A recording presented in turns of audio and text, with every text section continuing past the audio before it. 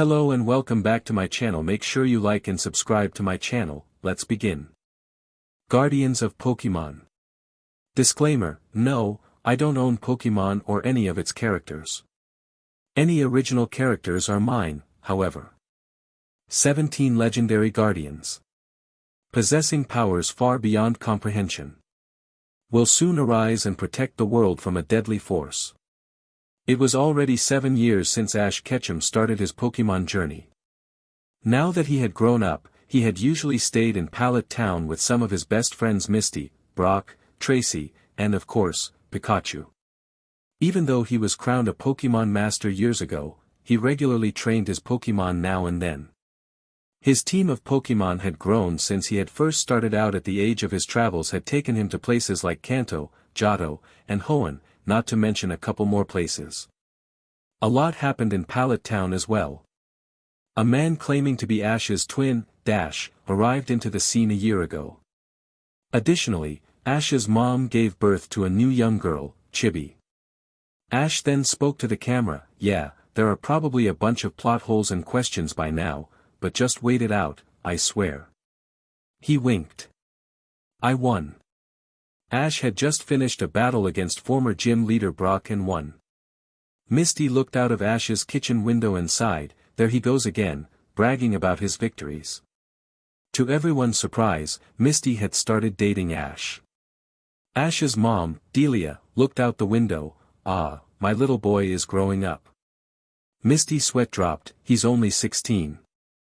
Ash's mom interrupted. 17 today. I better prepare celebrations for the big day. Misty sighed. It's only 17 years old. Besides, he doesn't need to grow up anymore. He's fine the way he is now. Number 1, a new mission. Professor knocked on Ash's door. Misty saw him and said, "Oh, it's just you, Professor. Why should I open the door for you?" Professor Oak started yelling, "Don't give me that sass, young lady. Now open the door." Misty sighed and opened the door. Humph. I'm getting too old to handle These's kids. Misty just smirked. Hey, Professor Oak, I thought you died, greeted Ash. Professor Oak responded, well, actually, Tracy had this gun at the... But I digress. I just came to tell you that Gary just left on another Pokémon journey. Ash whined, again.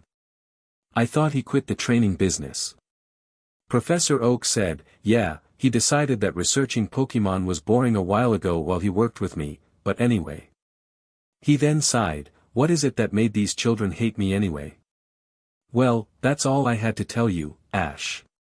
Don't worry, after seeing your battle skills, I doubt Gary can compare.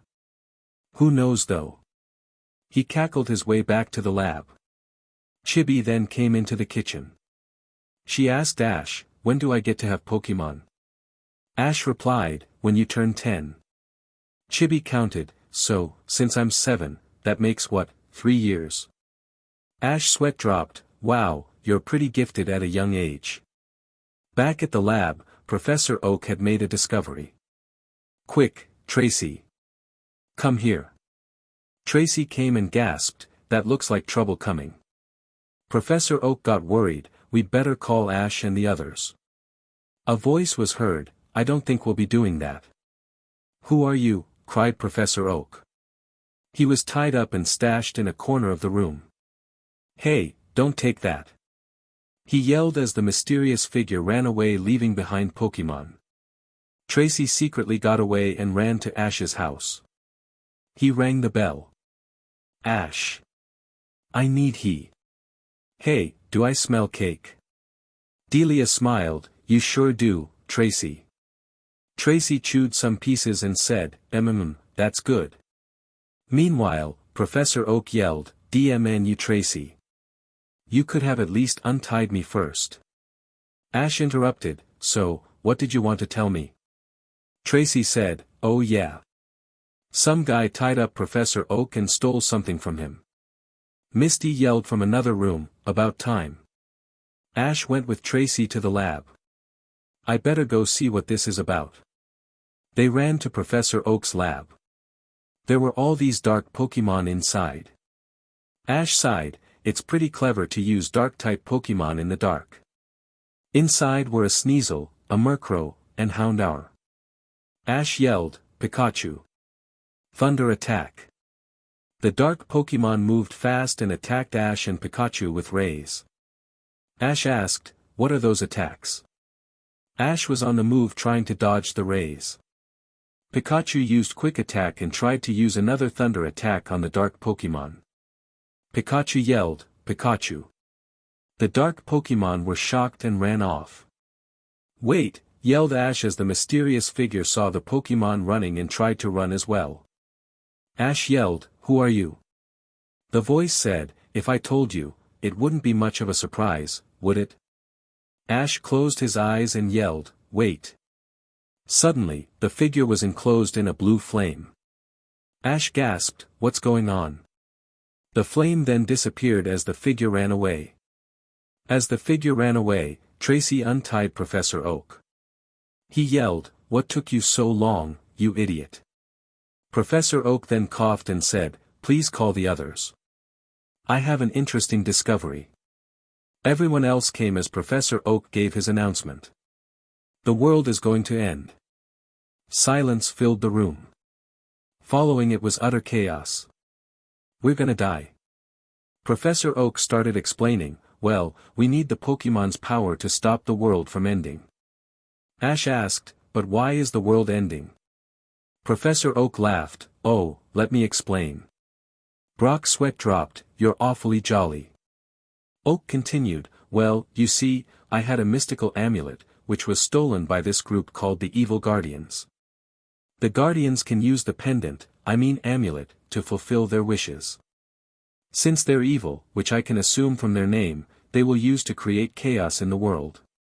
But you see, the pendant can only be activated by catching all 386 plus Pokémon, and I put emphasis on the plus. He coughed and hacked. As I was saying, they will need to catch every Pokémon with their evil guardian power. However, this threat can be countered by awakening the true guardians of Pokémon. There are 17 of them in all. These legendary guardians each have special powers, each related to the 17 different types of Pokémon, grass, water, electric, flying, bug, dragon, ghost, fire, normal, fighting, rock, dark, steel, poison, ice, ground, and psychic. The guardians do just what the name says, guard the Pokémon. Ash asked, exactly what do the guardians have to do? Professor Oak answered, good question. Their sole duty is to catch each and every Pokémon to activate the mystical amulet. Ash nudged Brock, who was asleep. Brock said, oh, do we really have to catch all 151 Pokémon? I mean. Professor Oak said, let's just leave it at 386 plus. Also, only the Pokémon who matches the Guardian's type may catch the Pokémon. Now follow me and I'll show you where the Pokémon go. Professor Oak introduced the contraption, this machine is where the Pokémon go. They are divided to the types. If the Pokémon is dual type, the Pokémon will be put in either of the type homes. Oak then asked, anyone confused? Everyone raised their hand. He sweat dropped as he repeated himself over again. Misty sighed, so, now we have to find these guardian guys to save the world. Oak said, oh yeah, one more thing. I have a little mascot. I mean helper to assist you on your missions. Teleport here, Junpei. A little orange-brown creature appeared at the transporter. He asked, who woke me up? Professor Oak whispered something to him, Junpei, the time has come. Ah, crap. Well, let's see our little group. Professor Oak said, well, actually these kids are looking for the guardians of Pokémon. Wait a minute. He harkened back to a few hours ago when Ash helped to defeat the dark Pokémon. Oak turned to Ash, I bet you're a guardian of Pokémon, Ash. Ash gasped, me? You really think so? Oak said, I saw how you fought earlier. Those looked like telekinetic powers you used. Junpei said, well, if you think this amateur is a guardian, then we should test it out. Ash, shout psychic power. Ash said, okay, and took a deep breath, psychic power. He started to glow and transformed. He was wearing special purple clothing with psychic eye marks on it. Well, what do you know? You're the psychic guardian. Ash smiled. We found one guardian. Junpei sighed, a pretty useless one if you ask me. Ash stretched Junpei's face as Oak yelled, Junpei. Grow up and cooperate. Another adventure for us, said Ash as he, Junpei, Misty, Brock, Dash, whoever he is, and Tracy left. Can I come? Asked Chibi. Delia said, access denied. Suddenly, Delia exclaimed, be back by 8. Ash sighed, but. Delia winked, remember it's your and Dash's birthday. Dash said, oh yeah. It is my birthday. Ash looked at Dash for a second and finally said, come on, let's go. They jumped into the air. The group walked along Route Ash sighed, how come there are no Pokémon here? Calm down, said Dash. Suddenly, a small figure appeared and disappeared in a flash of light. He appeared again somewhere else. Wait, isn't that an Abra? Ash looked, you're right. Pokeball. Junpei sighed, wait, you're not supposed to use regular Pokeball. Ash asked, what? Suddenly, Abra attacked them with a psychic attack. Ow! Ash and Junpei screamed. Run! Ash ran. Abra then attacked the others with confusion. No! Misty! That's it! Junpei screamed, hurry and transform. Ash nodded, right. Psychic power. He transformed into the Psychic Guardian. Junpei screamed, attack them. Ash sweat dropped, oops, I forgot to ask Professor Oak how to use my powers. Everyone face-faulted. Brock said, wait, we have an expert here. Junpei asked, who? Wait, me. Ash asked, what are my attacks, Junpei? Junpei said, well. You're supposed to learn them as you go along. Ash face-faulted. Watch out, yelled Misty as Abra started shooting Psybeams.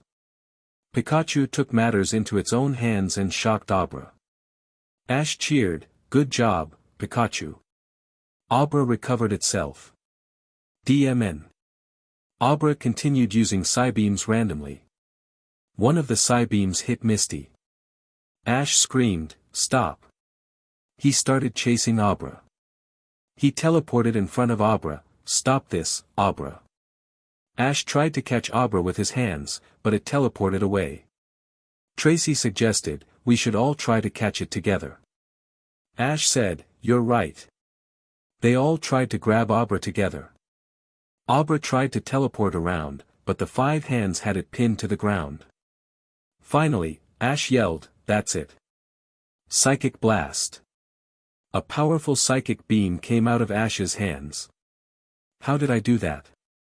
Junpei said, it's one of your powers. Guardian. Ash smiled, awesome.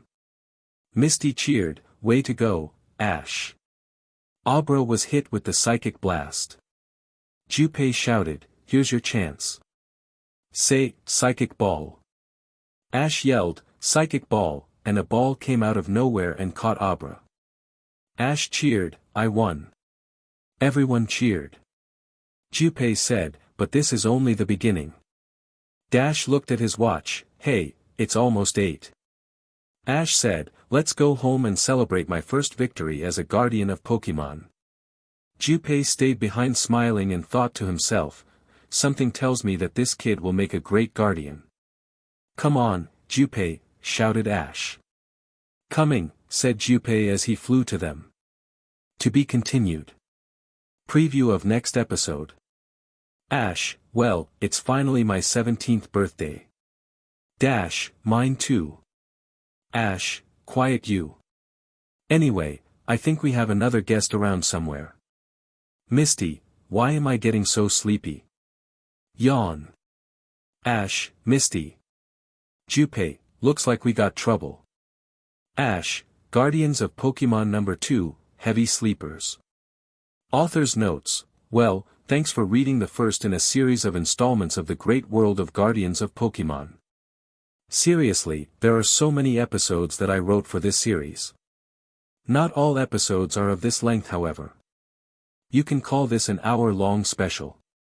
This is an actual fanfic that I started a few years ago. I revised the first couple of episodes to reflect the current episodes on TV. However, it is likely that this will soon become outdated as the show goes on. Think of this as an alternate universe where the characters are older and the Pokémon they have reflect what they had when I wrote this. Also, remember that most of the series is just one giant cliché. If you didn't already recognize the Sentai genre parroted used in this episode, then you may not get every single anime cliché that I stuck into this series. And concerning Dash and Chibi, they were characters from an old FIC of mine. Perhaps, I will reveal all in time. Winks. So please, read and review this series. I hope you enjoy the adventures. Guardians of Pokémon. Disclaimer, no, I don't own Pokémon or any of its characters. Any original characters are mine, however. 17 legendary guardians. Possessing powers far beyond comprehension. Will soon arise and protect the world from a deadly force. Happy birthday. Everyone cheered for Ash and Dash. Brock looked at them and cried, I can't believe it. You're so much older than when we first met. Meanwhile, something scurried around the house. Ash looked up abruptly, does anyone sense something here? Everyone answered, no. Ash thought to himself, something's here. Number 2, Heavy Sleepers. How come there are only 10 birthday candles on our cake? Asked Dash. Delia answered, because I have 10 wonderful children. Ash sighed, but you only have 3, and only God knows how you even got those 2. Delia laughed, oh yeah, right. Okay, you know how much those candles cost anyway. Just be happy you have a cake. You're too old for this anyway. Suddenly, the doorbell rang. Ash looked out the window, I wonder who that could be. Junpei yawned, what suspense, that I'm going to sleep. Brock answered the door, that must be mine.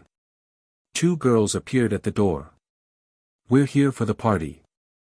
Brock smiled at the total strangers, come on in. Ash sweat dropped, hey Brock. Who said you could invite them? The girls got angry, we know when we're not wanted. The girls left as Brock tackled Ash. Finally, the commotion died down. Let's start with the presents, suggested Delia. Mine first, said Brock giving his present to Ash. Ash smiled sarcastically, hooray. A box of half-eaten cookies. Brock said, yeah, I ate half of them after that stunt you pulled with the girls. Chibi then said, okay, open mine now. Ash opened Chibi's present, it's nothing. Chibi laughed, that's because you're good for nothing. Ha ha ha ha. Pikachu shocked her. Ash said, thanks, Pikachu. Professor Oak said, open mine now. Mine is probably the most important. Ash opened his present, it's a mirror. Oak laughed, yeah, it's a mirror. It reflects stuff.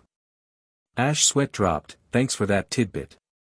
Let's put these crappy presents away in the attic. Delia said, hey, you almost forgot to open mine. Ash opened his present which turned out to be underwear. Ash sighed, this stopped being funny a while ago. Chibi screamed, stop yelling at mom. Suddenly, Delia FLL. They looked at her, huh? She fainted. Brock checked her heartbeat. She's still breathing. Misty asked, what happened to her?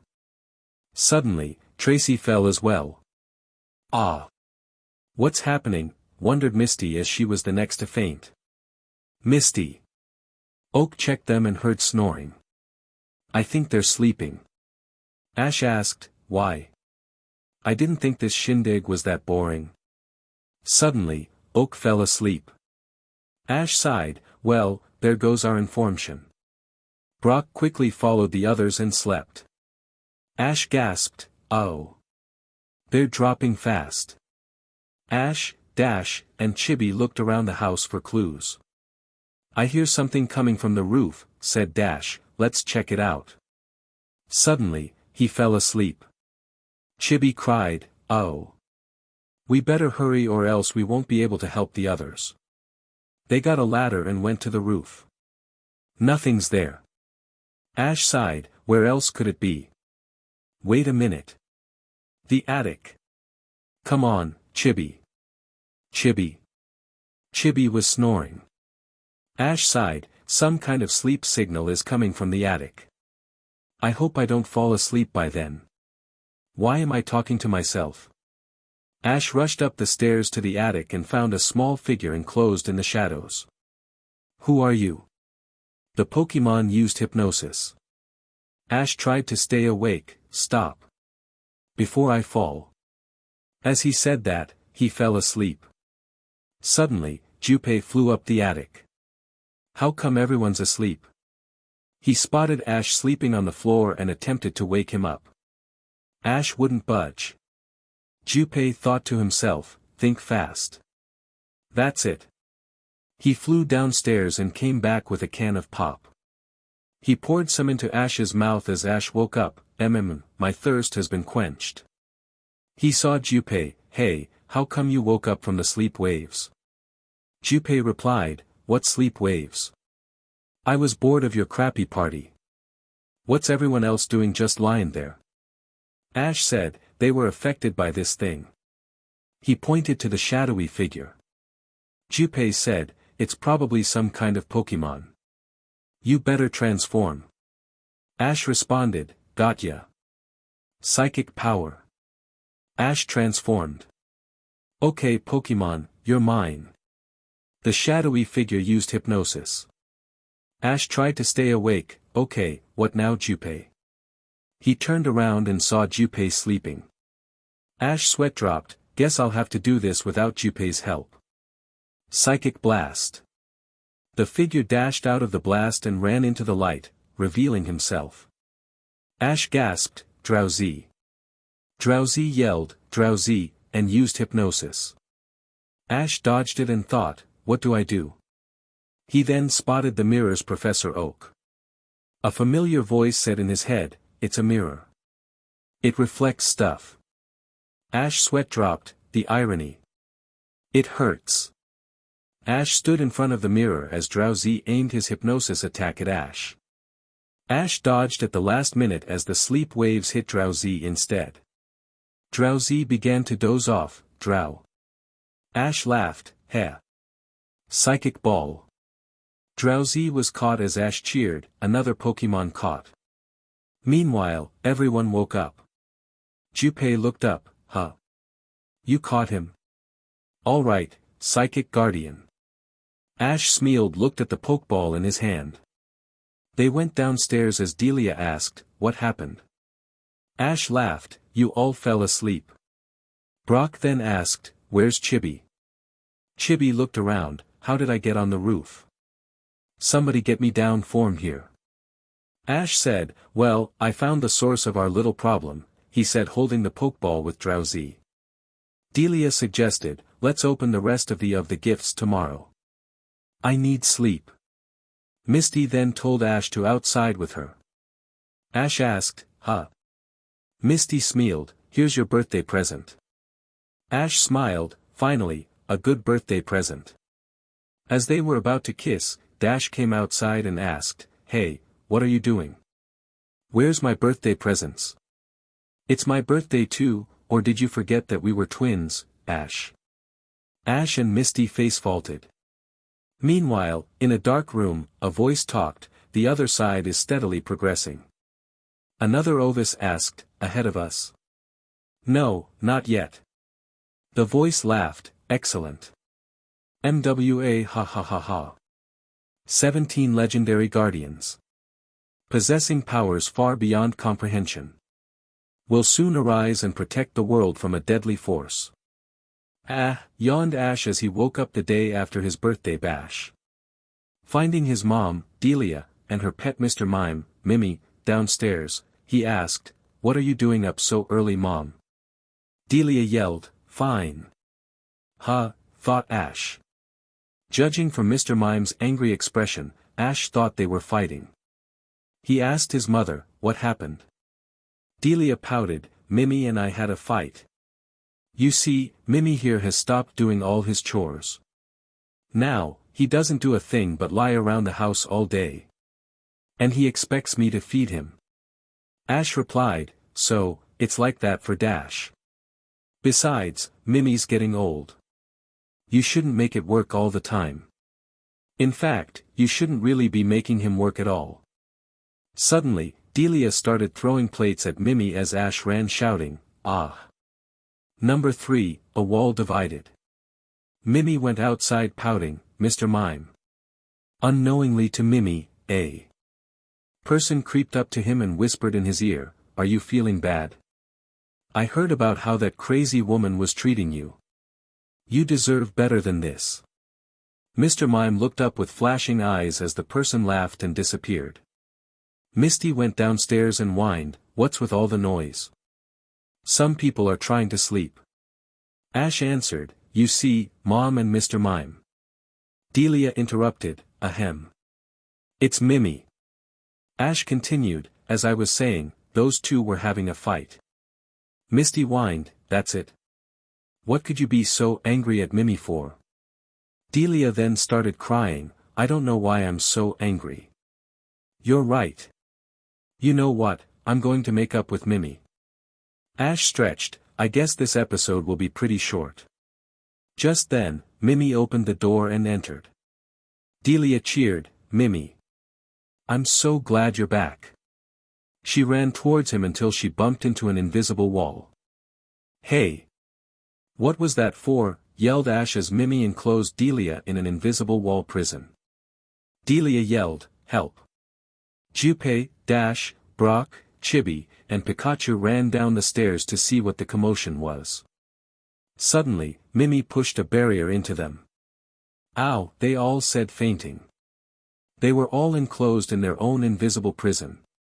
Ash asked, "What was that for, Mimi?" Mr. Mime tried to push a barrier into Ash yelled, "Oh no you don't. Psychic power." Ash transformed as Mimi enclosed himself with invisible walls. Ash yelled, "Psychic blast." Mimi's wall reflected the attack back at Ash. Junpei yelled, "Listen, Ash. You have to try something else or Mr. Mime will just reflect it." Ash tried to punch the wall down as Junpei face-faulted, "You'll never learn anything that way." Ash tried to think as Delia started yelling, "Mimi. Stop misbehaving." Mimi heard her and tried to make her prison tighter. Delia screamed, "No." Ash yelled, "Mom." Suddenly, anger arose within Ash as he yelled, "Super reversal attack." The walls separated and fell. "That's the way, Ash," cheered Junpei. Mimi was enraged and started running around the house, making walls to block Ash from reaching him. Ash chased it, continuously yelling, "Super reversal attack." Ash forced the walls to fall. Mimi began running out of breath. "Mime. Me." Mimi panted as Ash tried to follow. Blood boiled in Delia as she yelled, "Mimi. Stop this now. This isn't the Mimi I knew. My Mimi would care for me, always remaining kind. Please stop." She cried as Mimi stopped. "Please." Mimi got rid of all the walls surrounding everyone. Delia ran towards Mimi as it smiled, "Mime." Delia cried, "I'm sorry for yelling at you. I should have been more considerate of your feelings." Junpei's sweat dropped, "Well, this is turning out to be the perfect after-school special." Delia then looked down crying and whispered, "Go ahead." Ash confusedly asked, "What? Catch him?" Ash gasped, "But you love Mimi. I couldn't imagine you two being separate. It's time we part ways. I need to resume doing my own responsibilities." "It's time that Mimi retired," said Delia with a tear. Psychic ball. Mimi was captured. Meanwhile, as a person watched the activity in the house, he yelled, "What happened?" Another voice answered, "It must have worn off or something." "Well, it better work next time." The figures disappeared from the scene. As Delia looked at the flowers near the porch, she whispered to herself, "Goodbye, Mimi." Frequently, Misty's life had gone into a standstill. Some days, she would just stare out of the window and think to herself, "Nothing ever happens around here anymore. Besides the fact that Ash is a guardian of Pokémon or something. I wish something heart-pounding would happen to me."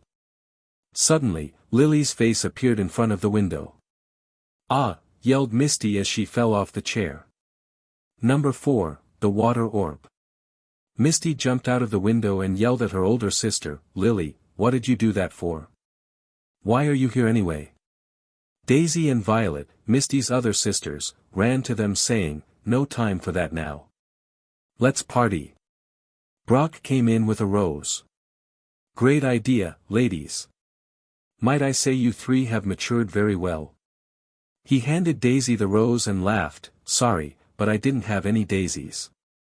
Misty bashed Brock's head and yelled, "That was lame." Delia came home to see partying at the house. She thought to herself, "That's the last time I leave them all alone." She walked in and asked, "What's going on here?" "You're here too, Sam." She looked at Professor Oak as he gulped. Daisy said, "Like we're totally sorry, Ms. P. We were just having a reunion with our sister Misty." Delia said, "But Misty just visited you a week ago. And for the last time, my last name starts with a K." Daisy said, "Well, this is a special time for Misty." Delia asked, "What kind of special time?" Violet replied, "I'd answer you, but then I'd be spoiling the rest of the story." After the party, Daisy, Violet, and Lily requested time alone with Misty. "Huh?" asked Misty confusedly. "Misty, we had an actual reason for coming here," said Daisy as Lily interrupted, "Wait a minute." She opened the door to reveal the others listening by the door. They all fell down. "My lumbago," exclaimed Professor Oak. "Well, I guess since you're Misty's friends, it wouldn't hurt to let you in on the secret too," Daisy said as she led them to the sea route below Pallet Town. Misty asked, "What? Are you going to tell me that you're great swimmers, because I couldn't really care less anymore?" Daisy said, "Just shut up for a freaking minute and watch." Daisy walked into the sea. All of a sudden, with a flash, she had majestically transformed into a mermaid. Everyone gasped in awe as Misty yelled, "What? You mean that you could turn into a mermaid and you've just told me now? That is so cool." Daisy answered, "We didn't think you were old enough to be able to use the mermaid power effectively." Misty grunted, "Fine, but at least tell me now how I can become a mermaid." Violet took out a spherical object from her pocket. Brock gasped, "Wow. How did you fit that in your pocket?" Ignoring Brock, Violet explained, "This is the water orb." Daisy said, "It was a family heirloom. We were handed this water orb from our parents, and now it is time to give it to the youngest sister of the family." Lily interrupted, "Go ahead. Use it and you'll become a mermaid." Meanwhile, several voiced watched from underwater. "Is that it?" "I think so." Ash interrupted, "Wait a minute. How come we didn't see you use the water orb when you transformed, Daisy?" "I'll explain that one," said Daisy. "Eventually, after using it, a part of the water orb is absorbed into us, making us permanent caretakers of a part of the orb. In fact, since it had been used so much in the past, the water orb has been reduced into a small version of what it once was. Now, Misty, I think it's time that you use the water orb for yourself." Misty took a deep breath and smiled, "Okay." She walked over to the water, closing her eyes, and yelled, "Water orb, turn me into a mermaid." Suddenly, Misty felt her legs disappearing. Replacing her legs were fins. Upon opening her eyes, she looked at herself. Indeed, she had become a mermaid. She then yelled, "Wait a minute. Where are my clothes?" Daisy laughed. Well, you see, some things have to be sacrificed in order to become a mermaid. Tracy snickered. This I have to draw. He began drawing Misty naked. Misty covered her body blushing as Brock said, don't worry, I'll take this but down. Punching Tracy, Brock exclaimed, and that's for taking away my screen time during the Orange Islands. Tracy gasped for breath yelling, what the hell are you talking about, Brock? Daisy then threw a bra at Misty. From now on, whenever you are a mermaid, you will be wearing this clothing. Misty grunted putting it on as Violet said, let's give Misty some time to adjust to her new form. Misty then started swimming gracefully under the water. She enjoyed herself and laughed, it's so great and peaceful here underwater. Upon returning to land and handing the water orb back to Daisy, Misty exclaimed, I love this. I guess it would seem that you finally did something nice for me. Daisy laughed, well, that's enough swimming for today. You better hand the orb to me to be safe until you can absorb its power. The voices watching then said, How about now? The other voice looked up from the water and gasped, what's that? Suddenly, a large claw appeared and grabbed the water orb. A familiar voice cackled. Prepare for trouble. Make it double. To protect the world from devastation. To unite all peoples within our nation. To denounce the evils of truth and love. To extend our reach to the stars above. Jesse. James. Team Rocket, blast off at the speed of light. Surrender now or prepare to fight. Meowth, that's right. Wabuffet. Ash gasped, you have to be kidding me. Team Rocket. Jesse laughed in a giant Meowth balloon, long time no see, twerps. James followed, we're here to steal your funny-looking sphere. Misty yelled, what do you mean? You already stole it. Meowth said, hey, she's right. Let's vamoose. James said, wait. Let's fight them first to show how strong we are. Meowth sighed, oh god. Meanwhile, as the figures watched in the water, they asked each other, who is that? I don't know, but let's see how this turns out. Pikachu. Thunder. Team Rocket cried, ah nuts. Meowth yelled, you see what happened? The balloon exploded as Team Rocket yelled, looks like Team Rocket's blasting off again. The water orb fell into the sea. Ash sighed, pathetic. You'd think they'd have gotten stronger by now. Misty gasped, the water orb. It's in the water. We have to rescue it. Suddenly, a Golduck passing by bit the water orb and held it in its mouth. Misty gasped, no.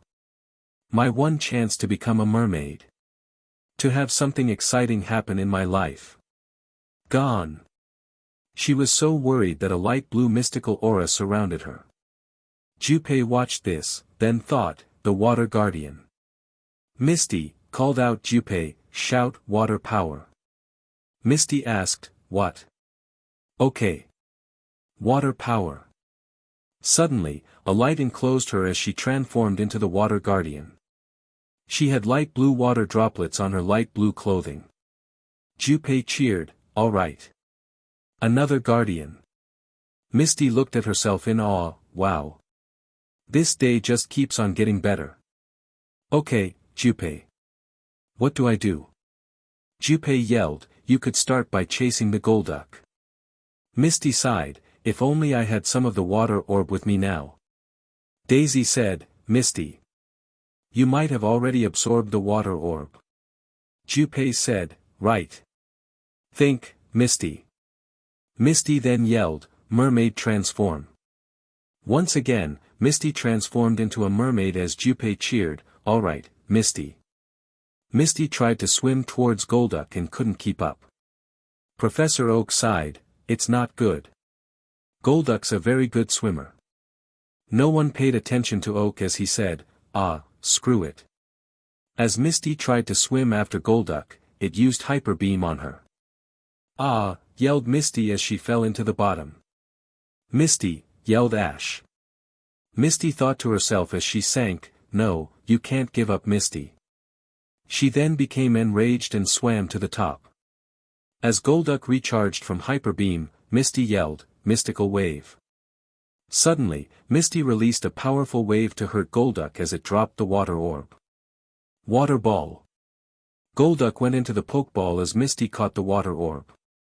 The voices in the water sighed, "Well, I guess we should just give up on this.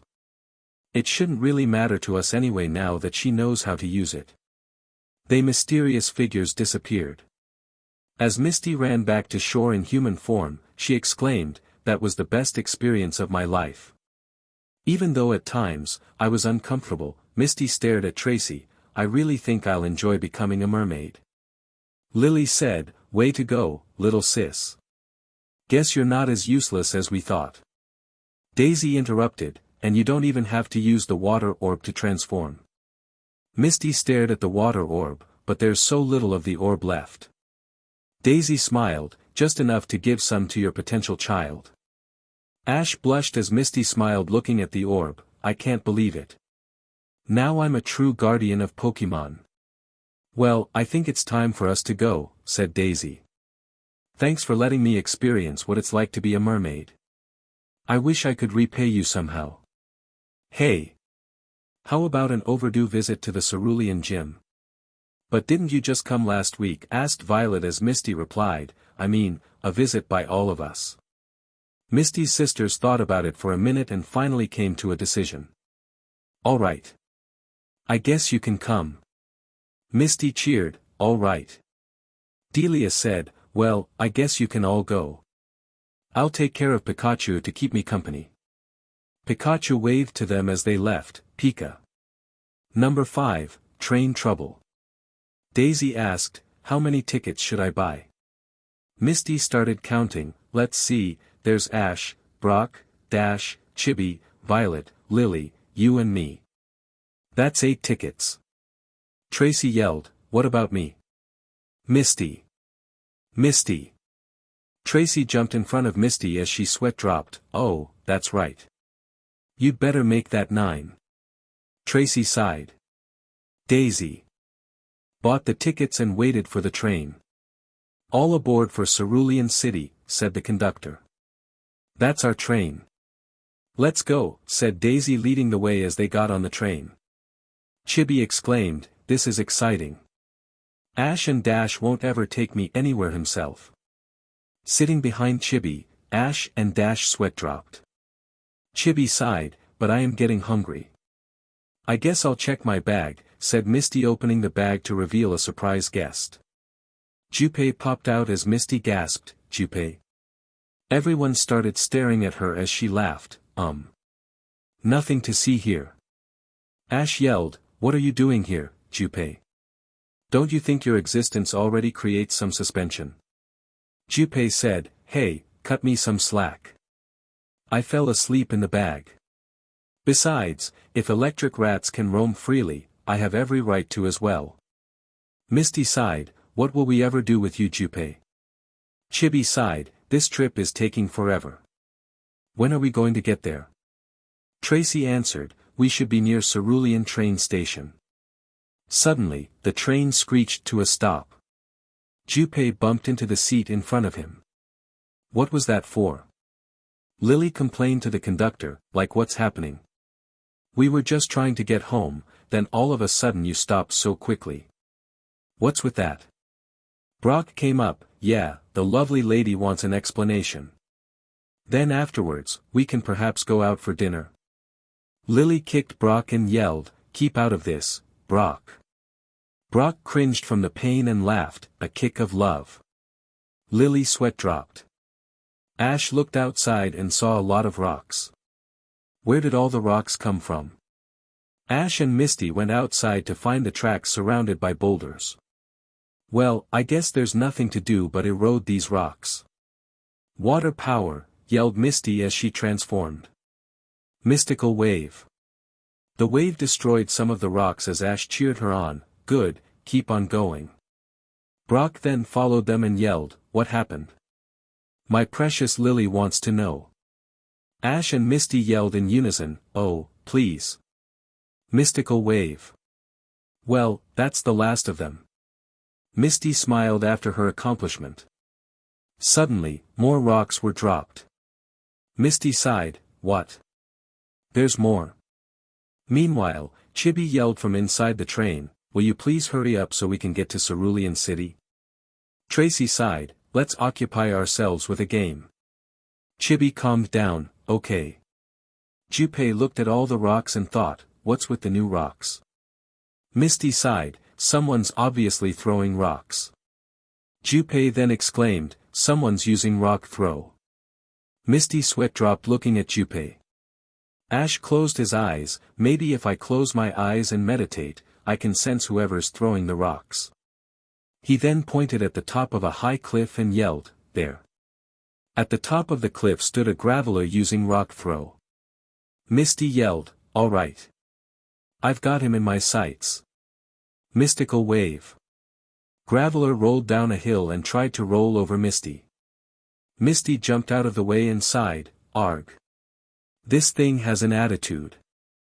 Mystical wave. Graveler sustained minor damage. Ash suggested, I'll preoccupy Graveler. Just get the rocks out of the way. Psychic power. Psychic blast. The blast hit Graveler as it fell on its back. Mystical wave. More rocks eroded as Misty yelled, one more time. Missed. Suddenly, Graveler jumped up onto the train tracks. Misty gasped, out of my way. She tried to push it but couldn't. Ash and Brock joined in but were of no help either. Chibi looked out the window, what's taking them so long? She had been playing a game of cards with Tracy as he sighed, it doesn't help that the people helping us are idiots. Graveler tried to use another rock throw as Ash yelled, super reversal attack. The rocks came back towards Graveler as it rolled away from the track. Alright, cheered the conductor as he began moving the train again. Hey! Wait for us. Ash, Brock, Misty, and Junpei tried to jump on and managed to hop into the caboose. They breathed a sigh of relief. Suddenly Graveler rolled in front of the track as it was suspended in midair. The train stopped again as Chibi sighed, not again. Tracy encouraged her, we'll get there soon. I'm sure of it. Dash laughed, ha. That's funny. Tracy sweat dropped. Lily sighed, what now? I was hoping we'd make it to Cerulean City in time for dinner. Let's try pushing it again, suggested Brock as he started pushing it again, come on, stupid Graveler. The girls want to get home. Misty asked, do you think he can really push it? Junpei yelled at Brock, give up. You'll never be able to push it. Brock sweated and yelled, I have to try. Come on. It's for the girls. Suddenly, a brown aura appeared around Brock. Junpei saw this and snickered, hey, Brock. Yell, rock power. As Brock attempted to push Graveler, he yelled, okay. Rock power. Brock transformed into the Rock Guardian. He had brown clothing with the symbol of rocks. Ash looked at the Brock, Misty, and himself and cheered, I can't believe it. All three of us are actually guardians of Pokémon. Misty laughed, well, what a coincidence. Junpei yelled, now, Brock. Concentrate and attack that nuisance. Brock then thought, if I catch it, then it won't block the track. But how? Graveler used another rock throw as Brock suddenly shouted, Rock Twister. A multitude of rocks slammed into Graveler weakening it. The conductor whined, any time now. Brock yelled, right. Rock Ball. Graveler was caught in the ball. The conductor sighed with relief, finally. All aboard for Cerulean City. Junpei said, let's hurry back. Daisy cheered, impressive work, guys. You did a great job, Brock, said Lily as she kissed Brock on the cheek. Suddenly, Brock blushed and fainted. Violet asked, is he okay? Ash then laughed, I guess he's just not used to that kind of thing. Everyone laughed as Brock lay on the ground smiling. Number 6, a worse Horsia. Well, we're here, announced Daisy as she opened the door to the gym. Inside, an enormous Horsia stood in the pool. Brock sighed sarcastically, way to take care of the place. Micey cried, Horsia. What happened? Tracy stared at it and said, I think it was enlarged somehow. Oh well, it's certainly helping my drawings. Misty yelled at Tracy, something's wrong with my Horsia, and all you can think about is drawing. Misty threw a bucket at Tracy. Tracy fell backwards towards the water as Horsia picked it up. Chibi then ran to play with the gigantic Horsia as Violet sighed, like this will be a problem for our swimming shows and such. Ash then thought of a plan, hey, I know someone who can help. Us. He ran to the video phone and dialed Professor Oak's number. Oak grumbled, what now, Ash? Do you want those videos back already? I'm not done whack. Misty punched Ash off the phone and yelled, Professor Oak. We have a really big problem. Misty showed Oak the giant Horsia as Oak gasped, holy miltank. That is one big pool you have there. Everyone face-faulted. Misty yelled, are you blind? There's a gigantic Horsia in the pool. Oak studied it and came to a conclusion, it's big. Everyone face-faulted again. Ash sighed, hee hee, Professor. You should considering retiring soon. Oak sighed, well, I can tell you this. That Horsia's enlargement was certainly not natural. Some outside force must have gotten to it. Here's my suggestion, if you promise to stop yelling at me. If you put it in a Pokeball, it could probably revert back to normal size. Misty laughed, ah ha ha. That's actually a great idea. Okay. Now where's Horsia's Pokeball? She started looking for the Pokeball as Junpei tapped her on the shoulder, maybe you want to use your water ball. Misty laughed, ah ha ha. Better idea. Water power. Misty transformed. Suddenly, one of the walls exploded. What was that? Asked Dash as he realized this was probably going to be his only line in this episode. Prepare for trouble. Make that bubble. I mean trouble. To protect the world from devastation. To unite all peoples within our nation. To denounce the evils of truth and love.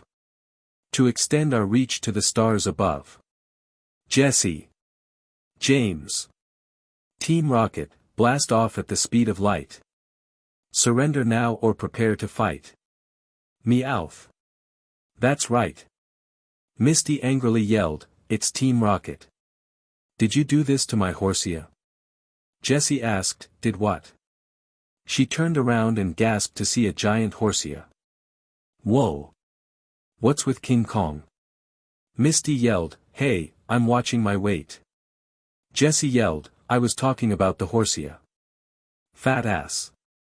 Misty blushed, whatever. But you're not taking my Horsia. Meowth said, are you kidding? Imagine what the boss could do with a giant Horsia. Yeah.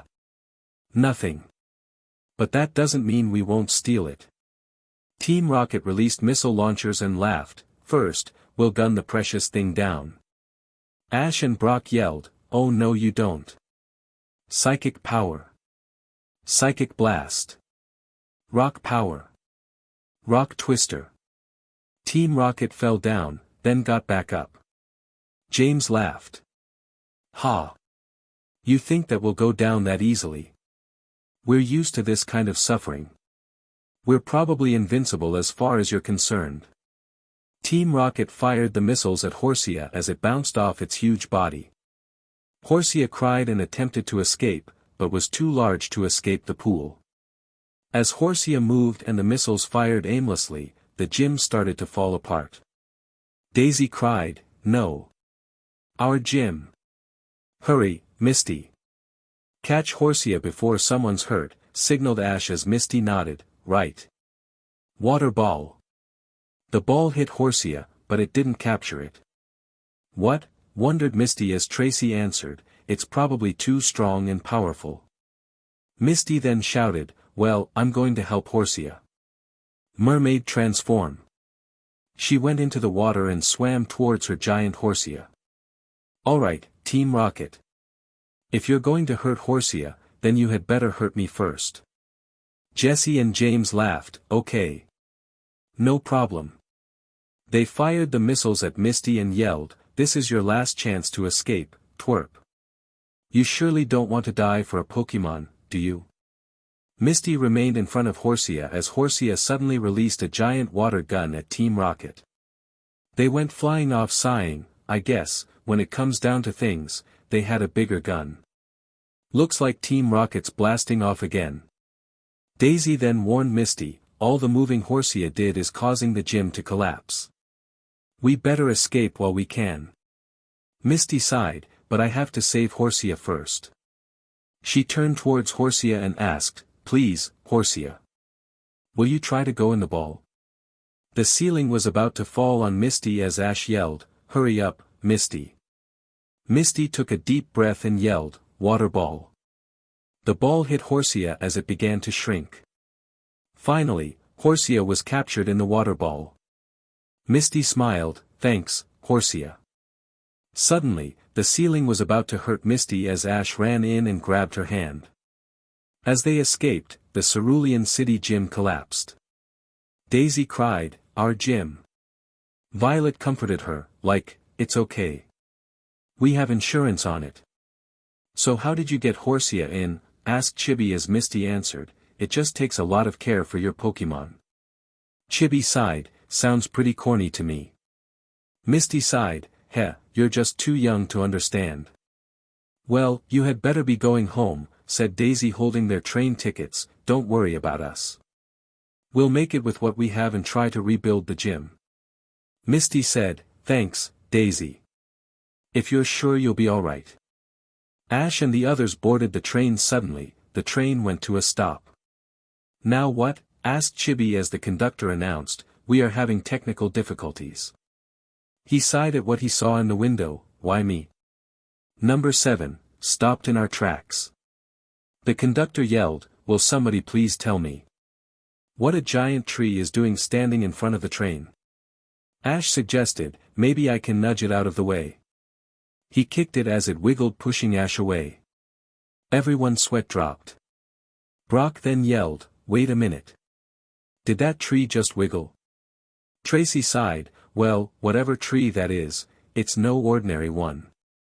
Brock yelled, "Maybe my rocks are strong enough to knock the tree down." Rock power. Rock twister. The tree wiggled all the rocks away as they hit the train's sides. The conductor almost fainted and yelled, "What the hell do you think you're doing? You're going to break my precious train. Do you want me to get rid of this tree or not?" Rock twister. The tree wiggled away not only the rocks, but also the train. The conductor screamed at the top of his lungs as his train was pushed backwards. "Every time something touches it, it just wiggles," sighed Brock. "So what are we going to do?" asked Misty as the conductor came charging at the tree with an axe. "I'll tell you what we'll do." He tried to hit the tree with his axe as the tree wiggled him away. Misty saw this idiocy and sighed, "I don't know who was abused more, the tree or the conductor." Chibi came out of the train yelling, "Hey, a little girl is trying to get home. What's taking so long?" "Hey, will you wait a minute?" yelled Dash as Tracy sighed, "Stop yelling at her. She's a little kid." Ash sighed, "Can we just think about this rationally for a second?" Everyone looked puzzled at Ash. As he continued, Please." Brock then said, "Maybe we can shrink it and move it out of our way." "Hey, Misty. How did you shrink Horsia?" Misty answered, "Well, I guess it was because I showed my love for it." Brock then laughed, "Way ahead of you." He took out a box of chocolates and sang, "Loving You."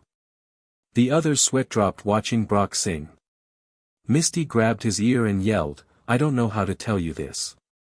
But you're talking to a freaking tree." Ash sighed, "Well, that plan was a failure, but I have a better idea." "How else do you show love for a tree?" The conductor interrupted, "By cutting it down." He tried to use a chainsaw as the tree wiggled him away. Ash continued, "Anyway, maybe we should give it some water. If that won't show we respect the environment, I don't know what will.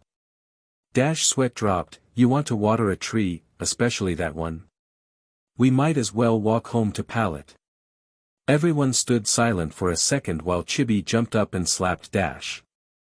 Wait a minute, chimed Brock, that's not as bad of an idea as it seems. In fact, I have some of my own special Squirtle water with me right now. Let's go ahead and water it. Brock opened his bottle of Squirtle water and poured it on the roots of the tree. Suddenly, the roots separated from the ground as eyes opened up on the tree. It angrily yelled, Sudowoodo. Well, what do you know, said Tracy, it's a Sudowoodo. Brock laughed, ah ha ha. That means I can capture it. Rock ball. The ball wiggled off Sudowoodo. Sudowoodo then became outraged as it began wiggling all over the place. Ash gasped, oh.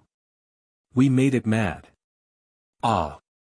Everyone yelled as they were hurt by the wiggling roots. Water power. Mystical wave, yelled Misty as she released a wave at Sudowoodo. Sudowoodo became angrier and began to wiggle at a faster speed. Great job, sighed Ash sarcastically as Sudowoodo's giant roots tried to slam down.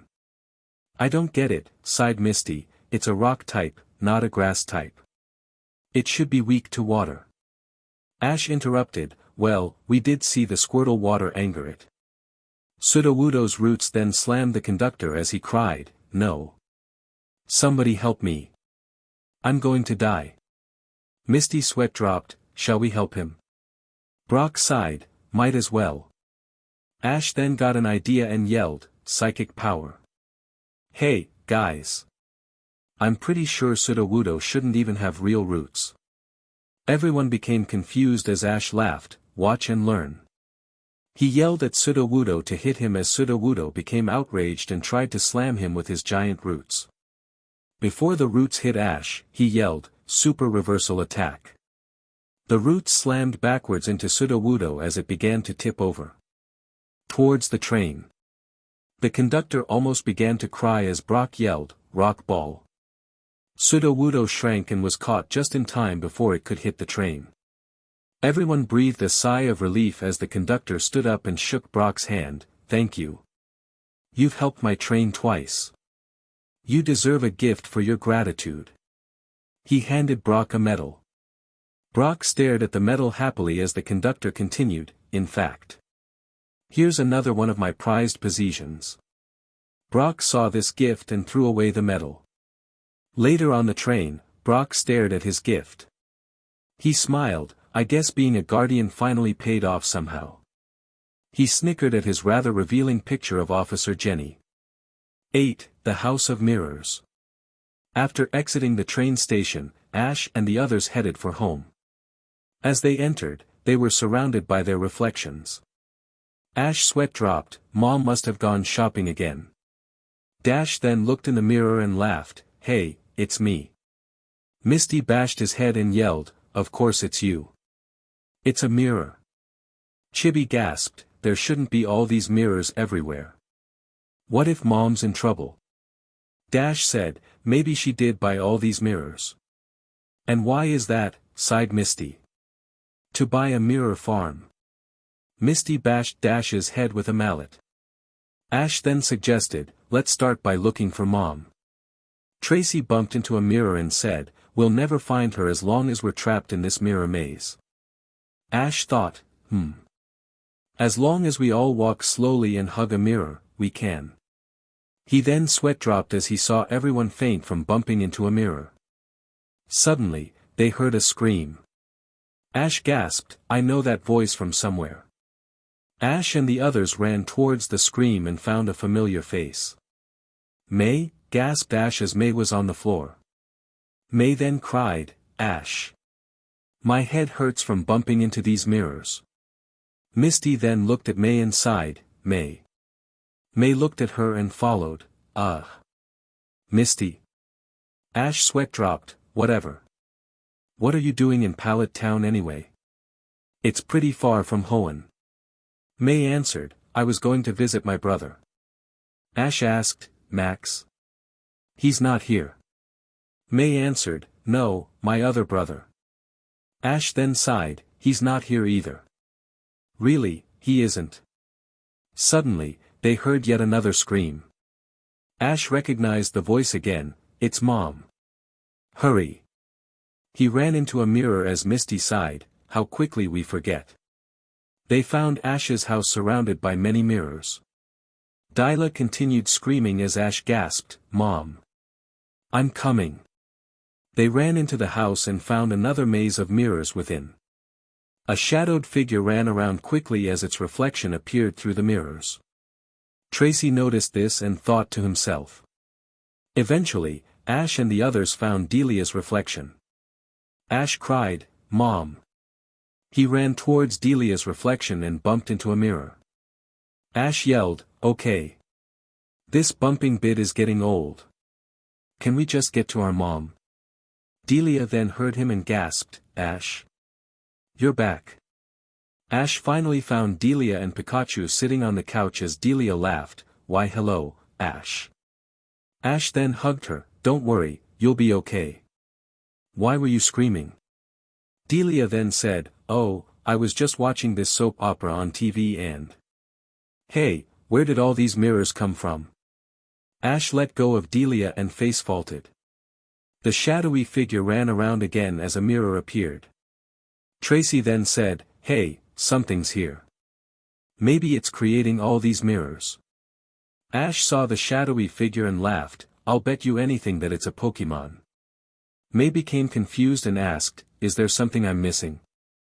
Ash looked around and announced, okay, everyone. Be on the lookout for a little. Suddenly, May screamed and bumped into a mirror as she fell onto something. The little thing yelled, why not? Ash and Tracy looked at it with evil eyes and asked, why did you do this? It laughed, why not? Why not got up and ran? Ash then followed it and bumped into a mirror. Angrily, Ash attacked the mirror as it cracked. As the mirror cracked, he noticed Why Not running into the cracked mirror. Ash then yelled, follow me guys. They jumped into a crack of the mirror as everyone gasped. They were in a crystallized room that was almost pitch black. They looked around as May saw a vision, brother. She ran towards the vision as Ash grabbed her and yelled, don't do it. It's a trap. The vision then revealed itself to be Why Not. It laughed, why not? Psychic power, yelled Ash as Why Not used mirror coat. Several reflections of Why Not appeared around him as May gasped, what did you just do, Ash? Junpei shouted, Ash. Look closely at the Why Not. One of them is moving before the others. Ash aimed at the center Why Not and yelled, Psychic Blast. Why Not fell on the floor as Ash laughed, ready to be captured. Why Not sighed, why not? Psychic Ball. Why Not was caught as the mirror world began to collapse. Misty gasped, hurry. Let's go. May just stood in one spot with her hand reaching out as Ash grabbed her hand and yelled, hurry. Let's go. They came out of the cracked mirror and finally got back to Pallet Town. All the mirrors had disappeared as May cried, I have made my decision. And I will stay here until my brother comes back. Delia smiled, I'd be glad to give you a place to stay. Chibi cheered, all right. A real female role model. Misty heard this and grabbed Chibi and turned her upside down. Okay, I'm sorry. Put me down. Ash thought to himself, I have a feeling that this won't be the last time that we end up in the mirror world. Ash then yelled, where's that to be continued sign? Actually, Professor Oak wanted to see you and the others to tell you something. Ash sighed, what now? Professor Oak called them inside his lab, ever since you started, I had monitored your progress. When you went to Cerulean City, I realized that the world is a big place. You won't find everything in Pallet Town. That's why I have decided that I think it's about time you started traveling. Ash looked at him with wide eyes and asked, traveling? All right. I'd love to. Misty and Brock laughed and smiled at each other, I can't believe it. This would be like the old days. Professor Oak then handed Ash little devices. This is a little invention of mine that I call a seeker. There are 17 of these. One for each of the other guardians. Use them whenever one of you gets lost from the pack. Ash, Misty, and Brock each took them, keeping one each for themselves. As Ash prepared his things for the adventure and walked to the leaving pallet, Dash pouted with jealousy. Why is it that you get to go on all the fun adventures? Ash asked, do you want to come, Dash? Dash asked, could I? Professor Oak then said, hey, why not, why not? In fact, you should go too, Tracy. Tracy thought, I don't know if I should go, Professor. You may need my help. He then sighed as Oak already had Tracy's things packed. Oak thought to himself, there's no way that guy is going to continue helping me. Chibi laughed, hey, while everyone is deciding to come, can I come too? Ash said, I don't see why not. Delia then hugged Chibi and said, there's no way my little baby is going on your trip. Maybe she can when she's older. But no way is she going now. Chibi became jealous and pouted, that's not fair. Ash, Pikachu, Misty, Brock, Dash, and Tracy waved goodbye to Delia, Chibi, May, and Oak as they waved back. Brock asked, where to first? Ash then suggested, let's go westward. Everyone agreed, to the west. And now that Ash and his friends are going to resume traveling, who knows what adventures they'll have next. Misty gasped, who said that? They then found a man speaking as he said, oh, I'm the narrator. Ash sighed, Could you maybe not stalk us? The narrator cried and walked away, fine. Ash then thought to himself, I wonder what adventures we'll have this time. Number 9, Cave In. Ash and his friends walked along the path west of Pallet Town. Dash asked, are you sure that we should just be wandering aimlessly? Yeah, sure we're going west, but where exactly? Ash then snickered, you have to take things slowly. We'll end up wherever fate takes us. Ash and his friends came to a cave. Brock looked at the map, this must be Tojo Falls. Ash laughed, aha. See, Dash. I told you we'd end up somewhere eventually. Dash countered, what are you talking about? All we did was follow the path. He saw the others going ahead of him in the cave as he gave up and joined them. Whoa, it's getting pretty dark, sighed Misty hugging Ash tightly. Dash groaned at them and scoffed, oh come on. What could be the worst thing in here? Goblins? He made a scary face as Misty yelled, shut up, Dash. You're not scaring everyone. They saw Brock shivering as Misty continued, except Brock, but something's probably tied into his psyche. Everyone heard a sound. Misty cried, it sounds like footsteps. Ash then reassured her, it's probably just ours. Don't worry, Misty. The cave went pitch black as Junpei sighed, I think we'll have trouble getting through this cave. Ash then said, wait a minute. We've been neglecting Pikachu this whole time. Pikachu grumbled, Pika. We can use Pikachu's sparks to light the way. Pikachu made tiny sparks. The light revealed that there was a Pokémon following them the whole time. Misty snickered, didn't I tell you there were footsteps? Ash recognized the Pokémon instantly, it's a Larvitar. Remember? We had one of these for a while. Ash tried to pet Larvitar as it bit his hand. Son of a. Brock then took over, leave it to me. It's a rock Pokémon, isn't it? Rock power. Rock Twister. A group of rocks hurt Larvitar as it cried, Lair. It used Earthquake. Suddenly, the ground rumbled beneath them and caused cracks in the ground. Meanwhile, rocks fell from the top of the cave.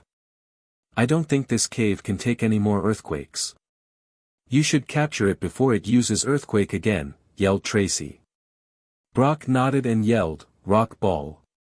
Larvitar went inside the ball as everyone breathed a sigh of relief. Suddenly, it escaped again and screeched, Lair. Great. We just made it angrier, sighed Brock. Junpei thought, why wouldn't Larvitar go in?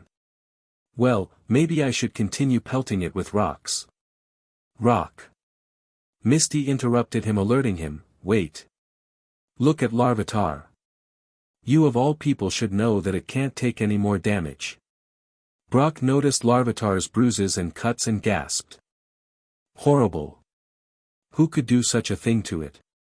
Misty yelled, it was you, dumbass. Brock realized this and laughed, oh yeah. I guess it was me. Brock attempted to get close to Larvitar as it used Earthquake again. Tracy saw the cave collapsing and yelled, hurry. We have to forget Larvitar and get out. Now. They tried to escape from the cave.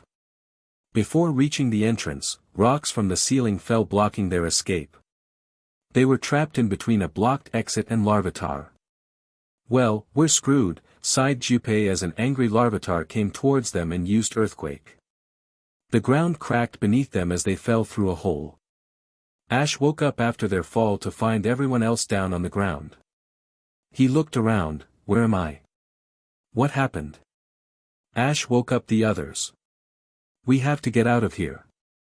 They looked up and saw a seemingly endless hole above them. Dash sighed, we must have fallen through that. Brock punched his fists together, that's right. That Larvitar did this to us. It's time for payback. Tracy sighed, first, we should concentrate on getting out of this cave. Ash suggested, we could go up. If only one of us could fly. He stared at Junpei's wings and snickered. Junpei then gasped and yelled, no way. Ash attached a rope to Junpei and the others. Junpei. Let's fly. Junpei flapped its wings and struggled to get up. He panted, I can't do it. You guys are too fat. I only weigh like 10 pounds. What do you expect from me? Misty then grabbed Junpei's cheeks and sighed, you good for nothing. Hey, called out Dash as he noticed Larvitar on the ground. Guess who fell through with us? Larvitar woke up and saw them angrily staring at him. He merely laughed at them. Hey, shut up. It's your fault we're trapped, cried Dash as he tried to tackle it. Ash then blocked him and yelled, leave it to me. Psychic power. Psychic blast. A giant blast hit Larvitar as Dash punched Ash. What do you think you're doing, Ash? I was going to attack it. Ash then sighed, but I'm the guardian around here. Dash cried and strangled Ash, but it's no fair. You're everything already. Can't you just let other people have a chance? Suddenly, an orange aura surrounded him. Junpei laughed, all right. I guess we will be able to escape after all. Dash. Yell, ground power. Dash let go of Ash and yelled, ground power. The pebbles of sand surrounded his orange attire as he gasped, I don't believe it. Woohoo. I showed you, Ash. Ash sweat dropped. Dash looked at Larvitar and laughed, now, time to end your wrath. Tracy then thought, that's right. Larvitar is also a ground type. Maybe Dash can catch it. Ground ball, yelled Dash as Larvitar was caught. Suddenly, Larvitar escaped again as Junpei thought, I don't know if this is a matter of persistence or not. Dash. You may as well try attacking it. Dash thought for a minute as the attack came to him. Sand surround. Larvitar was blinded and scratched by the multitude of sand particles in the air. Perfect. Larvitar's lost, and I assume the sand is hurting him. So. Ground ball. Larvitar escaped from the ball again as Brock yelled, rock ball. Larvitar escaped from Brock's ball as well. Brock sighed, I thought it would have worked if I came from behind and saved the day. Ash comforted him and said, well, it's not really your episode to shine too. Brock miserably looked down. Junpei then said, hey. Larvitar is a dual type, right? Tracy answered, I believe we had confirmed that multiple times now. Junpei continued, I completely forgot. Hear me out. Brock. Dash. This is how to capture stronger dual types. When one ball isn't enough, you need a combined ball. To do that, you'll need to synchronize your powers. Brock and Dash appeared confused as Junpei shouted, just try to capture it as usual, but then yell, combine. Larvitar was also confused as Brock and Dash stared at it and yelled, rock ball. Ground ball. Combine. The two ball merged into one dual-colored ball. The ball hit Larvitar and finally caught it. Brock and Dash did a high five, yeah. Tracy said, what about getting out of here? Junpei then stared at Dash, I believe Dash can do it. Just think about it. Suddenly, just like his other attack, this next one came to Dash. Dig drill. Dash was able to dig a tunnel out as everyone cheered. As Dash dug, he thought to himself, take that, Ash. Your so-called twin can do something great. They followed Dash through the tunnel which then led to a strong river current going down a waterfall. Ayahawk. Great going, Dash. Number 10, The Fall and Rise of Tojo. Pikachu found Ash on different river and woke him up, Pika. He electrocuted Ash as he stood up and asked, what? What? Oh, hey Pikachu. Where are the others? Pikachu could not answer. The two walked around the large cave as Ash saw several waterfalls, that's right. We fell off the waterfall. We must have been knocked unconscious and separated from the others. Pikachu looked sad and cried, Pika. Or worse. They might have died. Pikachu shook its head and yelled, Pika. Ash then got an idea, my seeker. He took out his device as static came from it. Guess it's not waterproof. Meanwhile, at yet another sector of the cave, Misty woke up floating in the water. Hey. Water power. Mermaid transform. She transformed into a mermaid and swam through the river current. Where's Ash? And all the other unimportant characters to a lesser extent. She bumped into Dash's legs which were in the water.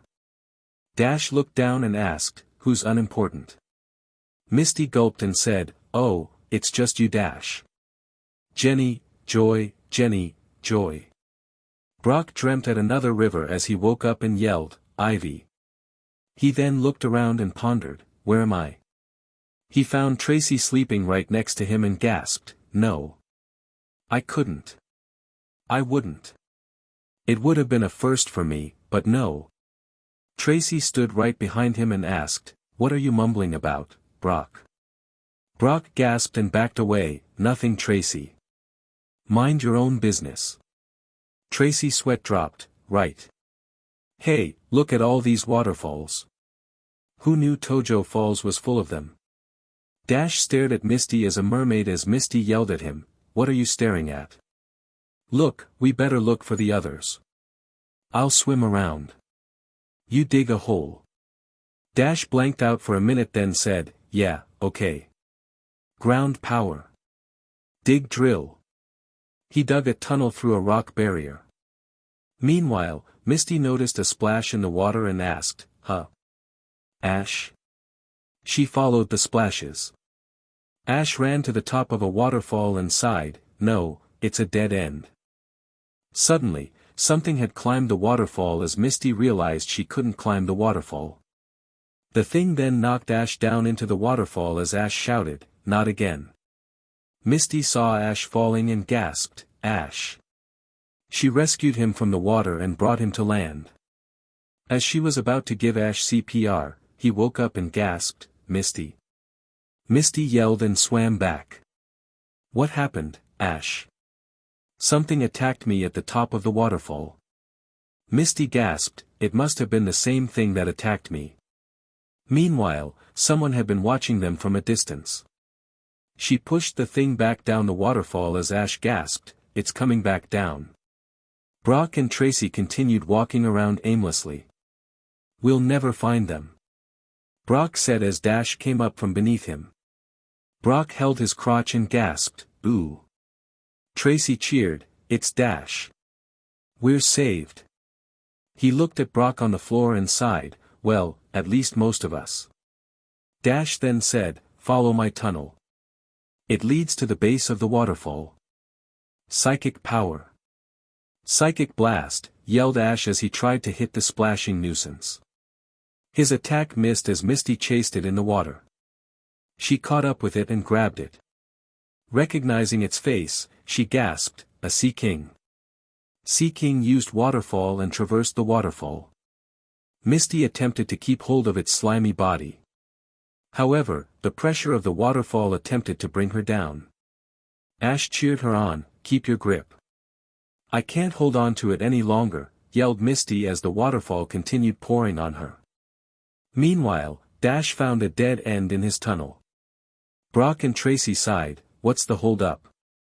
Dash replied, "I can't dig this way anymore." Brock sighed, "Well, it's getting cramped in here, so just dig anywhere." Dash aimed upwards and yelled, "Dig drill." He was at the top of the waterfall and had made a giant hole trapping all the water in the hole, which pushed them backwards. Misty gasped as the waterfall stopped falling. Sea King, no longer able to climb the waterfall, fell into the empty river. Sea King, attempted to splash away, failed in its efforts as an angry Misty looked down upon it. "Water ball," yelled Misty as the ball captured Sea King. Dash, Brock, and Tracy ended up at the base of the waterfall at the end of their tunnel. Dash asked, "So what did we miss? Anything important?" Ash and the others walked along Tojo Falls once again reunited. Upon reaching the waterfall leading to light, Tracy asked, "How do you suppose we climb this waterfall?" Misty sent out Sea King and grabbed onto it. "Grab onto me." Brock thought about it, Misty sighed, "Except you, Brock. You grab my tail." "But it's slimy," sighed Brock. Following Misty, everyone made it up safely to the top of the waterfall leading to the exit. Ash asked, "Aren't we forgetting something?" Everyone gasped, "Junpei." Suddenly, Junpei was thrown to the ground. "Where were you, Junpei? And how did you get up there?" asked Ash as he looked up and saw a girl with large ears standing on the top of a cliff. He asked, "Who are you?" "Meow," purred the girl. Misty then gasped, "She meowed. Is she one of those cat girls I've heard about so much? I thought they were only myths." She then whispered, "I'm just here to help. You left this poor guy alone, so I rescued him." She pointed to Junpei as Ash asked, "But what are you doing here?" The cat girl ran away before answering. Brock sighed, that was the perfect chance to get with a real girl. Misty roared at him, "What? Well, it's not like it was your species anyway." Junpei thought about the girl's appearance, What was up with her? Eventually, Ash and the others reached the exit of Tojo Falls and found a beautiful meadow. Misty yawned, "Finally. We're out of that scary cave." Ash breathed in some fresh air and cheered, "We're in Johto." Number 11, Roller Baiting. Ash and company ran joyfully to New Bark Town. After spending quite a long time in Tojo Falls, the group had finally made it to an actual town. Ash cheered, "We're finally here in Johto. Where to first?" Brock replied, "Let's leave. There's no Pokémon Center here. No Nurse Joy equals no fun." Approaching the exit, they discovered a giant hill blocking their way. Tracy sighed, "Well, we could always visit the lab. I've always wanted to meet Professor Elm." "To the lab then," said Ash leading the way. As they headed to Elm's lab, a pair of eyes watched them and revved its wheels. "Professor Oak alerted me that you might be arriving," greeted Elm with a smile. Tracy ran up to him with his sketchbook and yelled, "Elm! You have to look at my drawings. Please." Elm's sweat dropped, "I can see why Oak says it's a hassle keeping you around." "Tracy, isn't it?" Tracy asked, "What? You mean the professor actually talks about me? That's great." Elm rolled his eyes. Ash then asked, "Professor, do you know what a giant hill is doing there blocking one of the exits from the town? Elm answered, you mean that dirt hill over there? He pointed to the giant hill clearly visible from the window. That hill goes a couple of years back. The story is that there was a trainer with a Donphan. This Donphan was very wild however and would frequently roll over its trainer. Eventually, the trainer decided to abandon it here in New Bark Town. Eventually, that Donphan became outraged at its trainer and started using rollout constantly on the ground surrounding the city. Dirt built up from its constant rolling and eventually made a large hill.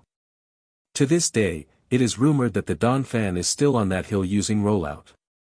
I'd check it out, but personally, I'm scared, explained Elm as Tracy said, wow, Professor. You're a genius. Ash then stood up, if it is there, we have to stop it as our duty as guardians. Dash yelled, are you crazy? Have you ever seen a Donphan? An angry one could kill us with its rolling. Ash replied, well, it doesn't matter because you're coming either way. Dash tried to run away as Pikachu electrocuted him. While Tracy and Pikachu stayed behind to be with Professor Elm, the Guardians traversed the hill. Misty hugged Ash, I hope that Donphan doesn't get us. Ash blushed, don't worry, Misty. Ha ha ha. Dash, who was being carried with a rope, sighed at this sight. At the back of the group, Dash then noticed smoke moving around. He then called out, I think I see Donphan there. Nobody listened as the smoke moved closer to him. Guys. He then pushed the others out of the way as a rolling Donphan passed them by. Sand rose from where it rolled as everyone became blinded. Ground power. Yelled Dash, sand surround. The sand was blown away as everyone noticed Donphan. Brock yelled, it's here. Dash sweat dropped, well, duh. Donphan attempted to use rollout at them as Dash yelled, dig drill, and dug a hole in the ground. Donphan fell in as Dash laughed, time to capture you. He looked down the hole and noticed that Donphan had escaped by rolling. Confusedly, he looked around and discovered Donphan rolling behind him. Everyone. Transform, yelled Ash. Psychic power. Water power. Rock power. The three transformed into guardians. Psychic blast. Donphan felt a small blast and rolled towards Ash. Mystical wave. Donphan rolled the water away. Rock twister. The rocks hit Donphan, but he continued rolling. Brock gasped, I can see why the trainer gave up on this Donphan. He's unstoppable. Dash then looked at Donphan and said, it's time to save the day. Suddenly, Donphan bumped into someone.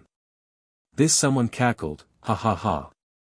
Are you the guardians of Pokémon? Misty yelled, what's it to you? I am. Roller, cackled the odd monster as she did a pose. Ash asked, is that a Pokémon? Brock replied, I don't think Pokémon are this red dead. Donphan roared at Roller and attempted to use rollout. Roller released giant wheels and rolled them towards Donphan. Donphan received bruises and roared. Ash yelled, stop hurting that Donphan. Roller cackled, ha ha. I don't need you to tell me what to do. She rolled giant wheels towards Ash as he yelled, psychic blast. Roller barely felt a scratch as Ash gulped, it's not very effective. Misty and Brock then ran up, let us help. Mystical wave. Rock twister. Roller yelled, was that supposed to hurt? Misty and Brock gulped. Dash yelled, it's up to. Suddenly, Donphan charged at him from behind, and he fell. Donphan attempted to roll into Roller. Roller rolled to a far location and threw wheels at Donphan. Ash yelled, I said to stop hurting Donphan. Suddenly, a scepter had materialized in Ash's hand. He gasped, what's this? Junpei noticed this and answered, so the rumors were true. Ash. That's your personal psychic scepter. You can use it to defeat Roller. Roller tried to roll over Ash as Ash showed her the scepter. Roller saw this and tried to roll away. Ash then yelled, "Psychic Scepter Extermination." A great wave of psychic energy bursted from the scepter. As the blast hit Roller, she yelled, "This isn't the end." The blast killed her. Ash and the others approached Donphan, who had been calmed down by the attacks from Roller. Ash smiled, "Don't worry. Everything will be alright, Donphan. Dash. Capture it." Dash sighed, "Ground ball." Donphan was captured in the ball. He then pondered, "What I don't get is that how an episode which should have been clearly about me end up with you getting a new power." Everyone looked confused as Dash merely sighed, "Air. Never mind." Misty then said, "Now to get rid of this hill." Mystical wave. The dirt became mud as Brock yelled, "Rock Twister." The mud was caught in the barrage of rocks and spread out to flatten out. Junpei cheered, "A job well done. Now let's pick up Tracy and get out of here." Back at the lab, Tracy had been talking the whole time while Professor Elm fell asleep. "Oh, you're back already?" asked Tracy. Elm asked, "How did it go? Did you stop Donphan?" Ash laughed, "Of course. In fact, we also got rid of that hill problem. See?" He pointed to the flattened hill as Elm clapped, "I'm impressed, Guardians." Everyone asked, "Huh?" Elm corrected himself, "I mean, guys." He whistled a little. Ash announced, "We're going to go on from here, Professor Elm. It was nice visiting you." Tracy smiled, "I hope to visit you again, Professor." Elm sighed, "Sure, whatever." As he watched them leave his laboratory, he looked at the flattened hill and whispered to himself, "Goodbye, Donphan. I'm sorry I couldn't train you better."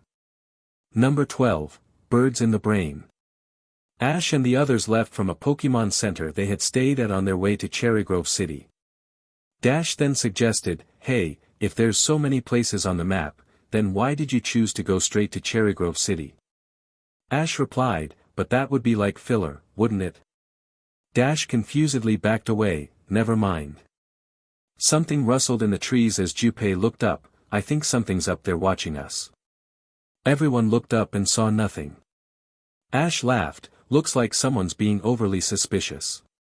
Junpei sighed, "I know I heard something up there." All of a sudden, a Spearow had come flying down from the tree.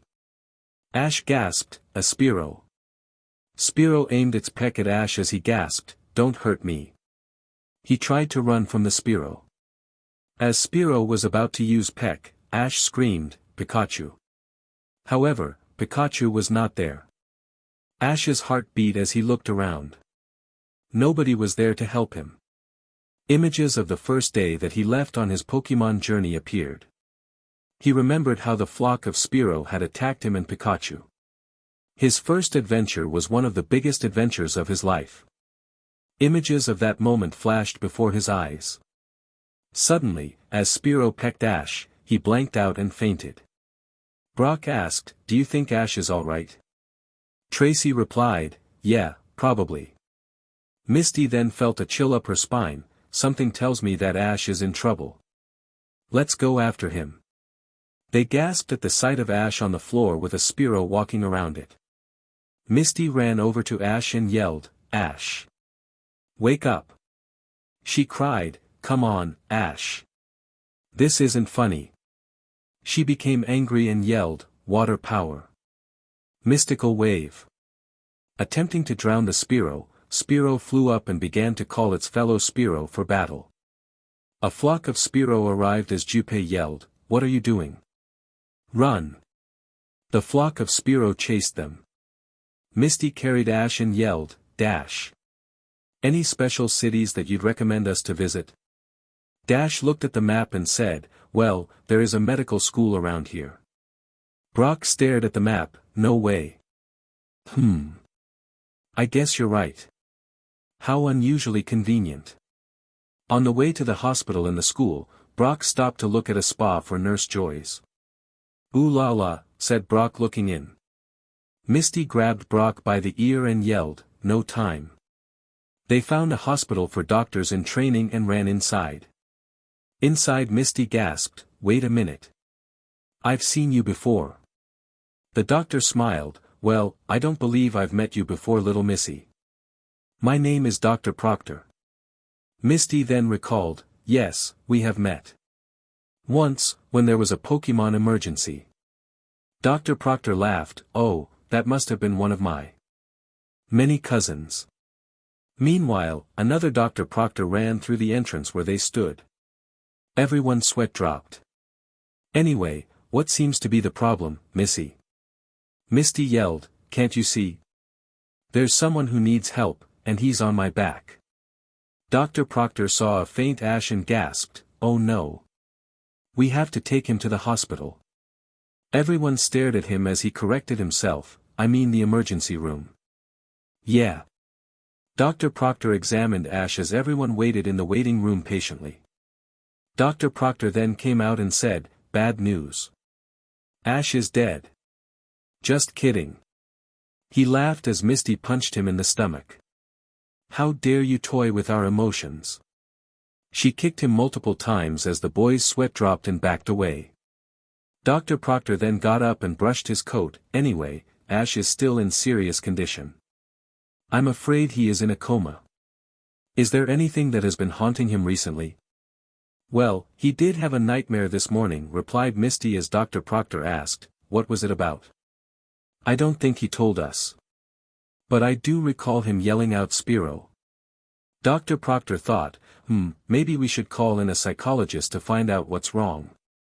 Ignoring Dr. Proctor, Misty said, "That's it. It must have been Spearow that's been bothering Ash. It all makes sense." Junpei then said, "Well, in any case, we should capture it. Who knows? That may bring Ash out of his coma." Tracy sighed, "One problem. We're out of Pokeballs." Misty laughed, "Well, I think we can capture the Spearow another way." Tracy asked, "You mean the—" Misty nodded, "The Flying Guardian can capture Spearow." Tracy asked, "But who's the Flying Guardian?" Misty continued laughing, he, I bet the Flying Guardian's closer to us than we think." She pointed to Junpei as he sweat dropped. "What? Me?" asked Junpei. "How ridiculous."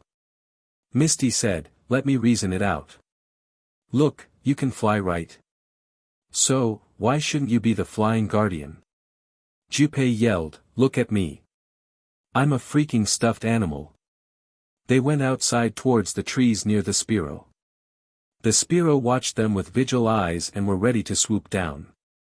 Everyone winked to Junpei and left him alone with Spearow. Junpei sighed, "I'm going to kill Misty for this, but flying power." Nothing happened as the Spearow pecked Junpei. Everyone sweat dropped as Junpei yelled, "Curse you, Misty." Tracy sighed, "I guess Junpei wasn't the Flying Guardian." Eventually, the Spearow spotted the others and flew to them. Rock power. Brock yelled, transforming, Rock Twister. Some of the rocks pelleted Spearow to the ground. Dash yelled, "Ah! Ground power. Sand surround. I guess." The flock of Spearow used wing attack and blew the sand back towards Dash.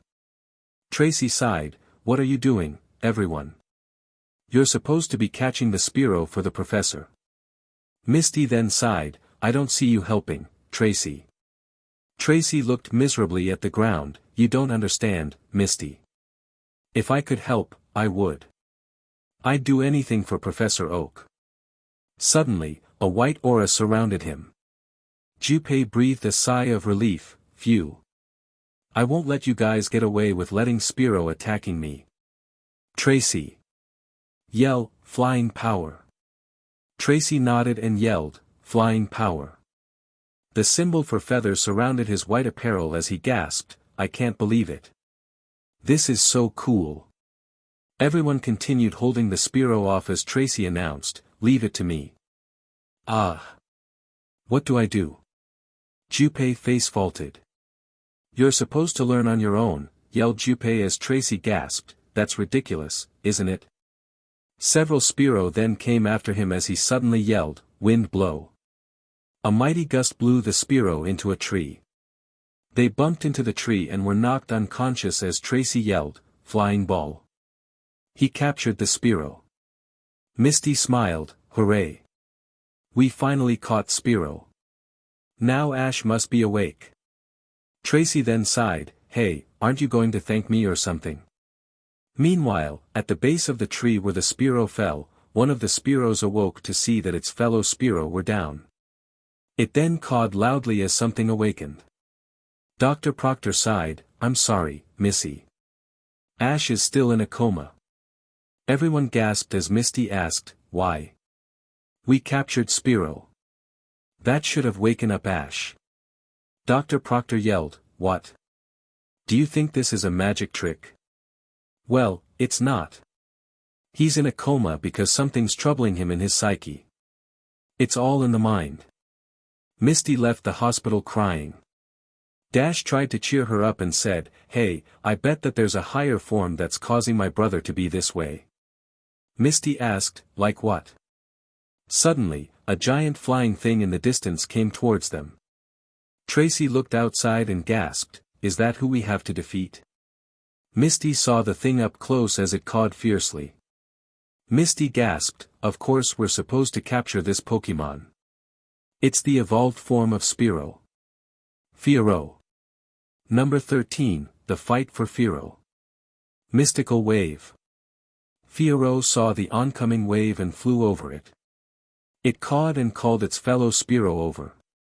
The Guardians were terribly outnumbered. The Spearow surrounded Fearow as Tracy gulped, "Oh. I can't get an opening.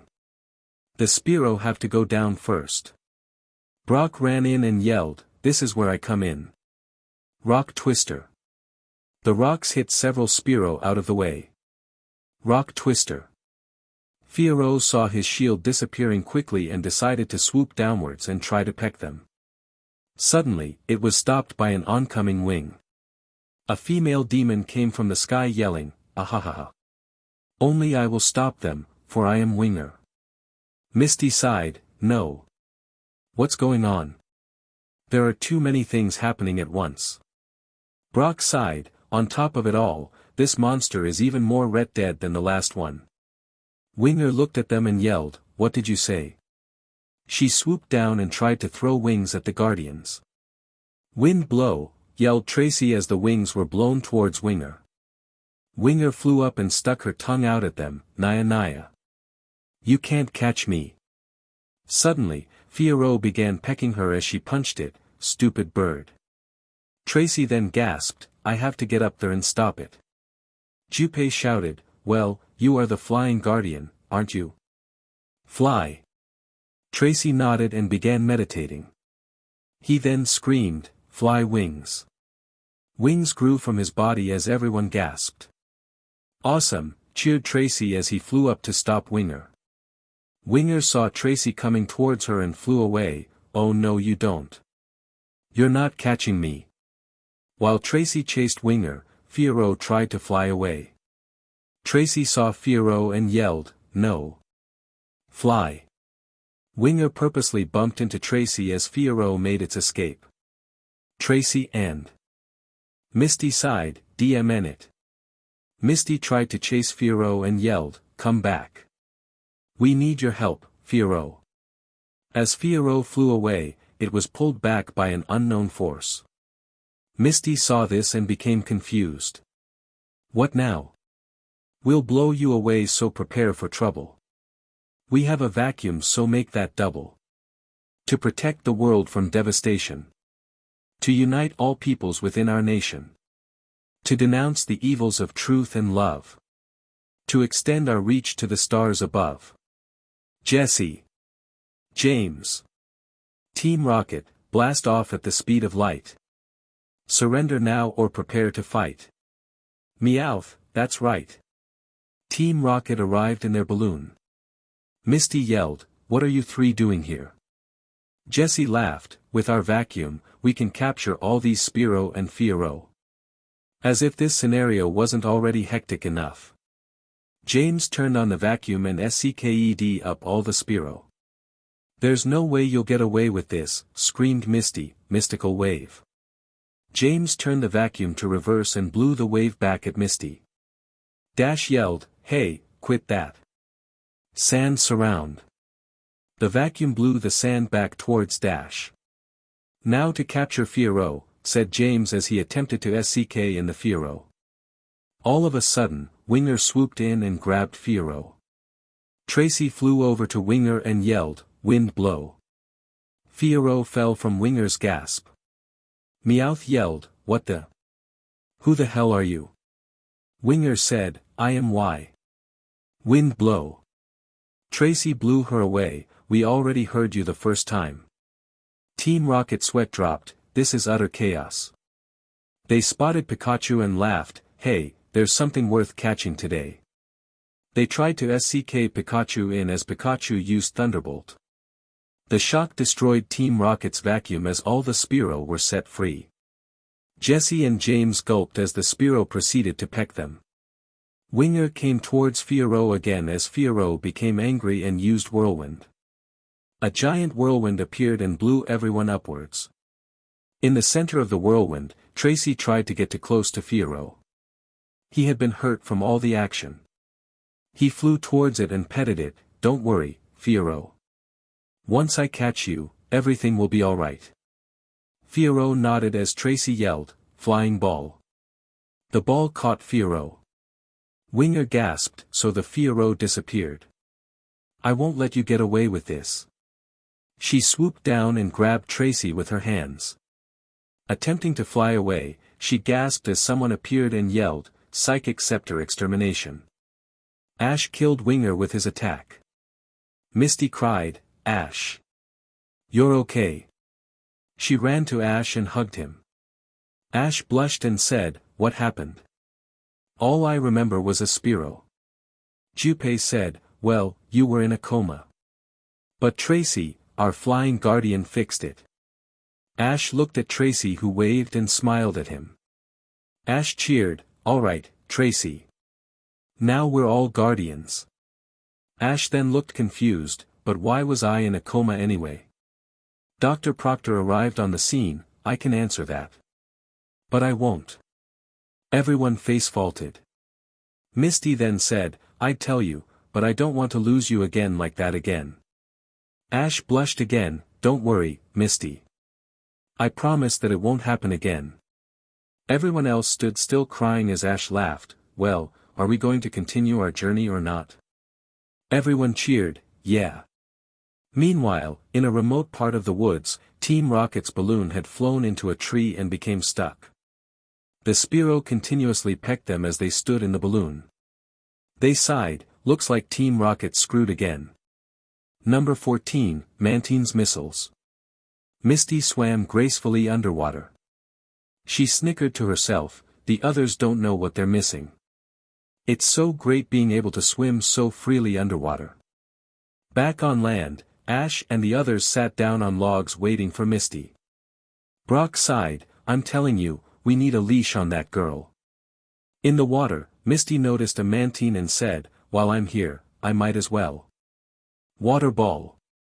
Suddenly, what appeared to be a missile shot out from Mantine. The missile collided with the water ball, destroying it in the process. Misty gasped as the missile continued towards Misty. Misty swam upwards and dodged the missile. As the missile returned to Mantine, Misty pondered, what kind of attack was that? Mantine released the missile again as Misty shouted, "Mystical wave." The missile went past the water blast as Misty screamed, "Help." Ash gasped, "Misty's in trouble." He looked down the water and called out, "Misty. Can you hear me?" Ash turned on his digital assistant-shaped seeker and tried to contact Misty. Static appeared as he sighed, "This thing is useless." Misty dodged Mantine's missile again and swam up towards the surface. She transformed back from a mermaid and ran to Ash, "There's a Mantine down there and..." Suddenly, Mantine flew up from the water and shot a missile at Misty. Ash yelled, "Psychic power! Psychic blast!" The missile returned to Mantine at the sight of the blast. Tracy drew the Mantine and said, that's no normal attack. Looking at my older sketches of Mantine, I'd say that this missile is no ordinary one. Water ball, yelled Misty, attempting to catch Mantine as it released the missile again, destroying the ball. Ash gulped and looked at Tracy. Hey, shouldn't you be helping?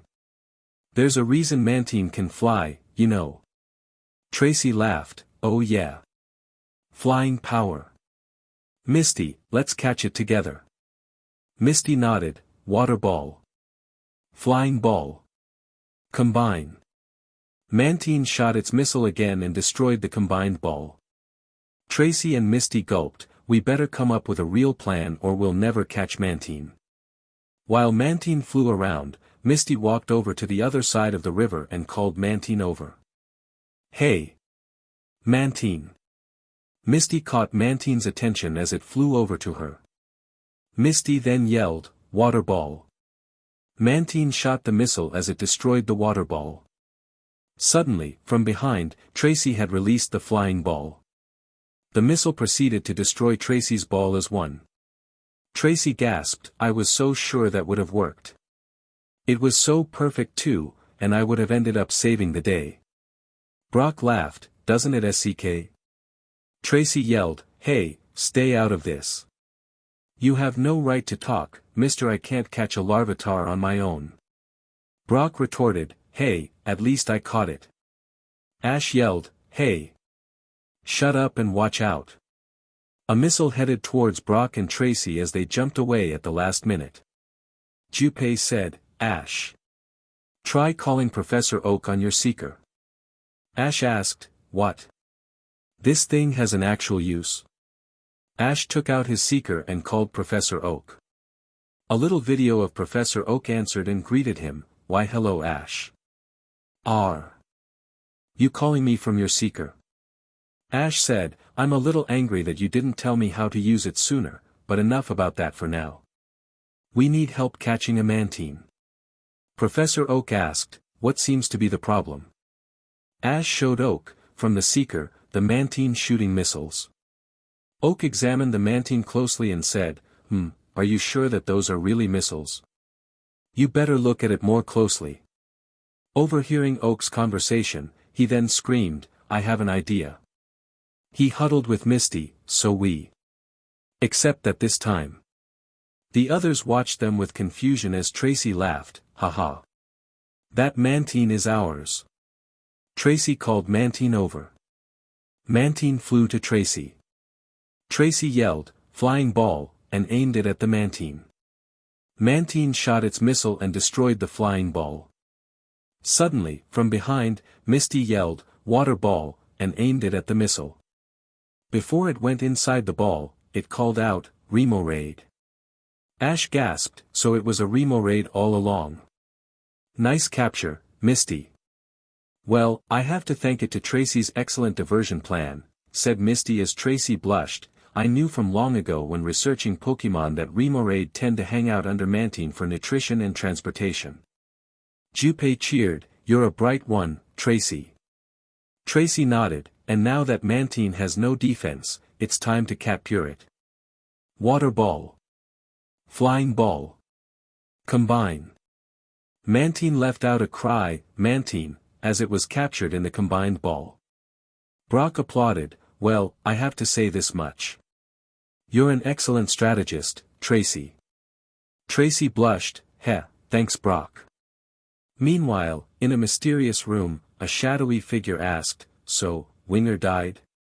Another one replied, Wake up. That was an episode ago.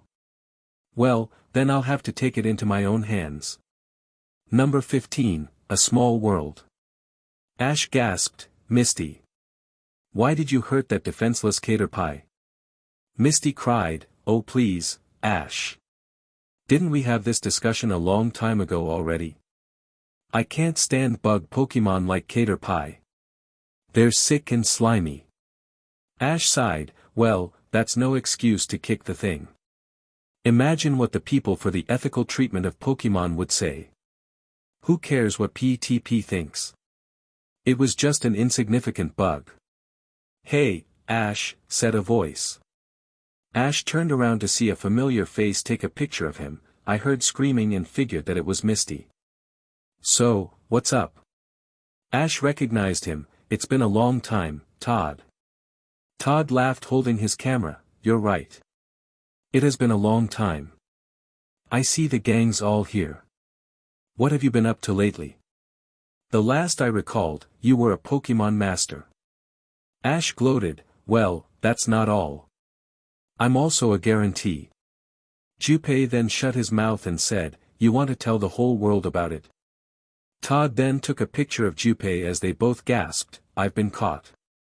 Todd looked at Junpei and asked, is this some kind of new Pokémon? Junpei blushed, oh, sure kid.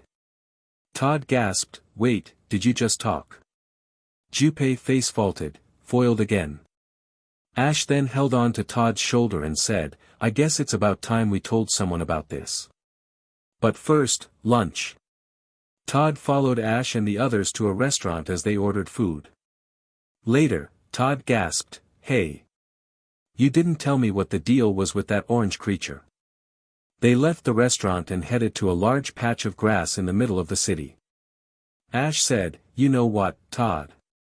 We're in a real hurry, so we'll talk some other time.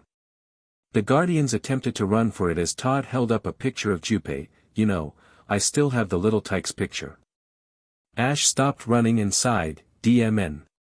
Meanwhile, a mysterious person overlooked the Guardians talking to Todd and laughed, this is payback for what you did before. He performed a chant on a nearby cater pie that appeared to be angry. The mysterious then left in a flash. The cater pie suddenly was urged to use string shot on the Guardians.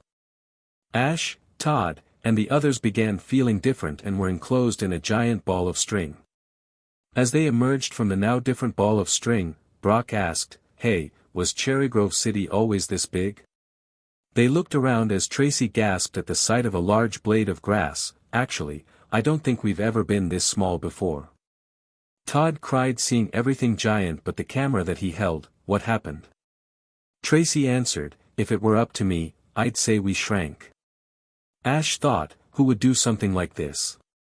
Better yet, who could? Misty then screamed as everyone looked for her. I'm not wearing any clothes, yelled Misty standing next to her giant clothes.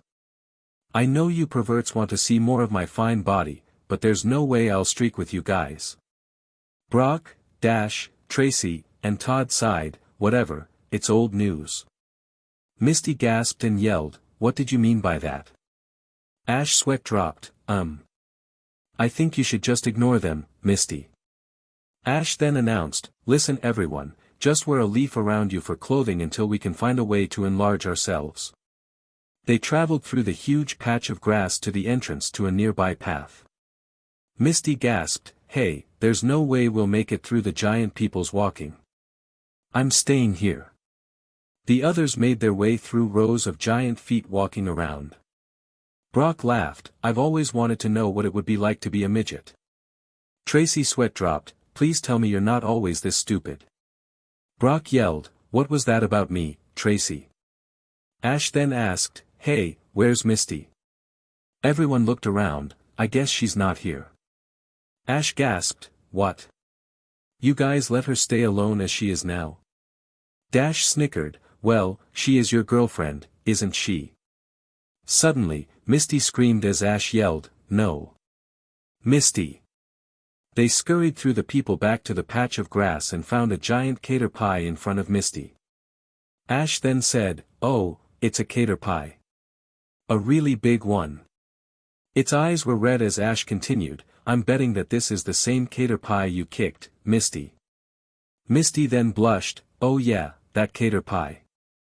The angry cater pie tried to run over Misty as she screamed, ah. Water power. Mystical wave. Cater pie drank the water Misty released. Misty gulped, see, that bug is a killing machine. Todd then took pictures of cater pie, wow.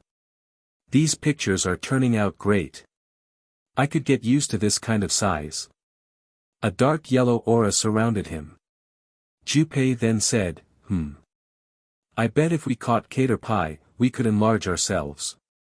Misty then shrugged, with what? Our pokeballs are too big for us to handle. Junpei continued, actually, I was thinking more of a bug. Ball. Hey. Todd. Todd then looked at Junpei and laughed, ha ha ha. I knew you could talk. Now the world can know. He took pictures of Junpei as he posed. Wait a minute. No. Todd. Yell, bug power. Todd replied, okay, little tyke. Bug power. Suddenly, Todd transformed into the bug guardian donning the bug symbol on his dark yellow apparel. Todd looked at himself and gasped, sweet. What does any of this mean? Junpei yelled back, just meditate and your attack will come to you. Misty yelled, and hurry. Caterpie's about to kill me. Caterpie was ready to tackle Misty as Todd yelled, tiny sting. A stinger emerged from Todd's legs as he jumped up and stung Caterpie. Caterpie cried as Misty cheered, alright, Todd. Show that Caterpie. Todd's sweat dropped and let Caterpie loose at Misty as she screamed, jackass. What do you think you're doing? Everyone snickered a little as Misty yelled, this isn't funny. Junpei yelled, just end this insanity already and use your bug ball. Todd nodded and screamed, bug ball. Caterpie was captured by the ball. All of a sudden, everybody returned to their normal sizes as Misty screamed, don't look at me. She stood naked in the middle of the city as everyone minded their own business and whispered, old news. Misty grumbled and put her clothes back on. Back at the restaurant, Ash cheered, hooray to finding a new guardian. Misty grumbled as Todd laughed, while I'm around, I hope you develop a tolerance for bugs. Ash interviewed Todd, so how does it feel to suddenly be normal 1 second, and be a guardian the next? Todd smiled, it feels great, especially my special power. While we're on this subject, check this nifty trick I picked up. Super shrink. Misty gasped, where did you go? She then found a tiny Todd staring up at her panties with his camera as he waved up, say cheese. Misty blushed and tried to stomp it as Todd released Caterpie. Misty cowered in fear as everyone laughed, especially Todd and Caterpie. Number 16, out of reach. Upon leaving, Brock proposed to Nurse Joy, please, I'll do anything and everything. Nurse Joy yelled, I only care for the Pokémon. Misty grabbed his ear and pulled him away, don't worry about him. The Guardians left Cherry Grove City and walked into a forest. Todd led the group and excitedly announced, okay, everyone. Be on the lookout because any wild and dangerous Pokémon could come at any. Tracy then pointed out, there's a Ledyba right there. Todd screamed, hey, thanks for ruining the mood. Brock saw the Ledyba's tiny wings struggling to move. I think this Ledyba is injured. He tried to get close to it as it began to fly away. No. Catch that Ledyba.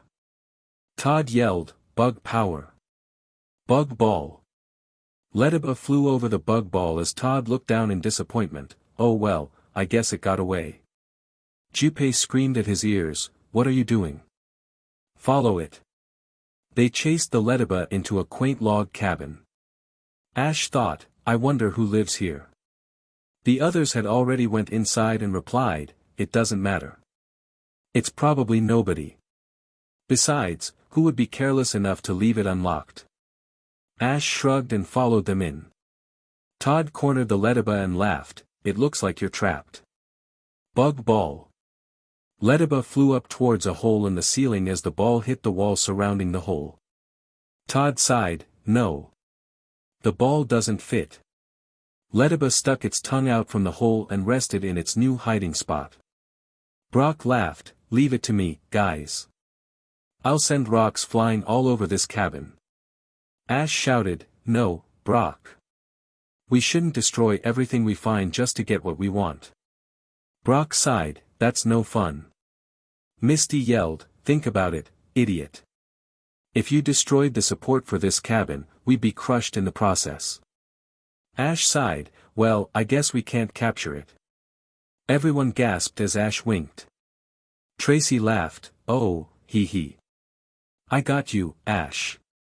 Let's leave this house unattended. The guardians left the Lediba alone and watched silently inside from the window. Lediba searched from its hiding spot. Once it saw that the coast was clear, it flew down and locked the door with its hands. Everyone face-faulted. Junpei cried, "DMN it all. It looks like we'll never capture Lediba." Meanwhile, a group of Lediba flew behind the house as nobody noticed. Todd then spotted a chimney on the roof of the log cabin. He then saw Junpei's small stature. Then, he looked at the chimney, followed by Junpei, then at the chimney again. Ash then said, "Hey, I bet if one of us could fit in that chimney, we could get inside and unlock the door." Brock thought, but who? Everyone but Todd stared at Junpei. Todd then said, "Hey, I have an idea." The guardians climbed to the roof and told Junpei, "Okay, the plan is to get inside through the fireplace and open the door for us." "Got it?" Junpei grumbled and flew in. Tracy and Todd watched from the window to make sure that everything went well. Junpei fell from the chimney with soot all over his face. He coughed and grumbled, "Humph. Why do I have to all of this work?" He found the door and flew over to it. Before Junpei reached the lock, Lediba flew down from its hole. Junpei gasped, "Crap." He screamed as Lediba tackled him. Todd and Tracy sweat dropped at this sight. Todd then grabbed Tracy and climbed to the roof. "I have an idea." Tracy asked, "What are you doing?" Todd screamed, "I know what I'm doing. Now transform." Tracy nodded, "Flying power." Todd held on to Tracy tightly and yelled, "Super shrink." Tracy and Todd shrunk themselves as Tracy yelled, "What do you think you're doing?" "I know what I'm doing. Since you're the flying guardian, I assume you can fly, right?" Tracy sweat dropped, "If you know what you're doing, why do you have to ask? Just fly us in through the chimney." Tracy yelled, "Fly wings." Tracy grabbed Todd and carried him in. "You're heavy, Todd." "Well, you could have given me wings, couldn't you?" "These wings are only mine." They found Junpei on the ground whimpering as Lediba continued to tackle Junpei. "Stop that, Lediba," yelled Todd as Tracy said, "You didn't need to point out our location." Lediba flew up to the hole and hid. "Fly me up there," said Todd, "tiny sting." Todd put his stinger through the hole and made it big enough for them to fit. Lediba gasped as Todd laughed, "You're ours now." Lediba tried to tackle Todd as he screamed, "Tiny sting." Lediba hit the stinger and fell as Tracy and Todd yelled, "Flying ball. Bug ball. Combine." Lediba was captured inside the ball. The other guardians saw this from the window and cheered, "Hooray." Tracy and Todd shook hands on their victory. They flew back down to Junpei. Junpei couldn't get up but stuck his thumb up. All of a sudden, a giant bug beast broke in through the other wall of the log cabin and yelled, "My name is Bugger." Brock's sweat dropped, more monsters who think it's essential that we learn its name. She then took Junpei, Todd, and Tracy and stuck them in a cage and laughed, "A perfect catch. They'll reward me back at HQ." Ash gasped, "That monster just kidnapped the others. Let's go to the other side and—" He sweat dropped as Brock already used his rock twister to destroy the wall they were looking from. Brock laughed, "Why not?" Bugger headed to the fireplace and used a secret elevator inside it to go underground. Dash saw the whole underground that the elevator caused and sighed, "It looks pretty dangerous down there." Ash said, "We have no choice. We have to rescue the others." The guardians jumped in the hole. Number 17, Rescue Mission. Ash, Misty, Brock, and Dash looked around at the hole that they had fallen through.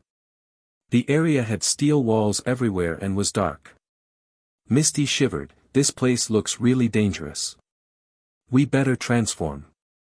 Water power. Psychic power. Rock power. Ground power.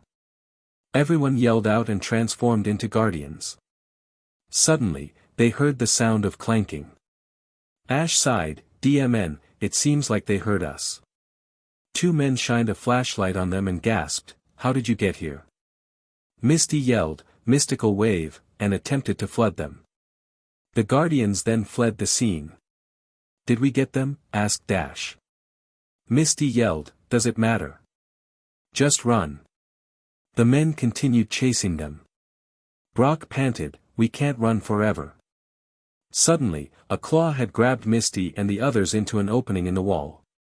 The Guardians saw the men pass them and breathed a sigh of relief.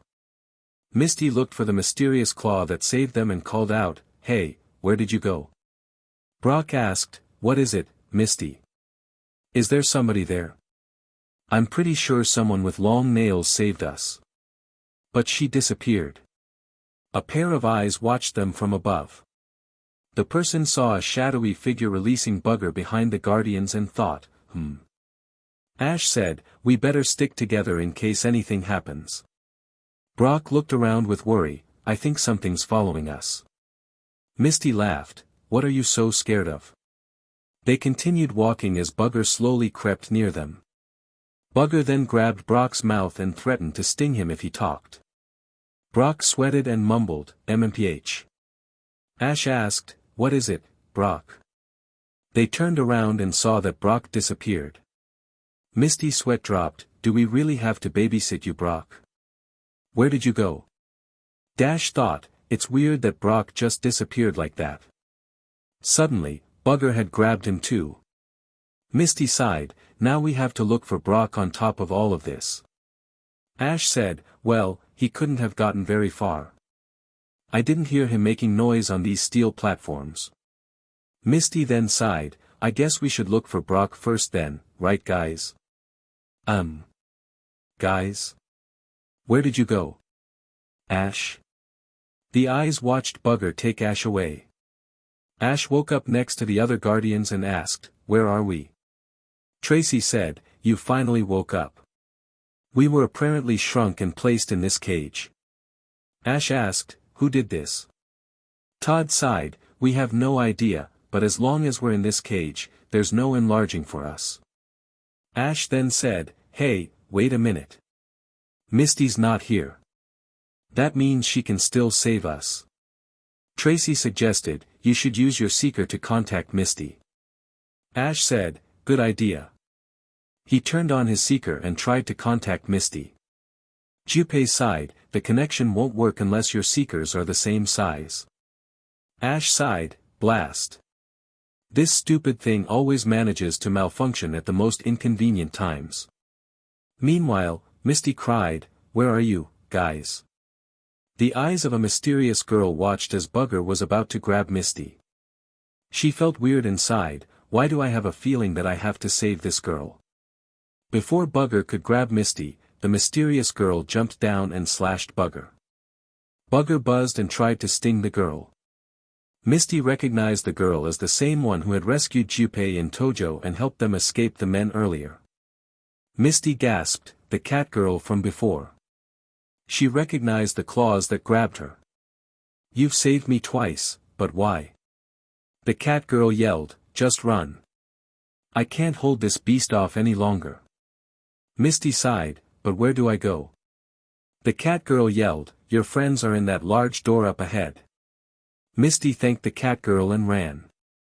Bugger then threw the cat girl into a running stream and followed Misty. Misty ran to a door. Upon opening it, she discovered Bugger behind her. She yelled, "Mystical wave."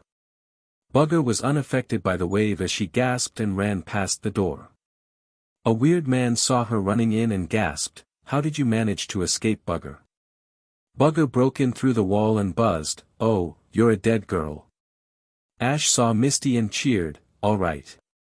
Misty's here to save us. Over here, Misty."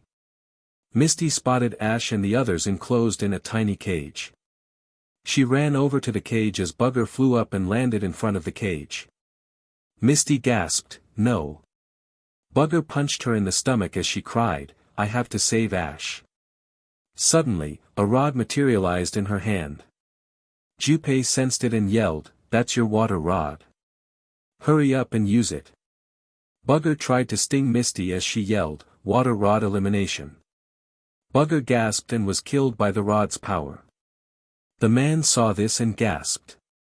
Misty then opened the cage and set them free. The tiny guardians escaped and ran into Misty's hand. Todd reverted them to normal as Misty was then crushed by their weight. Misty yelled, "Ugh! Todd! Never do that again." Ash then yelled, now to stop the man who was behind it all. The man applauded behind them and laughed, "Well done, Guardians." Ash gasped, "How do you know who we are?" The man laughed, "Oops, did I say too much? It doesn't matter, because you'll never get out of here alive." He let out a huge blast of energy as Ash yelled, "Psychic Scepter Extermination." The scepter's blast went past the other blast and hit the man.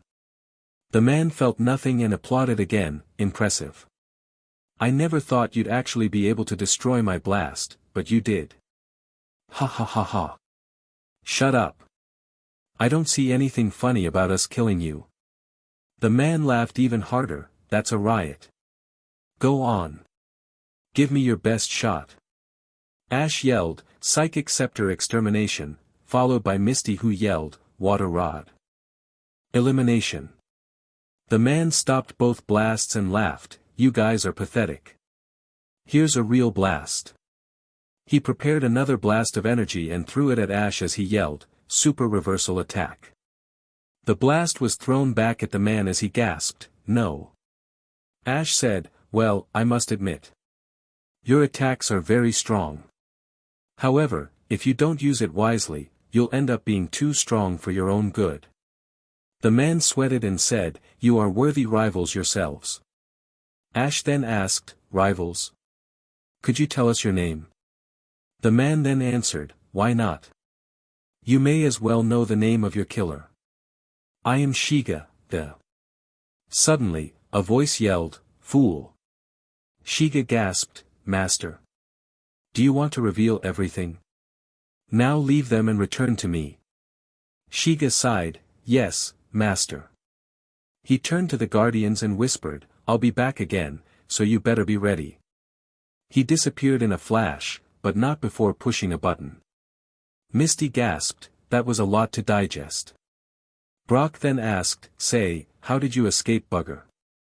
Misty then said, "Oh yeah, that catgirl from before saved us. She also saved us today, if you remember." Ash gasped, "You don't say." Suddenly, they felt a rumble as the room began to fall apart. Junpei gasped, "Blast. He's going to blast the whole room. Let's evacuate." The Guardians fled to the elevator and made their escape from the log cabin, which was destroyed in the process. Maisie breathed a sigh of relief, "Phew, we made it, Ash." "Ash?" She found Ash thinking alone. Ash had a very serious look on his face as he thought to himself, "Shiga. If he is who I think he is, then how will we defeat the others? And the catgirl, what's her story? I can't stand it. So many people are after us, that I can't tell who to trust anymore." Number 18, an odd mix. Ash and the others headed for Violet City. Ash yawned, "There's nothing to do." Meanwhile, in the distance, some Spearow had been pestering a kid. "Help!" screamed the kid. Ash gasped and tried to chase the Spearow away. The Spearow began to peck him as an old man on a tree branch yelled, "Never fear. Gliggerman is here." He jumped down from the tree and cracked his bones. He grabbed his back and sighed, "Ouch. Cripes." Ash sweat dropped and grabbed a stick to swing at the Spearow. The Spearow became scared and ran off. Gliggerman got back up and went over to the kid that had been attacked. "Well, there's nothing to fear here, little one." The kid became scared of his old face and ran off. He looked down in disappointment. Misty recognized Gliggerman. "Hey, I think we met you once. A long time ago, I remember hearing about Gliggerman. Was it from TV?" Gliggerman yelled, "No. I'd never subject myself to such humiliation. I'm a full-time superhero." He stopped for a minute to take a breather, a real superhero that would risk his life in the face of danger. He wheezed. Ash said, "You're much too old for this kind of thing. You should leave it to the younger people." "Phooey," yelled Gligerman, "young people don't care about helping others. All they care about is playing those blasted video games and staring at women." Brock then said, "Now I remember. We have met you before. And where Gligerman goes, the lovely Gligirl follows." "Ah, Gligirl, just the name makes me feel excited for justice." Gligerman asked, "You mean my daughter?" Brock said, "Yes. You must tell me where she is." Gligerman answered, "Well, actually, Gligger flew a while ago and I don't quite remember why or what had happened to Gligger. Gligirl is looking for Gligirl, I mean Gligger. In fact. Who were you looking for again?" Brock grabbed Gligerman and yelled, "Tell me where Gligirl went, fool." Misty yelled, "Calm down, Brock. He's old and senile. What did you say, you whippersnapper?"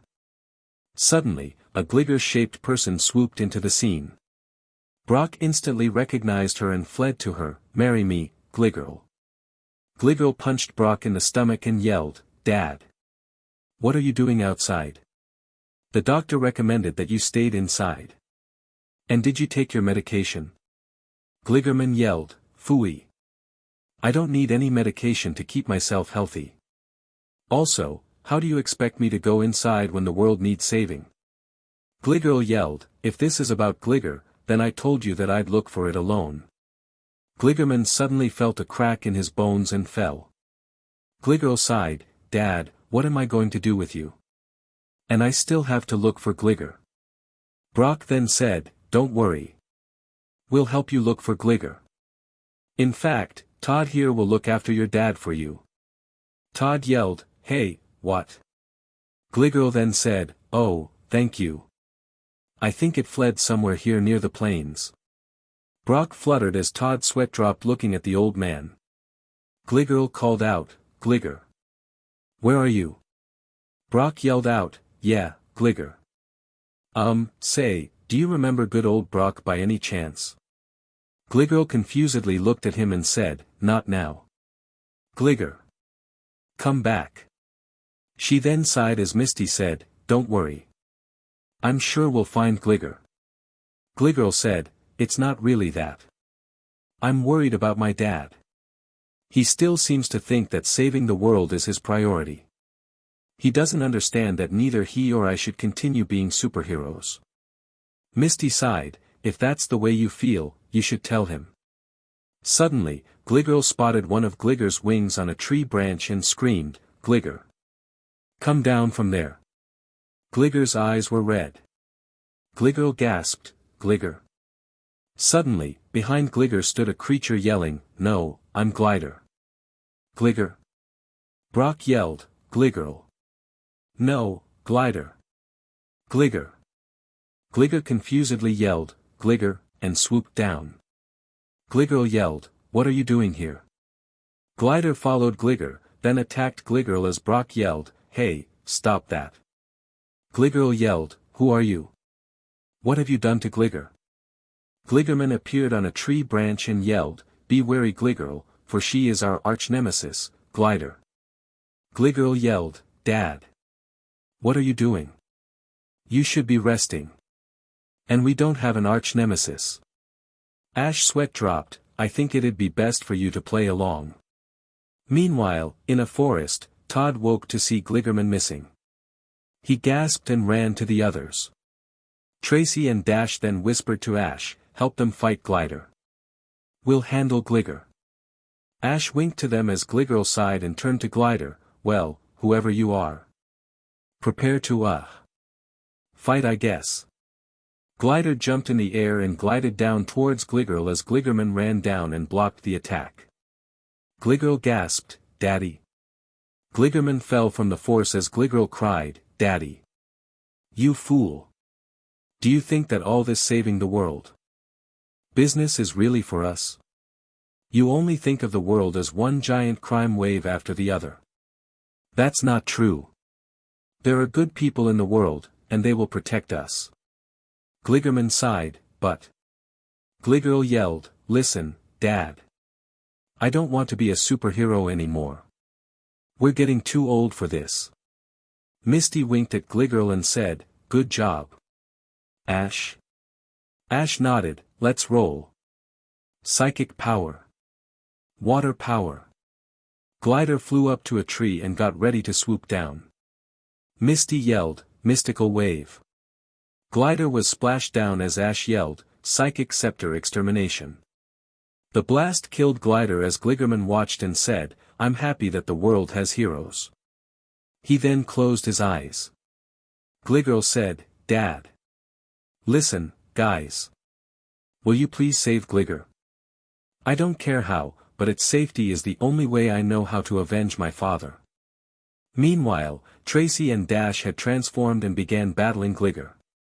Gligger flew up as Tracy yelled, fly wings.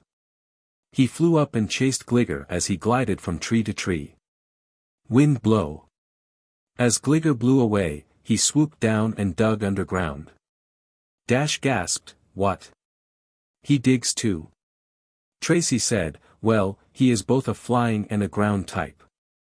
Dash said, well, that's an odd mix. Hence the title. I mean. Chase it already. Dig drill. Dash dug underground and followed Gligger. Sand surround. Gligger's vision was blocked by sand. Gligger dug to the surface as Tracy yelled, wind blow. It fell back to the ground as Dash yelled, we're getting nowhere. Gligger flew back up as Tracy said, we'll have to trap it. Wind blow. Gligger dodged the blow by digging underground. Dash chased it to a certain spot. Gligger was getting tired and decided to fly back upwards. It gasped as it saw Tracy in the sky. He proceeded to go back down and saw a laughing Dash underground. Tracy yelled, flying ball. Ground ball. Combine. Dash and Tracy's ball captured Gligger. Gligger said, thank you guys. I'm glad Gligger can retire as well. Gligerman said, good job. I dub you honorary superheroes. Gligger gasped, what? I thought you were dead. Justice can never die, cheered Gligerman, besides, were you hoping that I did? Gligger's sweat dropped, Dad. Back at Gligerman's house, Gligger, back in her normal identity, Lotoya, thanked the Guardians, I'm so glad you guys came along. Now, my father can retire and maybe I can get a real job. Brock said, all in a day's work. He winked at her as she sweat dropped, anyway, I wish you the best of luck. I'm glad real superheroes exist in the world. Ash blushed, you really think of us as superheroes? Junpei hit him and smiled, hey, don't be so modest, Ash. You guys did great. The Guardians waved goodbye and resumed their journey to Violet City. Ash smiled, it felt good helping someone. Suddenly, the small boy from earlier was getting attacked by Spearow. Dash asked, aren't you going to help him? Ash yawned, nah, I'm tired. The boy then grabbed a gun and tried to shoot the Spearow down. Number 19, Poke to Bro. Ash felt the sun's rays hit his arm and looked up. It's a nice day, said Ash, where should we head for first? Misty answered, let's eat. Brock replied, Pokémon Center. Dash thought, we should stay at a hotel. Pokémon Center, whimpered Brock. Todd said, I think we should surf around and look for random Pokeballs with items that people dropped. Pokémon Center. Ash sweat dropped, shut up, Brock. We're not going to the Pokémon Center. Brock cried, but where's the joy in my life? Tracy rose up and announced, I know a place that we all can enjoy. He led them to ERLS Pokémon Academy. Ash mumbled, when you said we, I assume you meant we as a group. Tracy asked, what did you say? Ash replaced his frown with a smile and said, nothing, Tracy. Let's go in. Upon entering Earl's Pokémon Academy, Tracy toured the other Guardians through, you see, Earl's Pokémon Academy used to be a school to teach Pokémon trainers the know-how to become excellent trainers. Now, with proper funding, the school had built in a lab in addition to the prosperous school. Misty interrupted, yeah, we've been here before. Whatever, it's a great place. Suddenly, she bumped into an obese man dancing around in tights. Misty fainted. Tracy gasped, no way. Earl. You're one of my heroes. Earl laughed with a high pitch, oh ho ho ho. Does that mean that you will enroll in my fine school? Tracy's eyes had tears, really? Me? Misty woke up and made a fist. She screamed, do you think you'll get away treating me that way? She tried to punch Earl as Earl bumped his fat stomach onto her. Actually, we're just looking around, said Ash. By the way, do you mind if we check out your lab?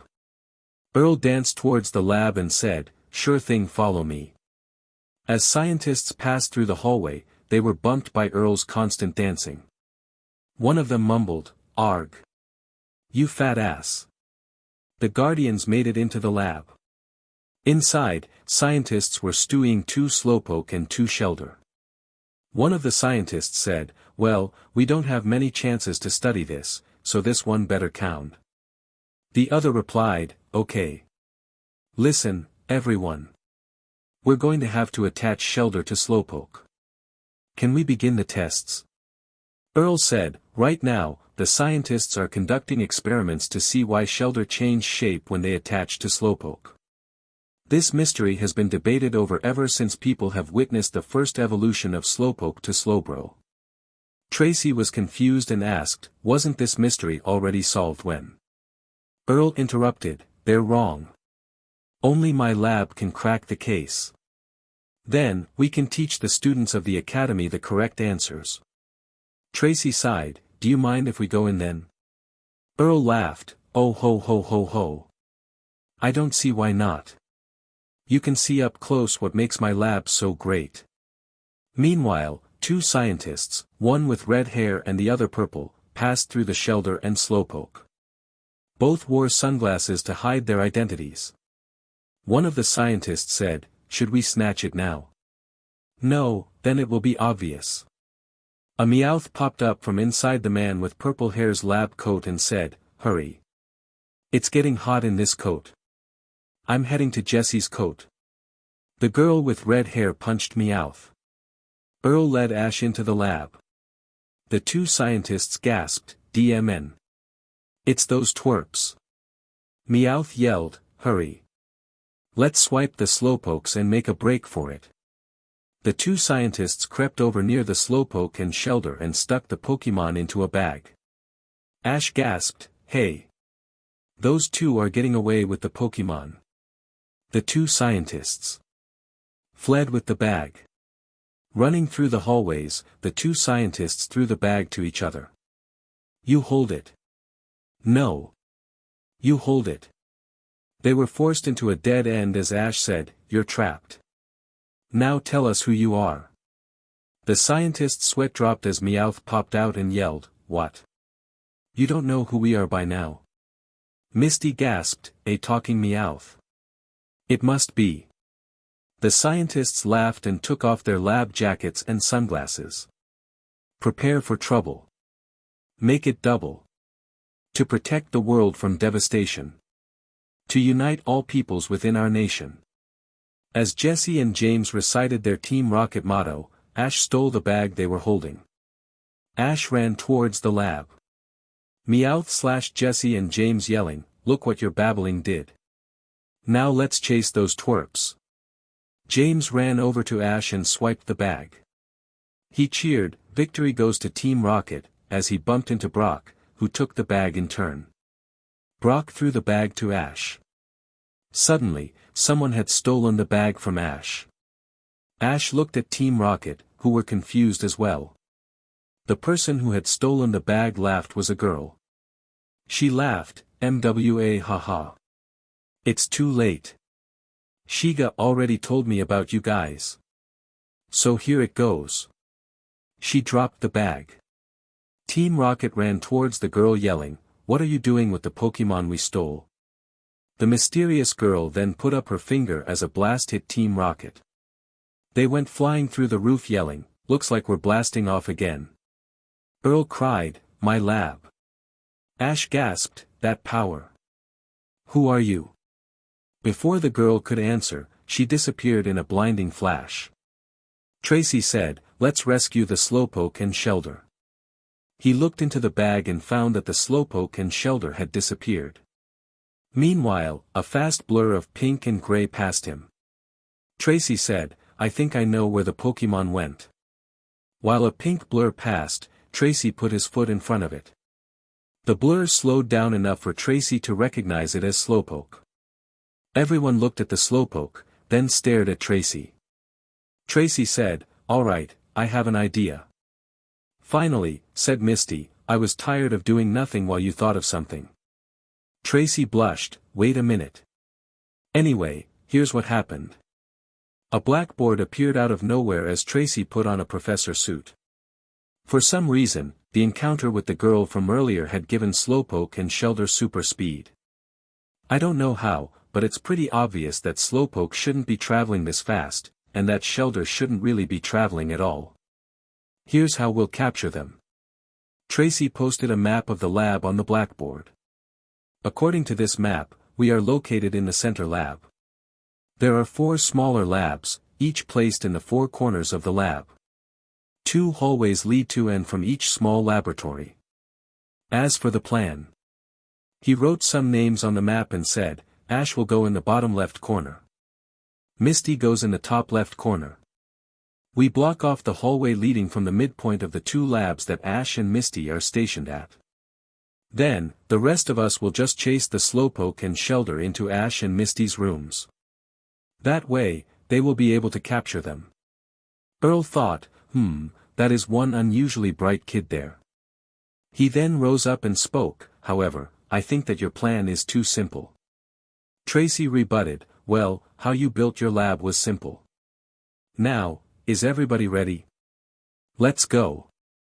Ash and Misty headed towards their respective corners while the others transformed, ground power, rock power, flying power, bug power.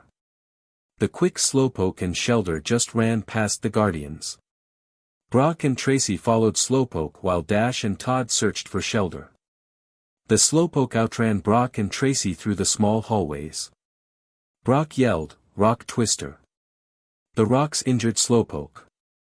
Tracy followed by yelling, Wind Blow. He blew the Slowpoke towards the lab where Ash was. Thanks, Tracy. Psychic Ball. A Slowpoke was captured. Brock and Tracy looked at each other and half smiled. Meanwhile, Todd and Dash followed the speedy Shelder. Sand Surround, yelled Dash as the sand impeded Shelder's vision. Todd yelled, Tiny Sting. The Shelder fell towards Misty as she yelled, Water Ball. The Shelder was captured. A job well done, said Tracy as he walked towards Ash. Ash sweat dropped, you do know that there are another Slowpoke and Shelder running loose. Tracy gasped, what? They saw the other Slowpoke run by looking for its other Slowpoke buddy. Quick! Follow it, yelled Ash. They followed the Slowpoke through the hall as it attempted to run back to the main lab. Meanwhile, a Shelder came from the opposite direction chased by Misty, Dash, and Todd. Before they could reach the hallway leading back to the lab, a giant stomach blocked their way. Earl laughed and danced in the middle of the hallway, going somewhere. As Shelder bumped into Earl, he had landed on Slowpoke's tail, accidentally biting it.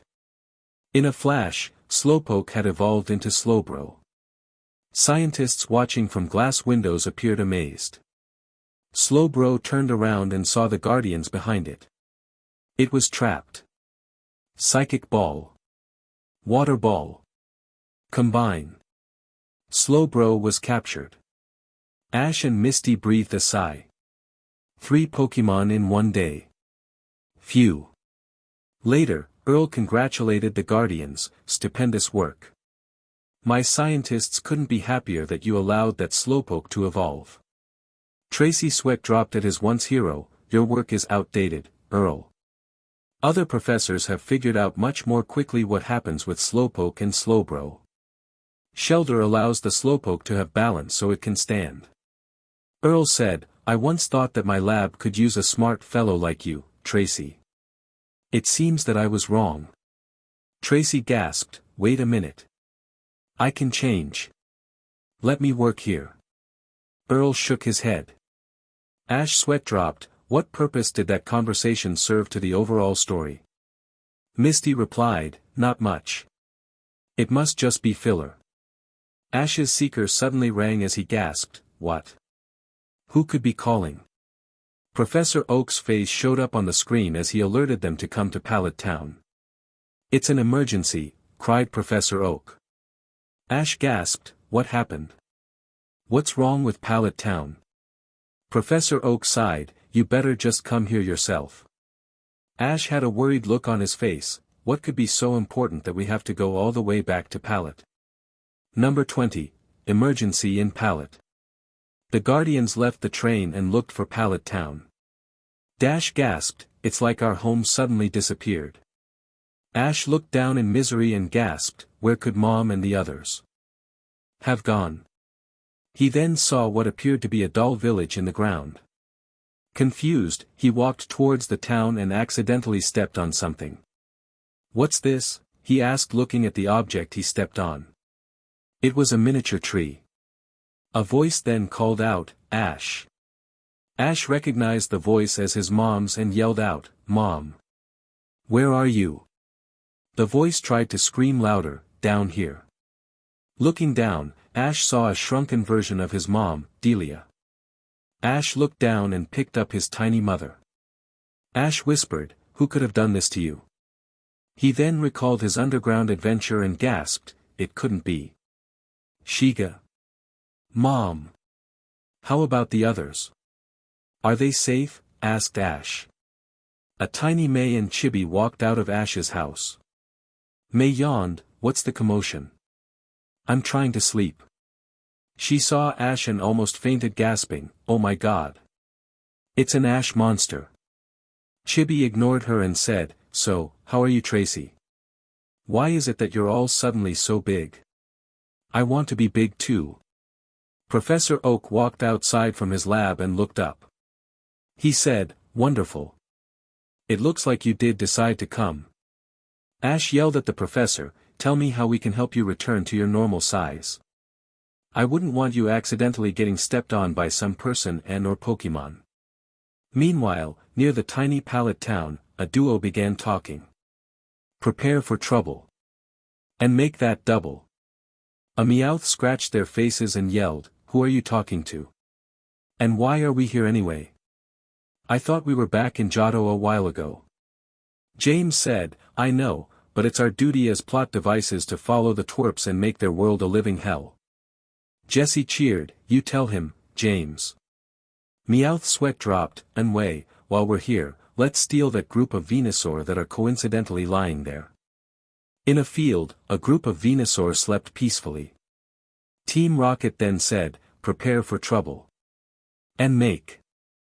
Meowth slashed them and yelled, just shoot the DMN Venusaur already. Jesse and James took out a giant blaster gun that shot out enormous bullets. The Venusaur felt the blow and became angry. Jesse and James continued shooting the Venusaur as the group began stampeding towards Team Rocket. Doing nothing to defend themselves, Team Rocket was charged into the sky. James saw the Venusaur continue stampeding and said, at least something we did will affect others in some way or another. Meowth yelled, that's not how it should work. Looks like Team Rocket's blasting off again.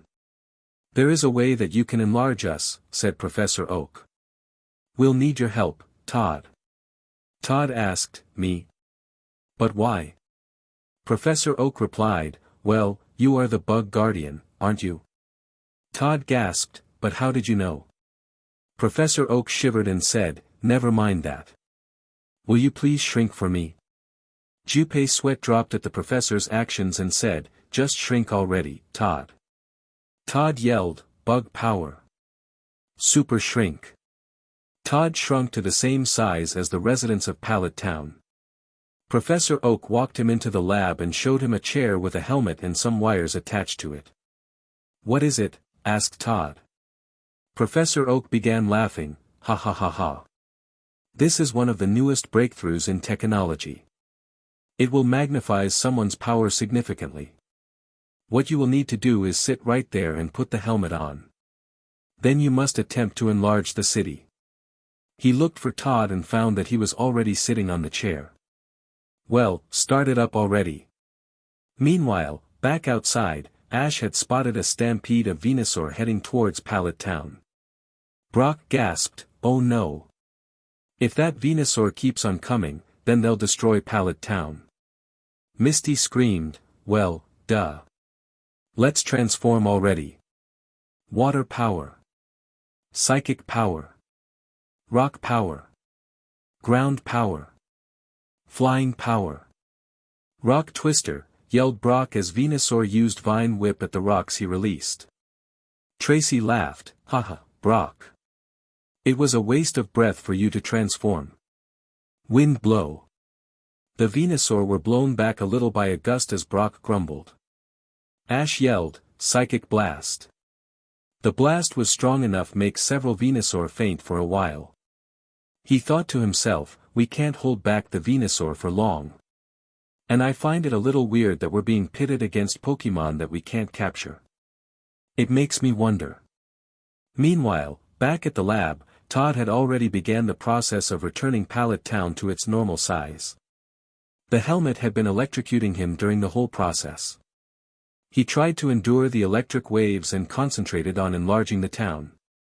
Chibi saw some of the giant Venusaur and gawked, "This is so cool.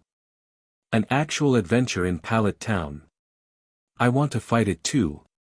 She ran in front of Venusaur as Delia gasped and grabbed her. "Chibi," she screamed, "what could have possessed you to think that you could stop the Venusaur all by yourself?" Chibi cried, "But Mom. It's no fun doing nothing while my brothers get to have adventures." Delia hugged Chibi and cried, "Oh, Chibi." Just as a Venusaur was about to step on Chibi and Delia, Ash ran in and stopped it. Psychic blast. He grabbed a Venusaur and delivered a blast to its face. Still facing the Venusaur, Ash yelled, "What are you doing just standing here? The Venusaur could stomp you." He then turned around and was confronted by a giant strand of blonde hair. He gasped and looked up amazed at what he saw.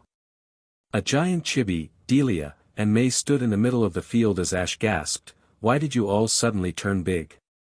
Meanwhile, at the lab, a giant Professor Oak yelled, "No, you did it all wrong. Now we have to reverse the process." Todd sighed, "Not again." Brock had a massive nosebleed looking up at May's panties and yelled, "When did you suddenly get pretty, May?" May blushed as Misty punched Brock in the face. "You sicken me." Chibi looked at her large size and cheered, "Hooray. Now I can face the Venusaur by myself." Delia held Chibi close and said, "Please don't, Chibi. It's still too dangerous, for someone like you." Chibi struggled to get loose. "But Mom," she sighed. Tracy stared awkwardly at the giant town and thought, none of this makes sense at all. While he wasn't paying attention, a Venusaur had tackled him. Tracy yelled, "Wind blow." The Venusaur felt a slight wind and continued charging towards Tracy. Meanwhile, Chibi continued struggling to escape her mother's grasp. "Mom. I'll be fine. Just let me go. I have to help the others." "No," she cried. Chibi saw the Venusaur hurting the other guardians. However, they continued pelting attacks at the Venusaur. The Venusaur did not go down from the guardians' attacks and tackled the others. First, Ash was tackled, then Dash followed by Tracy were victim to Venusaur's amazing tackle. Chibi then broke free of Delia's hands and yelled, "Let go, mother." Delia fell from the blow. A green aura surrounded Chibi as Junpei flew up to Chibi's ear and whispered, "You want to have fun?" Yelled, "Grass power." Chibi gasped, but agreed. "Grass power," yelled Chibi as a leaf insignia appeared on her new green clothing. Ash gasped, "My sister's the grass guardian." Chibi looked at her clothes and smiled thinking, "I can't believe it. I'm a guardian. Listen Venusaur. You're going down." She went into a karate stance as a Venusaur tackled her. Chibi fell like a tree. Junpei's sweat dropped. That's not how it works. You need to use an actual attack. Chibi cried, it hurts. Everyone face-faulted. The Venusaur continued rampaging as Ash yelled, Psychic Blast. The Venusaur were no longer falling. Chibi got up and yelled, let me try again. She became silent for a few seconds, then yelled, Petal Pelt. Many tiny petals appeared. However, to the Venusaur they were gigantic petals that consumed and took them far away. A single Venusaur remained and started storing sunlight energy. Chibi yelled, Petal. Junpei screamed, Chibi. Why don't you just catch that one? Chibi recalled that Guardians needed to catch the Pokémon and said, right. Grass. Venusaur let loose a solar beam before Chibi could release the ball. Chibi dodged the tiny solar beam and realized that the tiny Venusaur wasn't much of a threat after all. She picked up the tiny Venusaur and laughed, it's so little. Venusaur bit her hand as she punched it down into the ground. Venusaur couldn't move as Chibi yelled, Grass Ball. The grass ball wiggled a few times until it finally captured the Venusaur. At the lab, Oak's machines began malfunctioning as Todd tried to reshrink Pallet Town. The machine's wires led to a network that reached the different gyms of Kanto. The different gym leaders felt their towns enlarging. Once Todd finally shrunk the town, Oak's chair machine backfired and exploded with Todd inside it. Todd fainted as Oak gasped, my machine. Chibi felt herself and the town shrinking along with her. Delia ran over to Chibi and cried, hugging her. Ash and Dash congratulated Chibi on her new status as the Grass Guardian.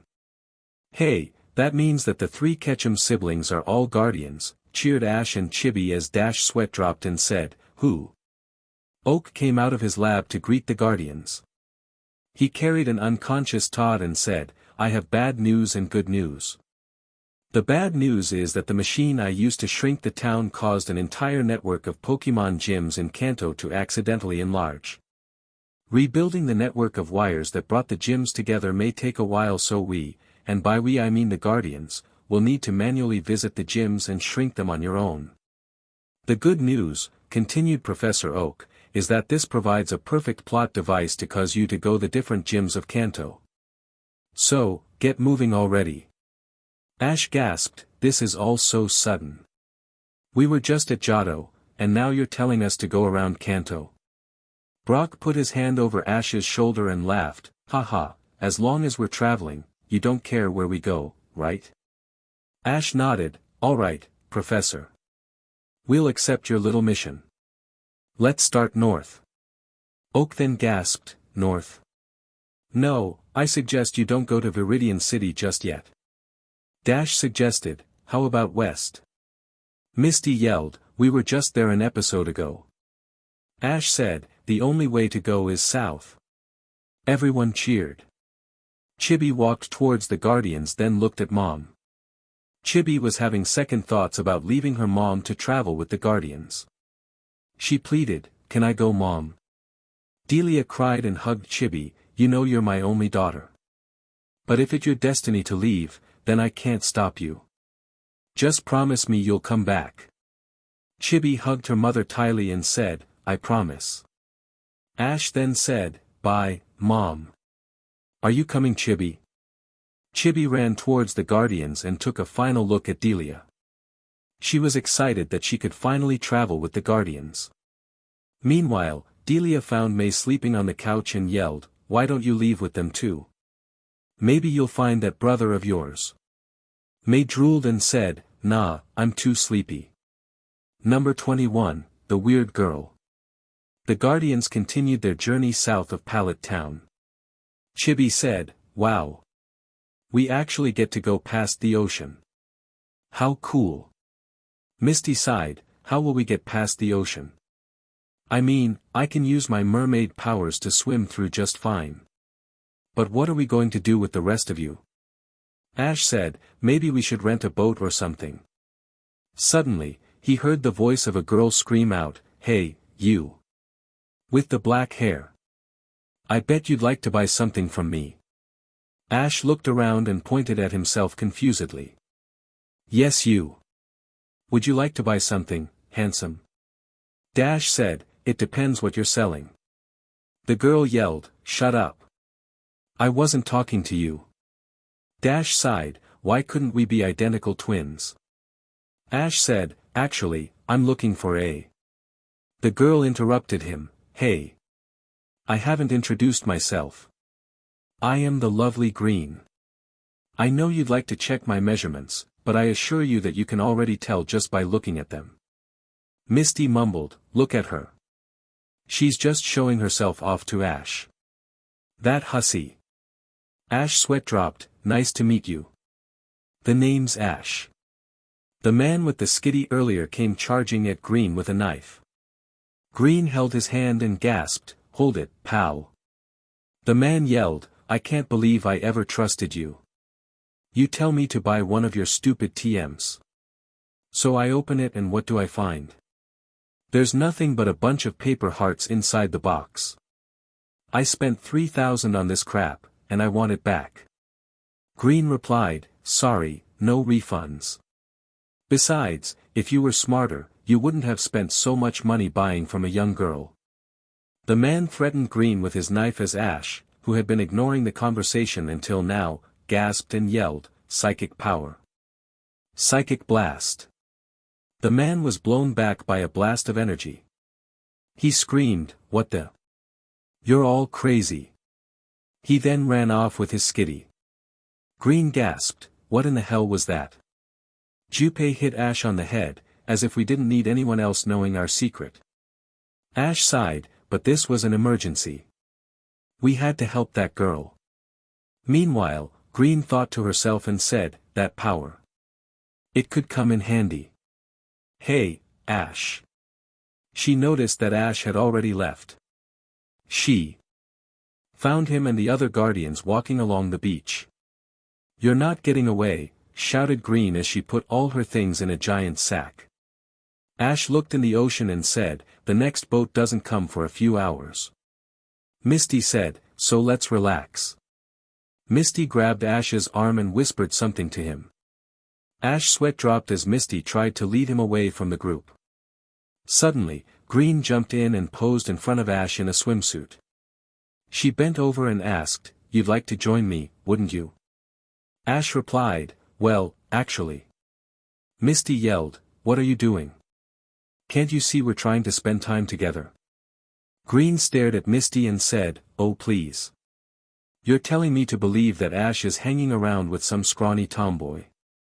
The words flew through Misty's ears as she yelled, who are you calling a scrawny tomboy? She tried to punch Green.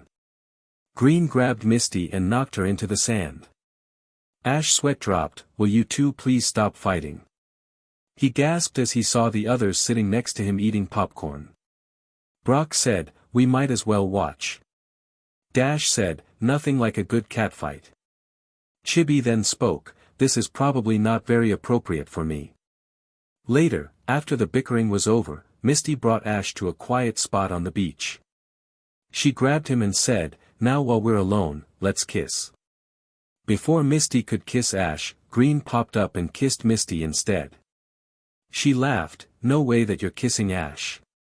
Misty then gasped and began drinking salt water to wash out Green's saliva. She yelled, I can't believe you did that. Green realized what she just did and began drinking salt water yelling, you tomboy spit. Ash sweat dropped and left. Misty ran over to Ash and yelled, wait up, Ash. Green followed and tripped. Ash gasped and ran back to Green asking, are you alright? Green heard this and said, no. I think I sprained my ankle or something equally horrible. Please help me. Misty became green-eyed and yelled, Ash. Can't you see past her tricks? All she wants is your sympathy. I mean, all she did was fall into sand. Ash helped Green onto a bench as Misty face-faulted.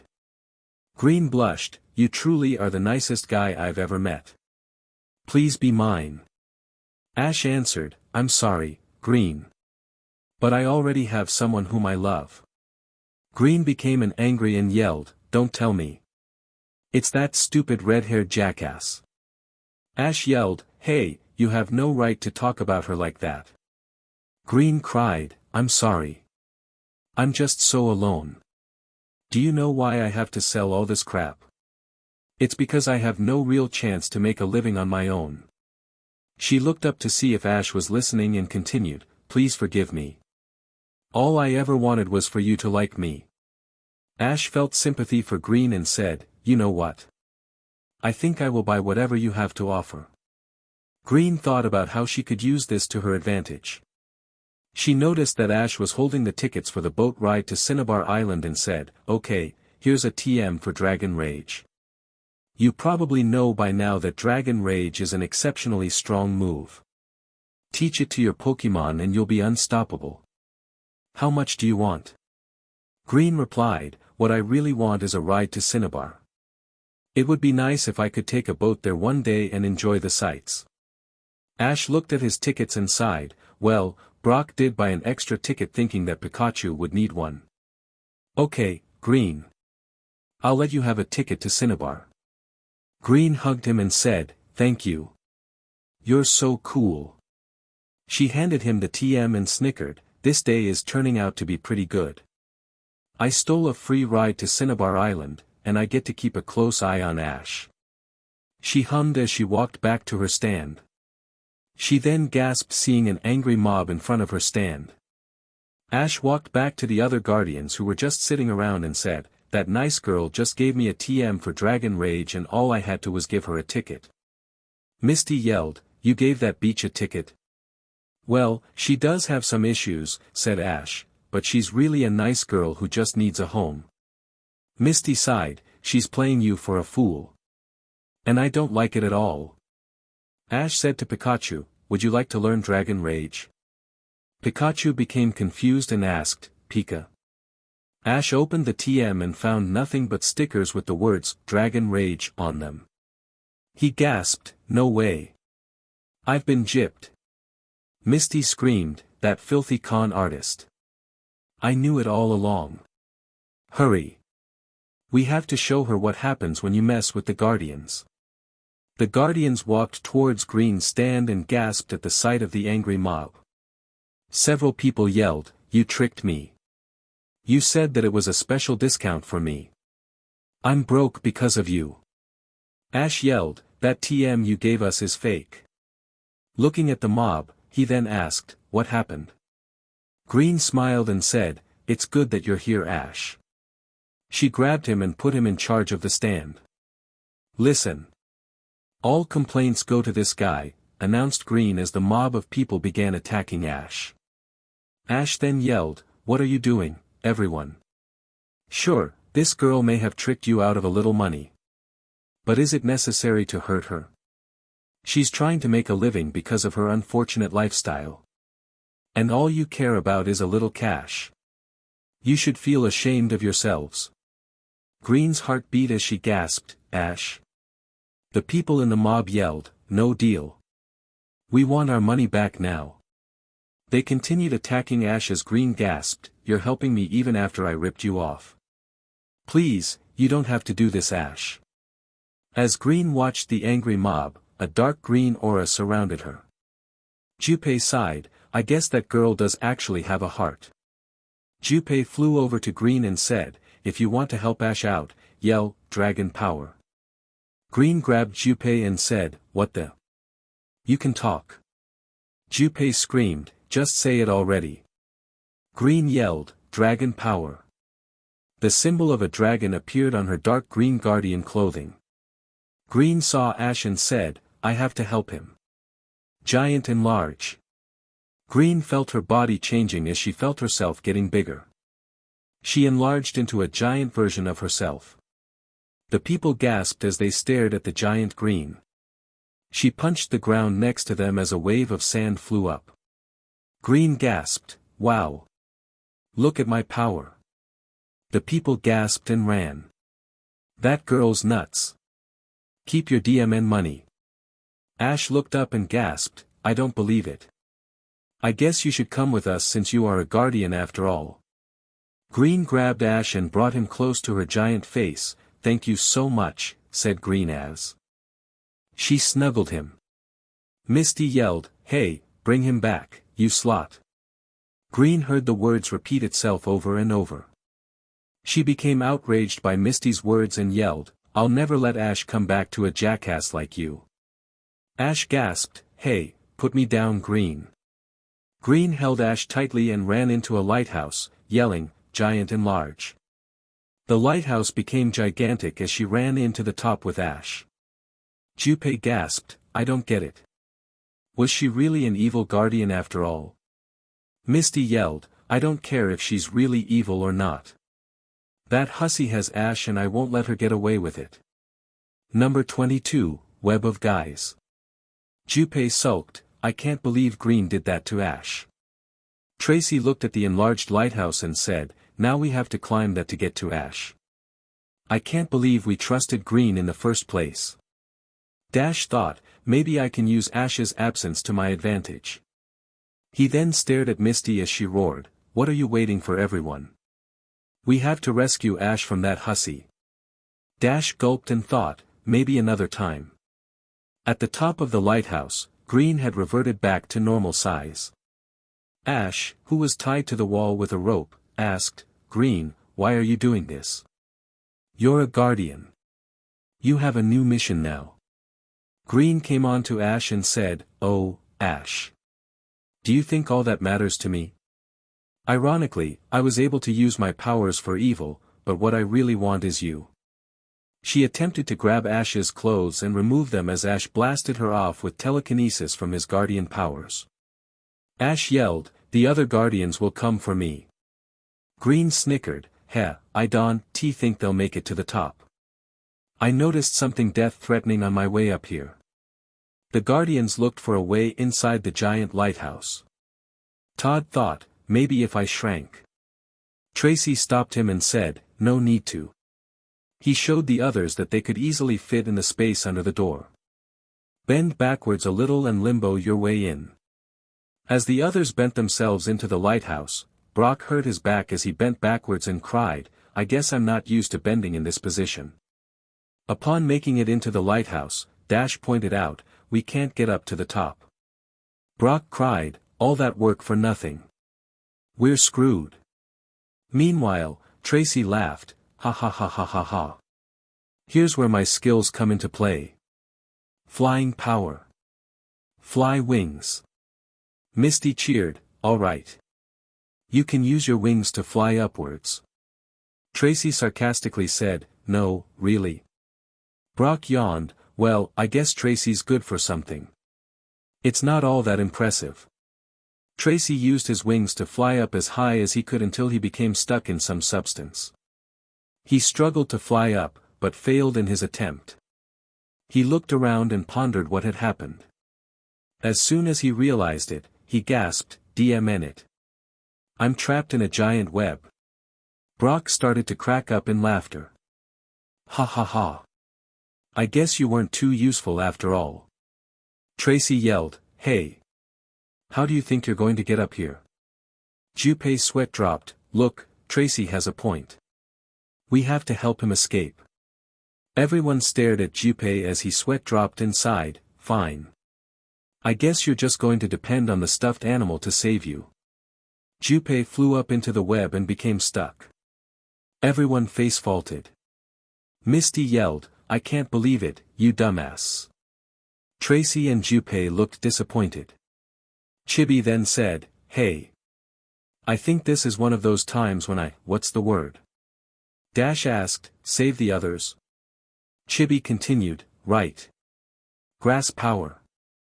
Petal pelt." Petals materialized out of nowhere and broke up the web. Tracy and Junpei were released from the web and began falling. A second web was suddenly formed as Tracy and Junpei got stuck in that web as well. Tracy then said, "I was just thinking, but if we did fall, who would catch us?" Chibi thought about it and said, "Nobody, I guess." Oh. The menacing thing that made the web suddenly appeared to them as it was revealed to be a spinnerack. Junpei laughed, "Oh, it's just a giant spinnerack." Spinnerack made a scary face as Junpei yelled, "Help me." Dash yelled to Junpei and Tracy, "Don't worry. We'll find a way to rescue you." He then asked the Guardians, "Any bright plans?" "Maybe from you, Tracy." Misty sweat dropped and yelled, "Tracy's up there, you moron." Misty noticed the giant stairs and thought, if only we had an extra footstool that we could use to climb those stairs. She then whispered something to Brock as Brock nodded yelling, "Rock power. Rock twister." Misty followed up by yelling, "Water power. Mystical wave." The wave washed the rocks near the stairs. Todd said, "I get it. We can use those rocks as extra steps to climb those giant stairs." He looked around and saw that everyone was already climbing. Todd's sweat dropped. Why is it that the person who must explain everything to everyone gets left out? The Guardians climbed until they were near the web where Tracy and Junpei were about to be consumed by Spinnerack. Tracy breathed a sigh of relief, "Thank God you finally came." Spinnerack threw a spider web at the other Guardians as Tracy yelled, "DMNU." A half an hour later, the Guardians were still stuck in the web. Dash asked, "How come Spinnerack hasn't eaten us yet?" Spinnerack woke up from its nap and crept around in its web. Misty yelled, "You moron." Dash yelled, "I have an idea. Why don't you actually try something for once? Why do we have to help your boyfriend anyway?" Chibi sweat dropped, "Dash, he's also our brother." Dash laughed, "Ha ha. Oh yeah, I forgot." Misty yelled, "Fine. I will." Mystical wave. The wave went upwards and came splashing down on the web. The Guardians became unstuck and grabbed the web and used it as a parachute. Misty cheered, "All right. I should have tried something before." Todd. "Do your thing." As Todd floated on his web parachute, he yelled, "Bug power. Tiny sting." He stung Spinnerack as it spun a new web on his stinger. Spinnerack tried to move towards the other Guardians and gasped as he became stuck to Todd's stinger. Todd said, "Bad move. Bug ball." Close to the Spinnerack, the ball was able to capture Spinnerack as the web on his stinger was removed. Sticking a hand out towards the web parachute, Tracy yelled, "Wind blow." Both web parachutes that carried the Guardians flew up towards the top as Misty cheered, "Green. Here we come."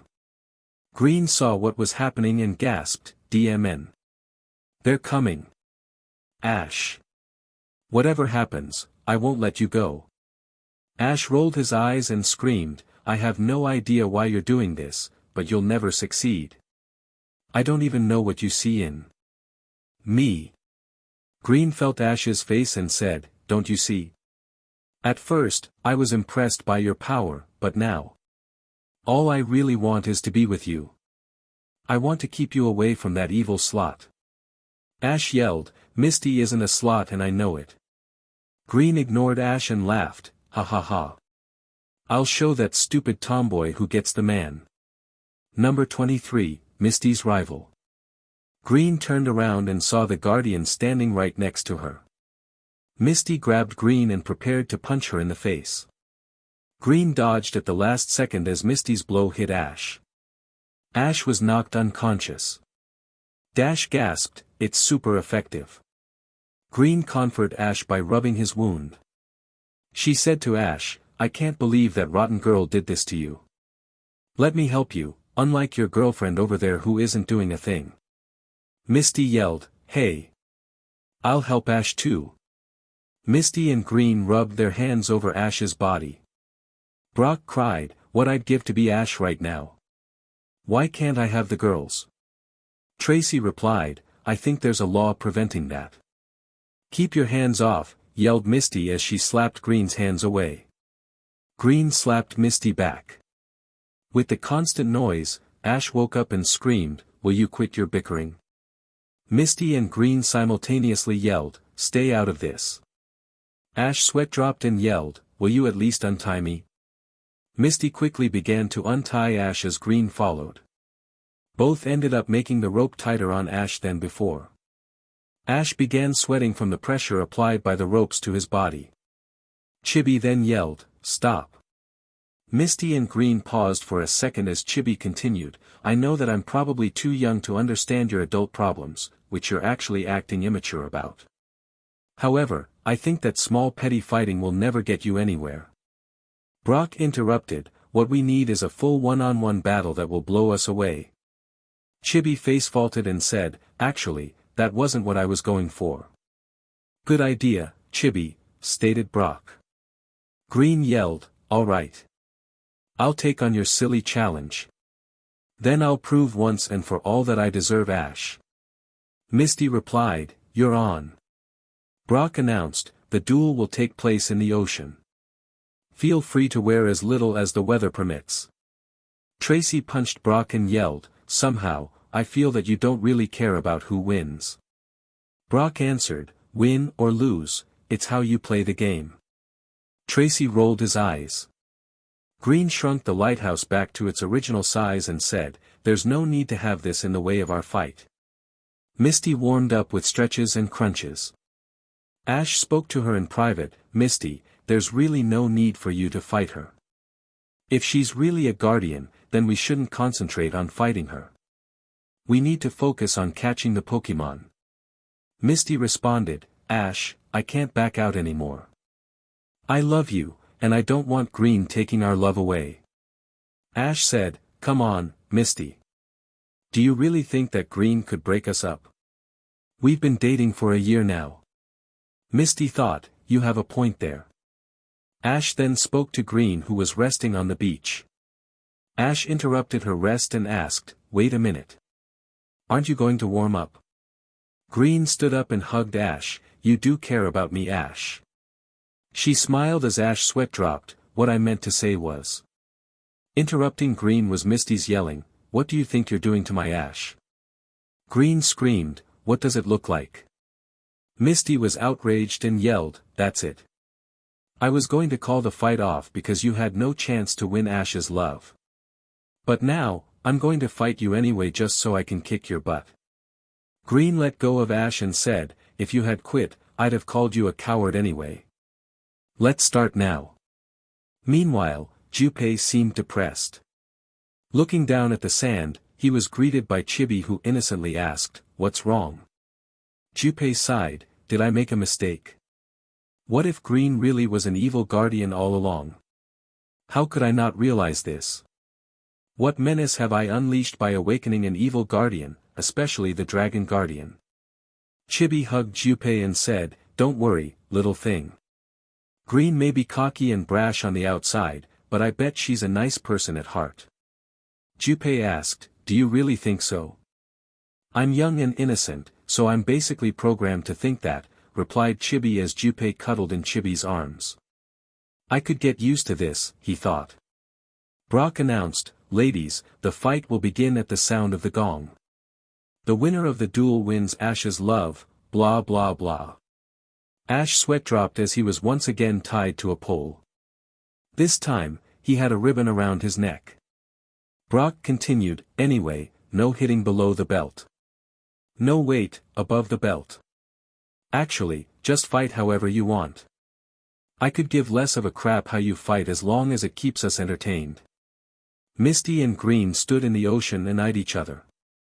Little sparks came out of each girl's eyes. A large gong rang as Green yelled, "Dragon power.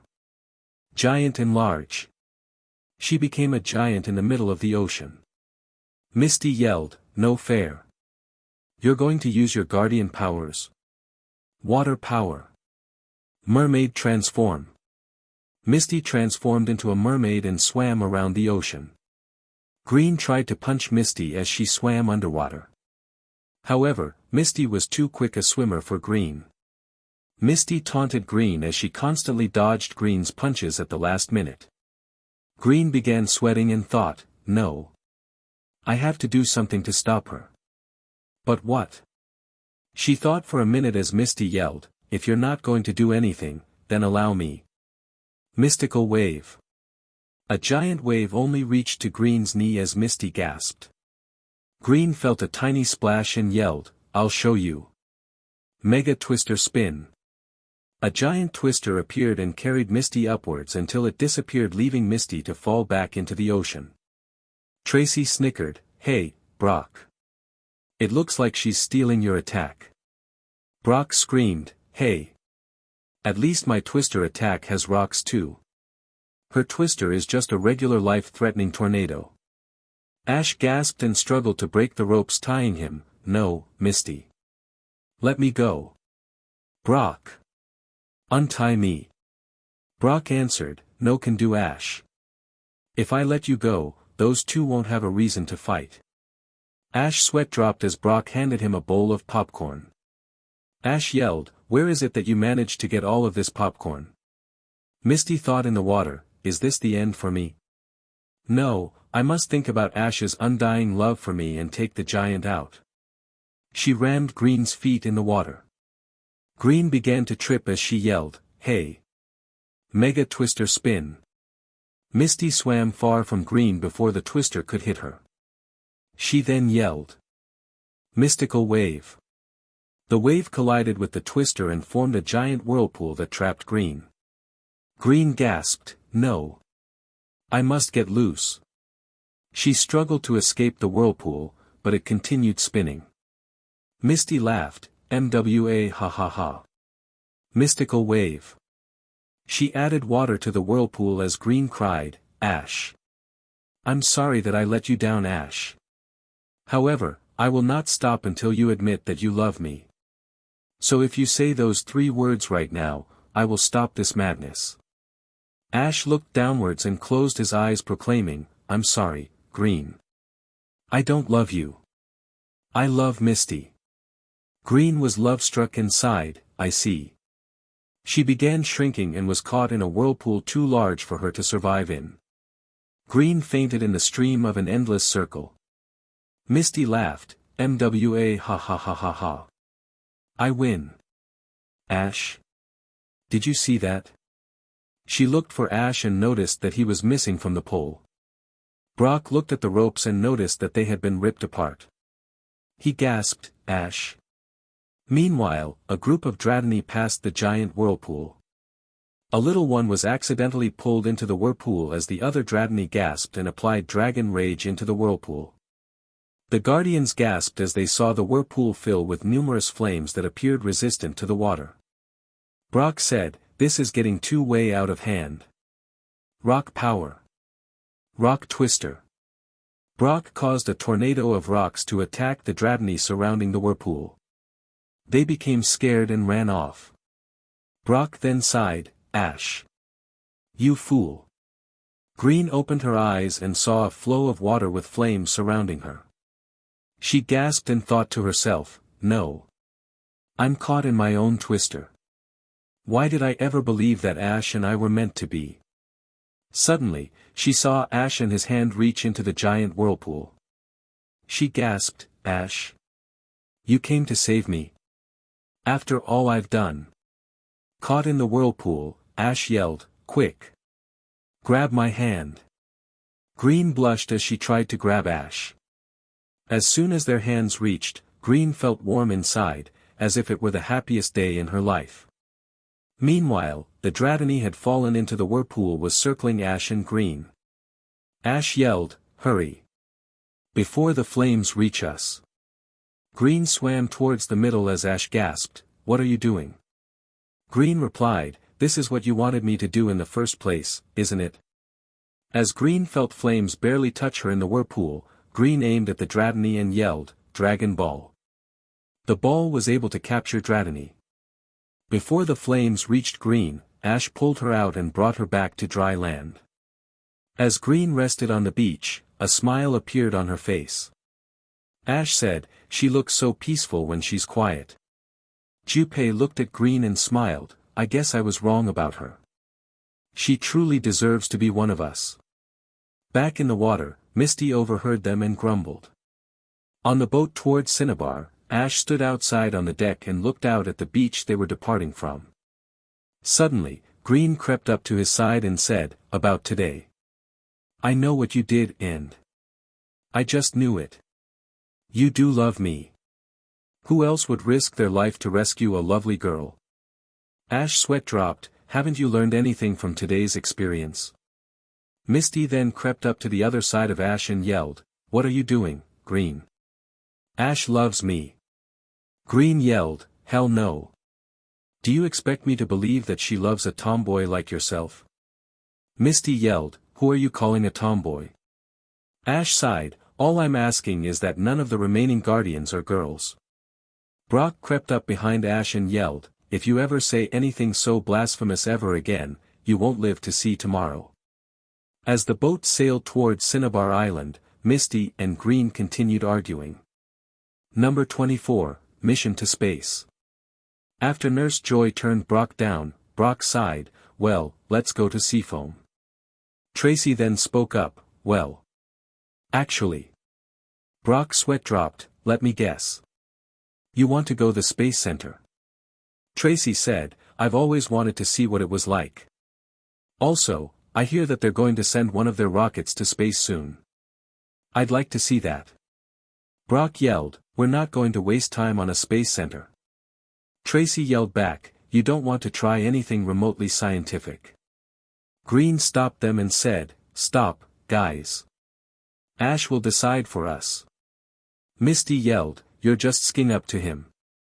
Green stuck her tongue out as Ash answered, "The space center looks pretty interesting." Green interrupted, "Exactly what I thought. Let's go."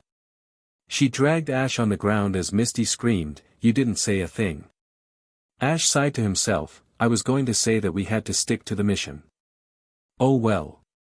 The Guardians walked inside the Space Center, which was a huge building with rows of computers deciphering information from satellites that they had sent to space. Outside, a huge rocket stood appearing as if it were going to blast off at any second. Walking into the lobby, the Guardians noticed an older girl with green hair pass by. As soon as Brock saw the girl, his heart skipped a beat. Brock could not resist the urge to walk towards the girl. He drooled, "That woman must be mine." Suddenly, a guard blocked his way and yelled, "What are you kids doing in here? This space center is no place for you to be. The only people who visit Cinnabar anymore are our scientists, astronomists, and Pokémon trainers, but even they'd be smart enough to head to the Pokémon Center next door." Tracy yelled, "Hey! All we wanted to do was take a visit. And check the Space Center out." The guard made a fist and yelled, "If you don't leave, then we'll be forced to take action." Suddenly, a middle-aged man stopped the guard. The guard gasped, "Mr. Koss." The man stared at him and yelled, "Get back to work." "Yes sir," answered the guard. The man then greeted the others, "Why hello there, children. May I ask what brings you to this fine space center? Allow me to introduce myself. I am Mr. Koss, the president of this space center. My friends and I just wanted to visit and maybe learn a thing or two," said Tracy as Mr. Koss answered, "Really? 1 minute." He walked to another room to speak with the green-haired woman from before. She asked, "Are you sure they're qualified?" Mr. Koss answered, "It's better than nothing. They seem like a strong group. Besides, everyone else cowered when they heard about the mission.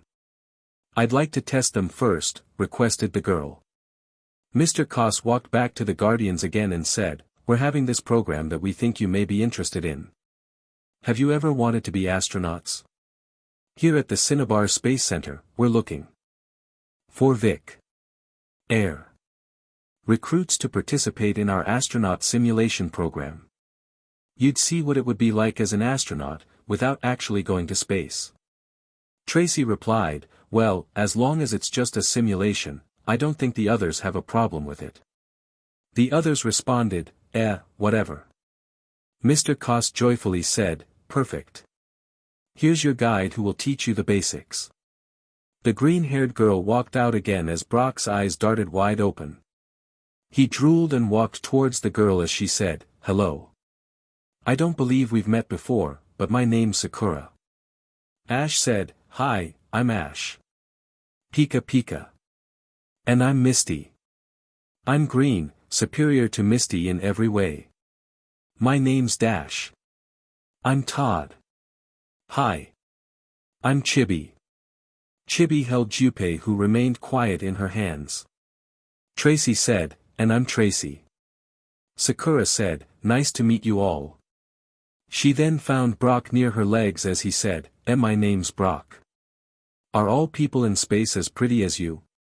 Sakura kicked him around and said, what are you doing? Brock screamed, you don't understand. You are my goddess. Everyone's sweat dropped. Sakura led the Guardians into the rocket ship. Brock looked around, look at everything, Sakura. Only your magnificent knowledge could tell me how this rocket ship worked. Tracy's sweat dropped. Just a minute ago, he didn't even want to come to the space center. Sakura began showing them buttons and thought to herself, now I feel really guilty. They seem like good people.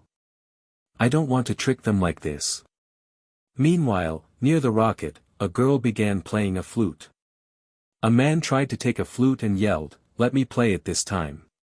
The girl yelled, stop trying to take my flute and my monsters. Playing the flute, a female creature who appeared to be made from a blubbery substance rose from underground and yelled, why have you called Splitter?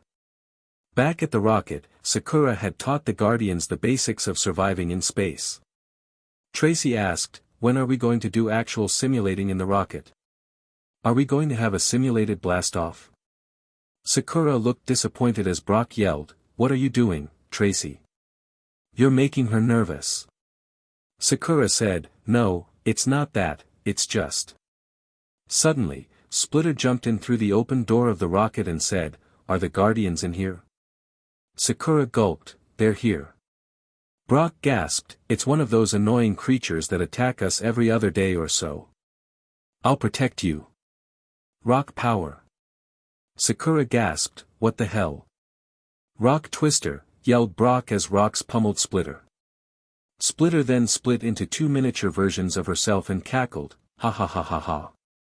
Now you know why they call me Splitter. Sakura gasped, I didn't know the others could do that. What's even more amazing is this Brock guy. What is he doing to generate such power? Ash yelled, come on. This battle requires all of our assistance. Psychic power. Water power. Ground power. Flying power. Bug power. Grass power. Dragon power. All the Guardians transformed. Psychic blast, yelled Ash as a blast split one of the splitters into two again. Mystical wave, yelled Misty as a wave split the splitters even more.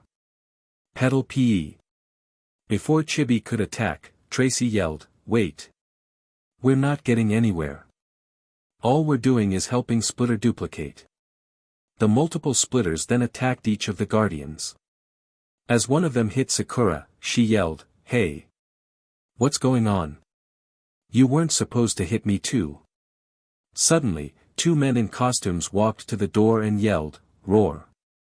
Sakura said, hey, guys. This thing you unleashed to test them, how and why did you create such a creature? The men asked, what creature? We're supposed to test them. Sakura gasped, oh, blast. Guys. This is a real monster. Ash said, we know that. Sakura gasped again, you mean you've fought things like this before? Tracy replied, it's what we do.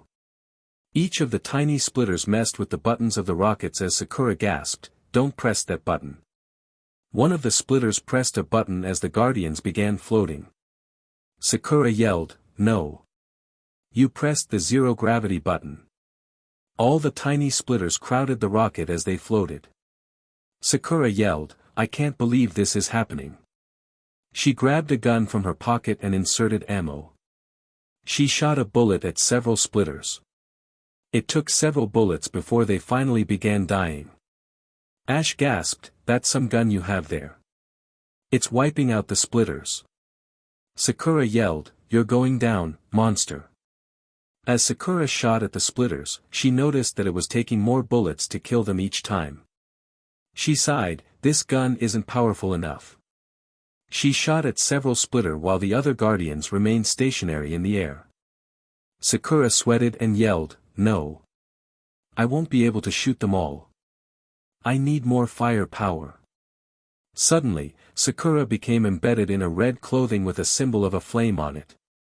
Junpei gasped, I didn't see this one coming. Sakura. It looks like you're the fire guardian. Sakura asked, the what? How can you talk? Junpei flew over to Sakura and said, we'll talk later. For now, you have to attack those splitter like the other guardians have been doing. Sakura nodded. She became silent for a second then yelled, fire guns shoot. Suddenly, multiple bullets of fire blasted out from her gun and destroyed many of the splitters. The splitters gasped and rejoined into one splitter. She then charged toward Sakura in the air as Sakura yelled, fire guns shoot. A bullet of fire pierced through Splitter and killed her in the process. Phew, said Sakura as Brock then grabbed her legs again and said, oh, the gods do care for me. Now you can join us. Now that you're a guardian, you can stay with me forever.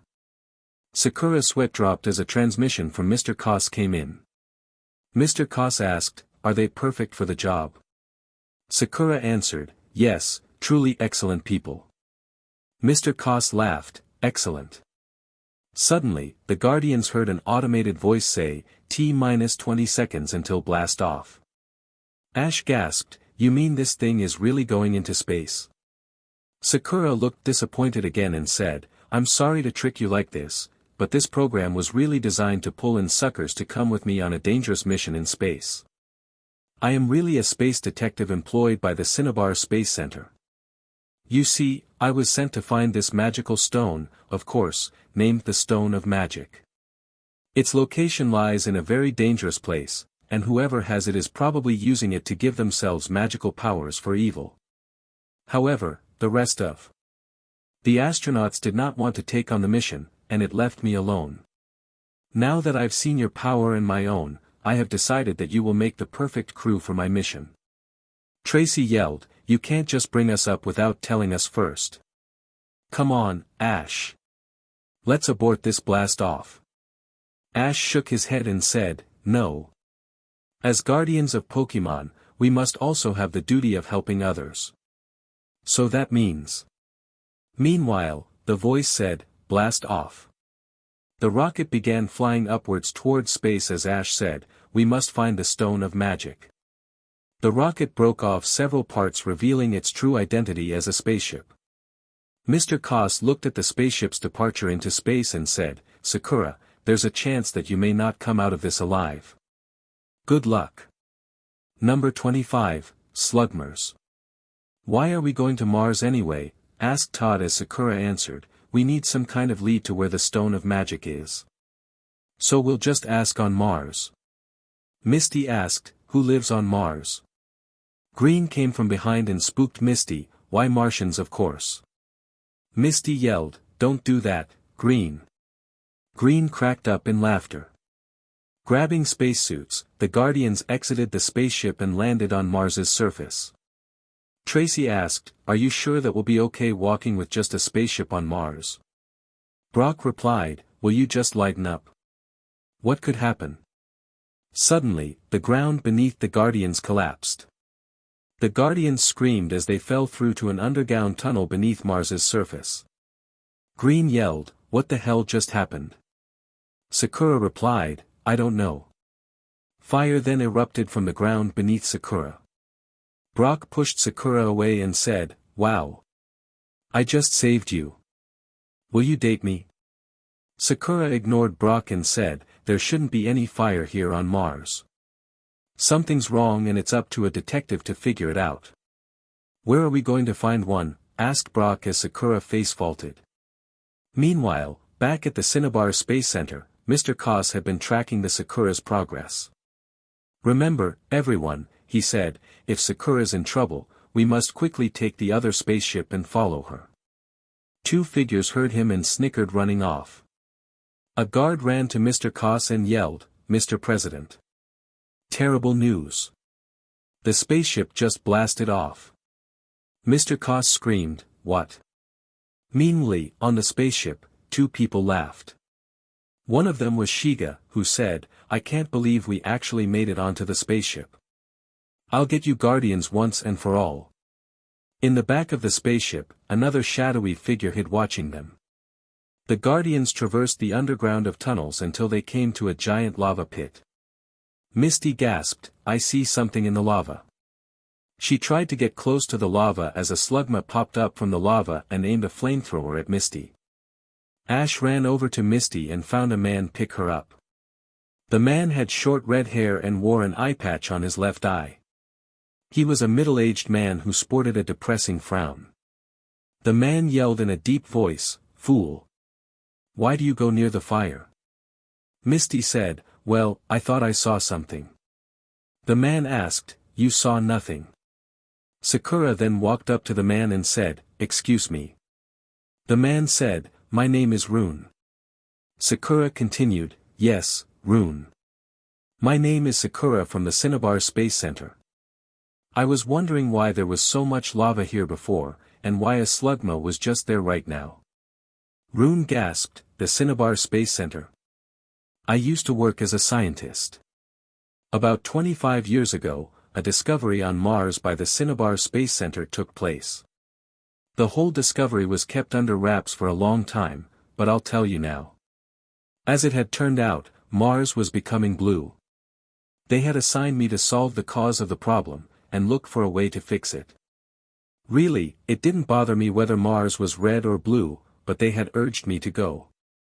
My original hypothesis was that the temperature in Mars was dropping steadily and that the cold was starting to change Mars's color to blue.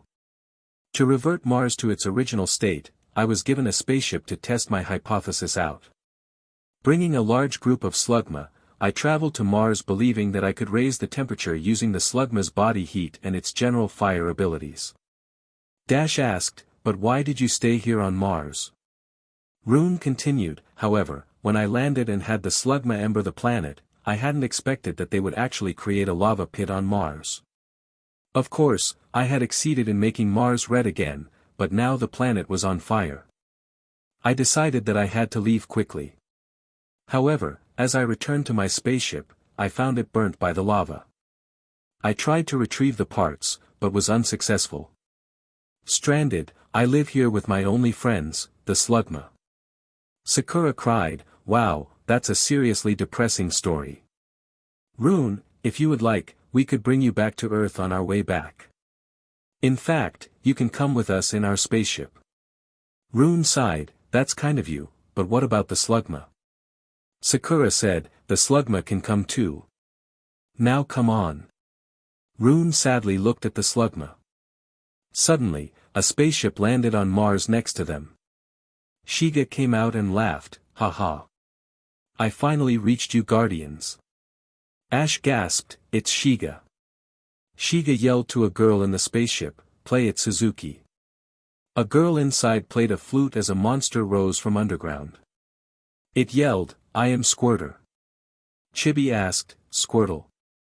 Squirter face faulted. She then began to squirt water all over the lava pit. The slugma retreated as a pool emerged from the lava. Rune gasped, "Stop hurting the slugma." Tracy looked at Mars's surface and gasped, "It's becoming blue again." Sakura yelled, "What are you doing to Rune and his slugma?" "Fire power. Fire guns shoot." She shot at Squirter as it was distracted by the bullet. Ash then yelled, "Psychic power. Psychic scepter extermination." Shiga watched as Squirter was destroyed before his eyes. Shiga gasped and ran back inside the spaceship yelling, "Blast. The Guardians have defeated Squirter. Suzuki, let's move." The girl with Shiga, Suzuki, was unconscious on the floor. Shiga woke her up and asked, "What happened, Suzuki?" Suzuki answered, "A cat girl. She attacked." Shiga gasped, "A cat girl?" Meanwhile, the pool began destroying Mars's surface. Rune gasped, "The slugma's home will be destroyed."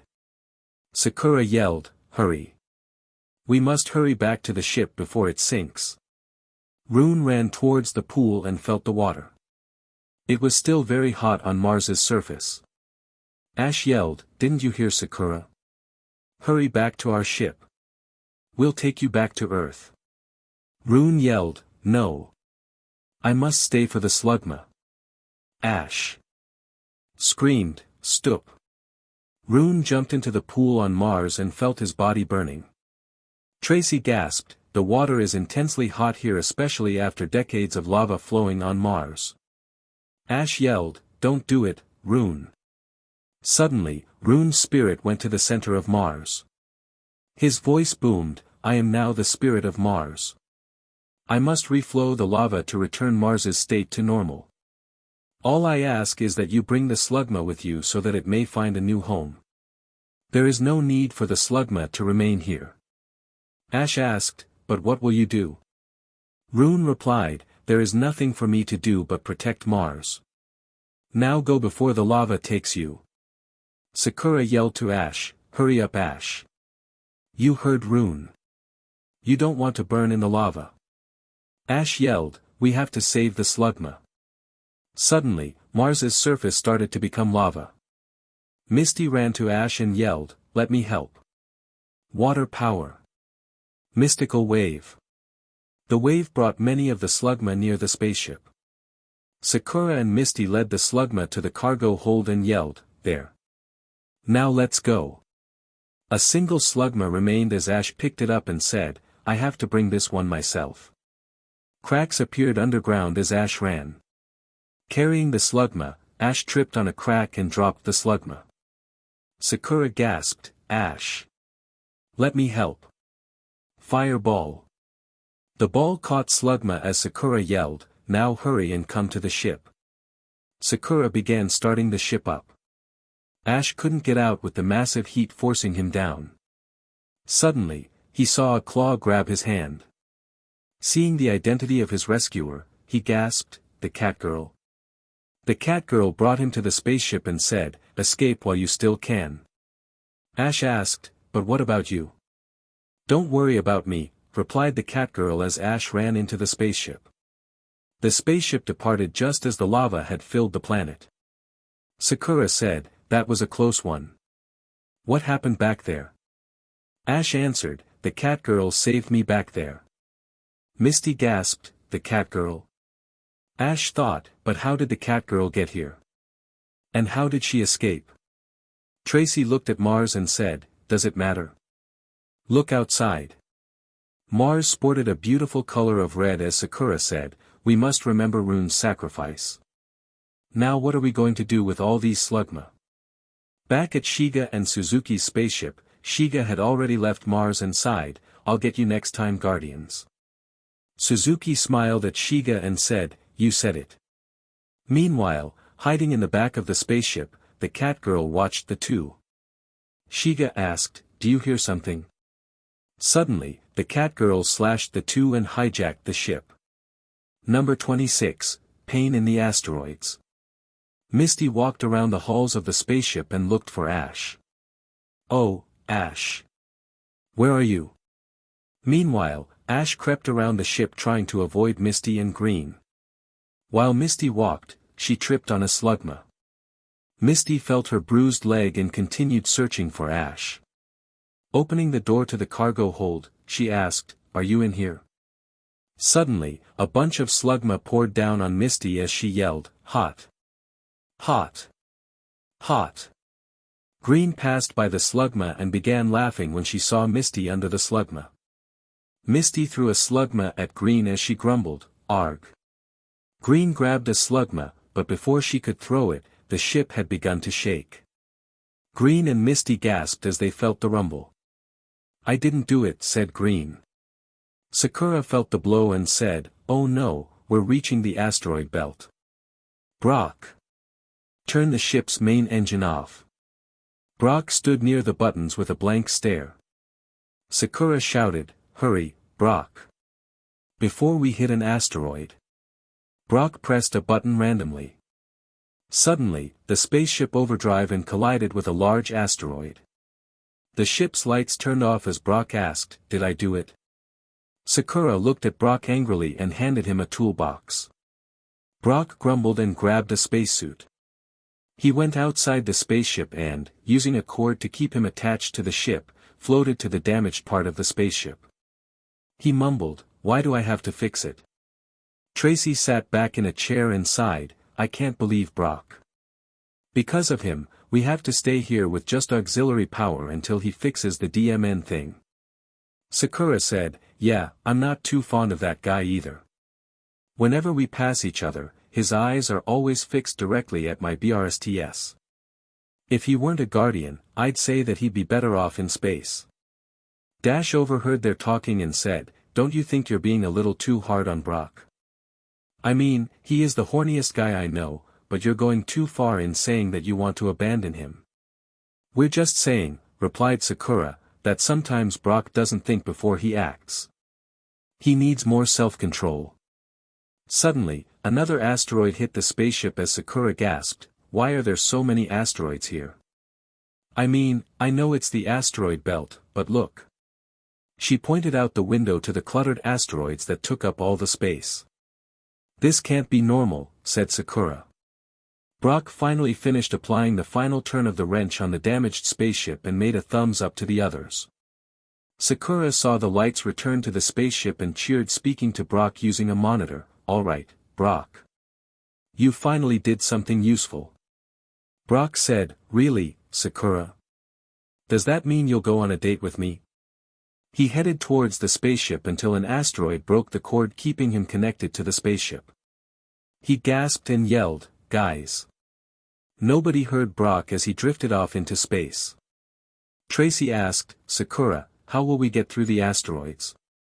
Sakura winked, "I have a hidden weapon installed just for this situation. Fire the lasers." Tracy stared blankly at the buttons as Sakura said, "The red button." Tracy fired a laser towards an asteroid and destroyed. Sakura said, "All right. Start the engines. We're going to go to the space station." Tracy asked, "I can't help but feel that we're forgetting something." Meanwhile, around the spaceship, Brock was pummeled by numerous asteroids. "Ow," sighed Brock, "I have to find a way to make it back to the ship." Spotting an asteroid heading towards the spaceship, he grabbed it and held on tightly. Once he was close enough to the spaceship, he jumped off and landed on a window. He held on as tightly as he could and banged the window of the spaceship, hoping that someone would notice. As Chibi passed Brock, Brock happily banged loudly on the window. Chibi noticed Brock and waved innocently. She then continued walking as Brock yelled, "You little brat. Come back here." Realizing that nobody would hear him, he continued banging. He then noticed Sakura and Tracy and said, "Perfect. My goddess will rescue me." Sakura and Tracy laughed loudly and did not hear Brock. Brock yelled, "DMN it. And what the hell are those two doing together?" Suddenly, Dash passed Brock as Brock attempted to get his attention. Hearing something near the window, Dash looked outside it and noticed Brock. Dash gasped, "Brock? What are you doing still out there?" Brock made out words with his lips. Dash tried to read his lips and asked, "Rescue me? Oh no. The asteroids must have gotten you. I'm on my way." Brock breathed a sigh of relief as an asteroid hit him away from the window. Dash looked for everyone else and found them missing from the main room. He sighed and grabbed a spacesuit. "I guess that I'll have to do it myself." Dash left the spaceship and flyouted towards the window where Brock was by using a cord. When he couldn't find Brock there, he gasped, "Where is he now?" Suddenly, an asteroid hit his cord as he sweat dropped. Oh. He was floating towards an asteroid. Before he collided, someone had rushed in and saved him. Meanwhile, as Tracy walked back to fire more lasers, he gasped as an asteroid had hit the lasers. He yelled, "Sakura. We may have a minor problem." Sakura yelled, "No. Now we'll never get past these asteroids." Dash looked inside the spaceship of the person who saved him and gasped, "Brock?" Brock answered, "Hey, it's the least I could do when you were the only one who tried to save me." Dash asked, "How do we get back now?" Brock said, "More importantly, how will we avoid all these asteroids?" We should see where the asteroids are coming from. Dash listened to Brock and thought to himself, I don't see why those two think so lowly of Brock. He seems like a cool guy. Floating past several asteroids, Brock and Dash finally approached the asteroid creator. Brock asked, you mean it's just a golem using rock throw? Dash said, hey, since it's a Pokémon, we should catch it. Then we can get rid of the asteroids.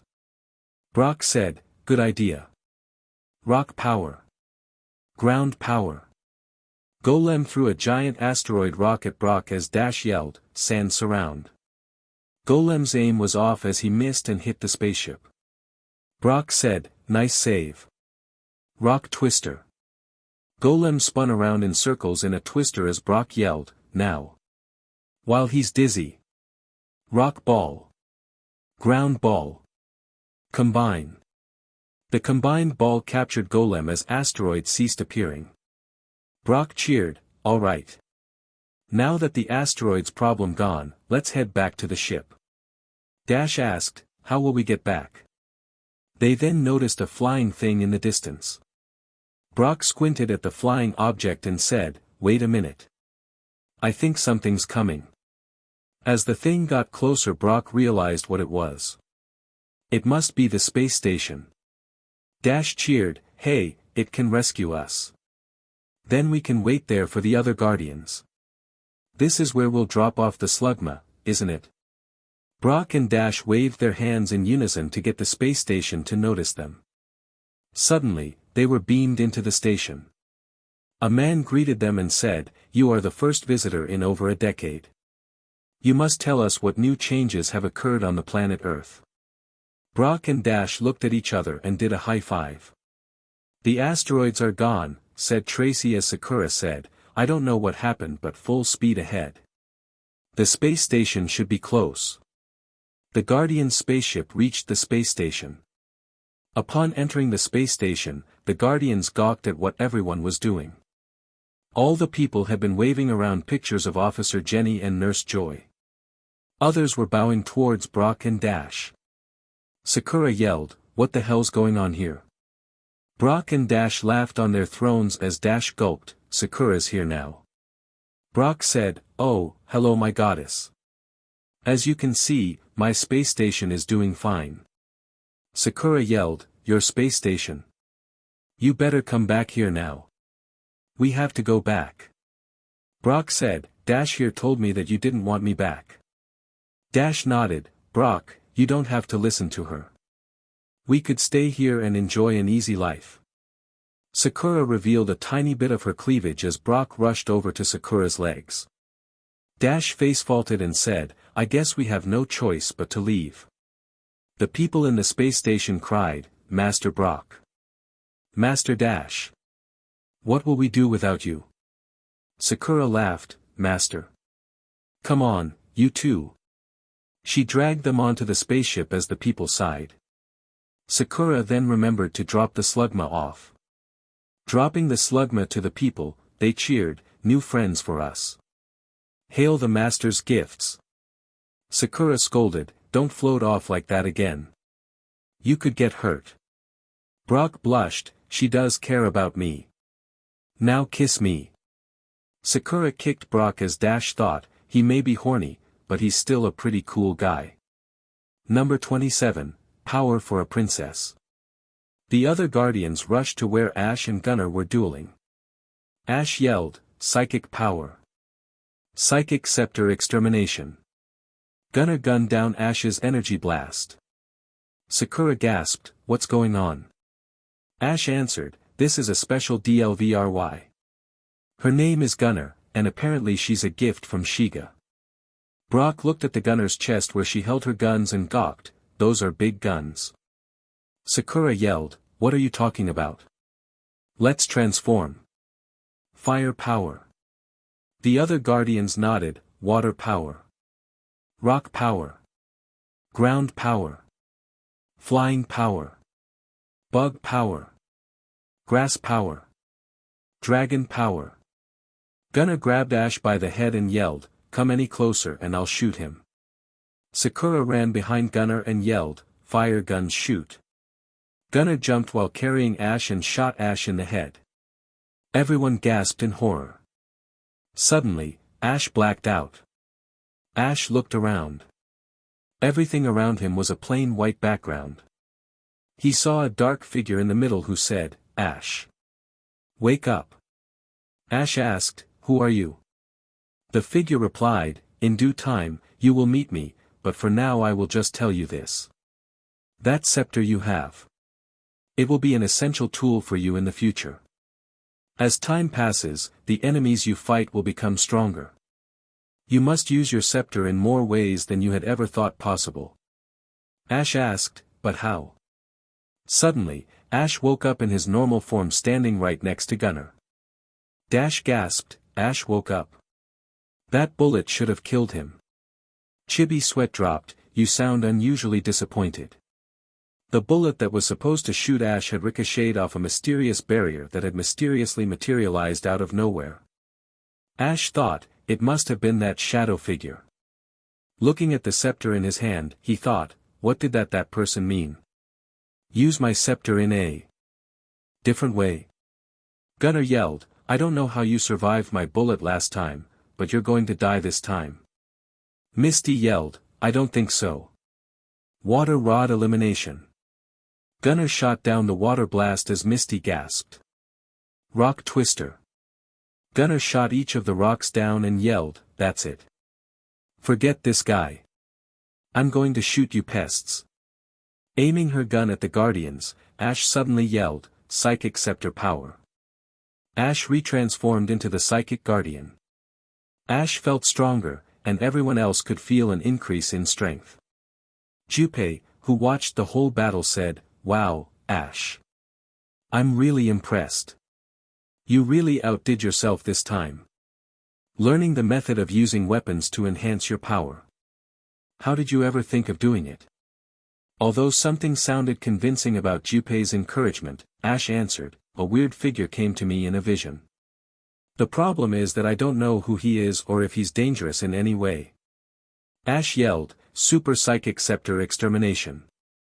Gunnar shot the blast, but failed to destroy it. She gasped as the powerful blast hit her. Gunnar was badly injured and finally stole Ash's scepter, and jumped off the ship. Ash gasped, "My scepter. I need it back." He tried to locate it through meditation, but failed in doing so. Ash sighed, "It doesn't feel like it's in this galaxy anymore." Sakura then said, There is a chance that the Gunnar and the scepter have galaxy jumped." Sakura said, "If Gunnar did flee to another galaxy, then we're going to need to perform a galaxy jump." Ash asked, "A galaxy jump? What's that?" Sakura replied, "This spaceship is going to warp into another galaxy. You know, one with different planets and such." Tracy gasped, "What? You mean that there are more than the 9 planets in our solar system?" Sakura said, "Of course. In fact, the galaxy that we'll travel to has a couple of interesting planets. There's a good planet in that galaxy that we can use to find information about the Stone of Magic." Ash gasped, "This is happening too fast. Are we really going to?" Suddenly, the spaceship started entering a blue tunnel. Sakura yelled, "Let's jump." The spaceship emerged into a new galaxy. Behind, another spaceship piloted by Shiga and Suzuki followed. "Our first stop," said Sakura, "will be the planet Earth 2. Brock asked, "Earth 2? Isn't one Earth good enough for this universe?" Sakura said, "Think of this as a parallel version of Earth. Everything is similar to our Earth, except for a few minor changes in geography. If the Gunnar and the scepter went anywhere, I'd say it's here. Also, this would be a good place to find information on the Stone of Magic." Entering Earth 2, Chibi gasped as she saw many decorations everywhere. Chibi asked, "Why are there so many pretty decorations here?" Sakura replied, "It must be a special holiday." Exiting the spaceship, the Guardians noticed that main girls were shopping for discounts. All wore beautiful kimonos. Misty and Green gasped, "It must be Girls' Day." Sakura said, "You mean Princess Festival Day?" Misty and Green sweat dropped, yeah, whatever. Misty and Green grabbed Ash and yelled, please, Ash. You must buy us something for Girls' Day. Ash's sweat dropped as they headed inside a store. Brock said, alright, this is the perfect way to find girls that I can give gifts to. Let's go, Dash. I'll teach you how to win girls' hearts. The gifts piled up in Ash's hands as he sighed, I can't carry all of this. And when are you going to help me find my scepter? Misty and Green screamed at Ash, but we must buy our stuff. Ash thought, I have to get out of here. I'm going to the bathroom. Misty and Green said, hurry back soon. Sakura looked depressed and sighed, I wish there was a man who could give me something on this holiday. Tracy said, hey, I may be able to buy something. Chibi cheered, all right. You'll buy me something too, right? There's just too much that I want. Please, oh please. Tracy's sweat dropped, I hate this holiday. As Ash headed towards the bathroom, the cat girl watched him from the top of a nearby tree. She thought, I can't help him like this. She dropped down with a gardevoir. Ash turned around and saw the cat girl. He gasped, you're the cat girl who's saved me numerous times in the past. Ash chased after the cat girl as she gasped and fled. Following the cat girl to an alleyway, Ash ran into a gardevoir who began using dancing around him. Ash became dizzy and passed out. Holding giant piles of clothing, Misty and Green sighed, where did Ash go? They stared at each other and yelled, he left because of you. Green yelled, he'd never leave a graceful girl like me. Misty screamed, graceful? Why don't you prove it? Green held up a flyer and said, fine. This is the annual Princess Festival pageant. This contest will prove once and for all which of us is the true princess. Misty and Green walked to the pageant area and found Sakura and Chibi there. Green asked, what are you two doing here? Sakura yelled, unlike you, we're participating in this pageant for a real reason. Look at the prize. Misty and Green noticed a scepter sitting on a booth. Only one of us has to win and that scepter goes back to Ash, said Sakura as Misty nodded, of course I'll win. Green sweat dropped, heh. Meanwhile, as Brock and Dash walked around Earth 2, they noticed a girl with long black hair lying on the ground. Brock snickered, here's the ticket we've been looking for. I'll just wake this girl up. Preparing to kiss the girl, she yelled, stop, and slapped Brock. Ouch. The girl gasped as she saw what she had done and cried, I'm terribly sorry. Brock felt the mark she had caused and said, don't worry about it. So how about some gifts to get you to kiss me? The girl asked, what? She felt her feminine body and gasped. She thought, what happened to me? I have to find that Pokémon that did this. But being like this could have its advantages. The girl then thought about how she could exploit Brock and laughed. And by the way, my name is... Soot.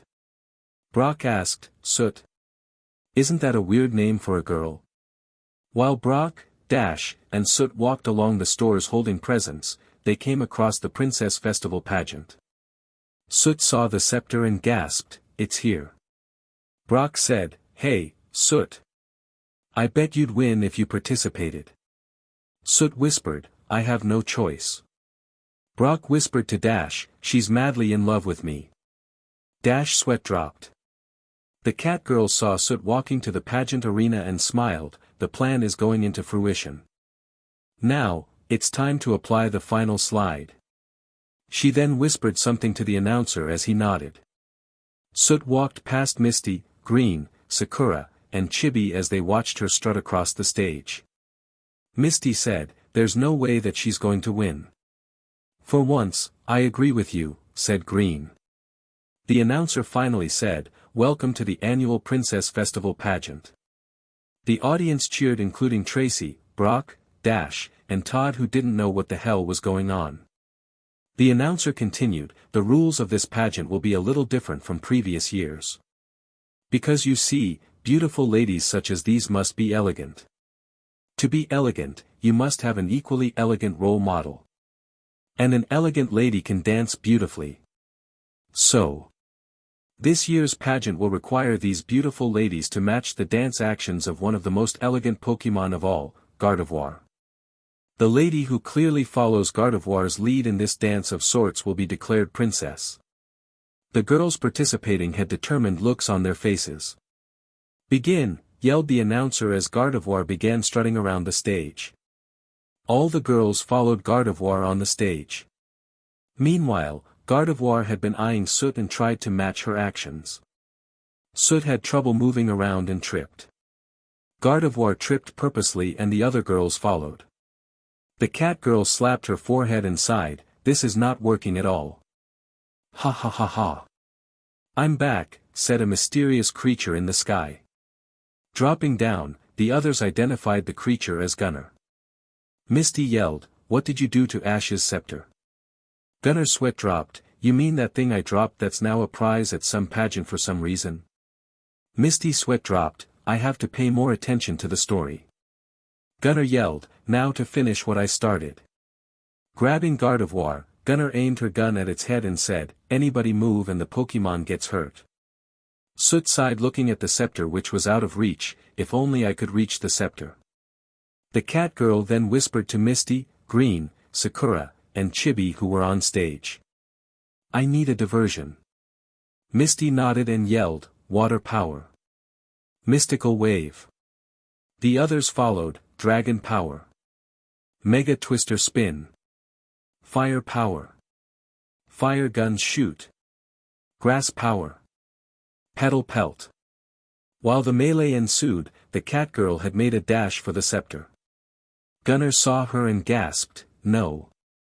Gunner couldn't get a good shot at the speedy cat girl. The cat girl grabbed the scepter and threw it to Soot. Misty asked, "But Miss Catgirl? Why are you throwing it to that girl? It belongs to Ash." To everybody's surprise, Soot yelled, "Psychic scepter power." Green yelled, "I have no clue what's going on, but whoever it is that's stealing Ash's identity will pay." Soot saw herself dressed in purple clothing and snickered, "Finally. Super Psychic Scepter Extermination." Gunner died from Soot's blast. Confused, the rest of the Guardians went up to Soot and stared at her. Soot's sweat dropped, "I'm sorry guys, but you're probably wondering who I am." Misty felt Soot's body and cried, "Ash. Is that you?" Soot nodded, "It was the catgirl's Gardevoir that did this to me. Gardevoir must have used its psychic powers to turn me into a girl." The Guardians stared at Gardevoir as the catgirl yelled, "Hurry, Gardevoir." Confusion. Powerful waves materialized and attacked the Guardians. "Fire guns shoot," yelled Sakura shooting at Gardevoir. Gardevoir gracefully dodged the shots.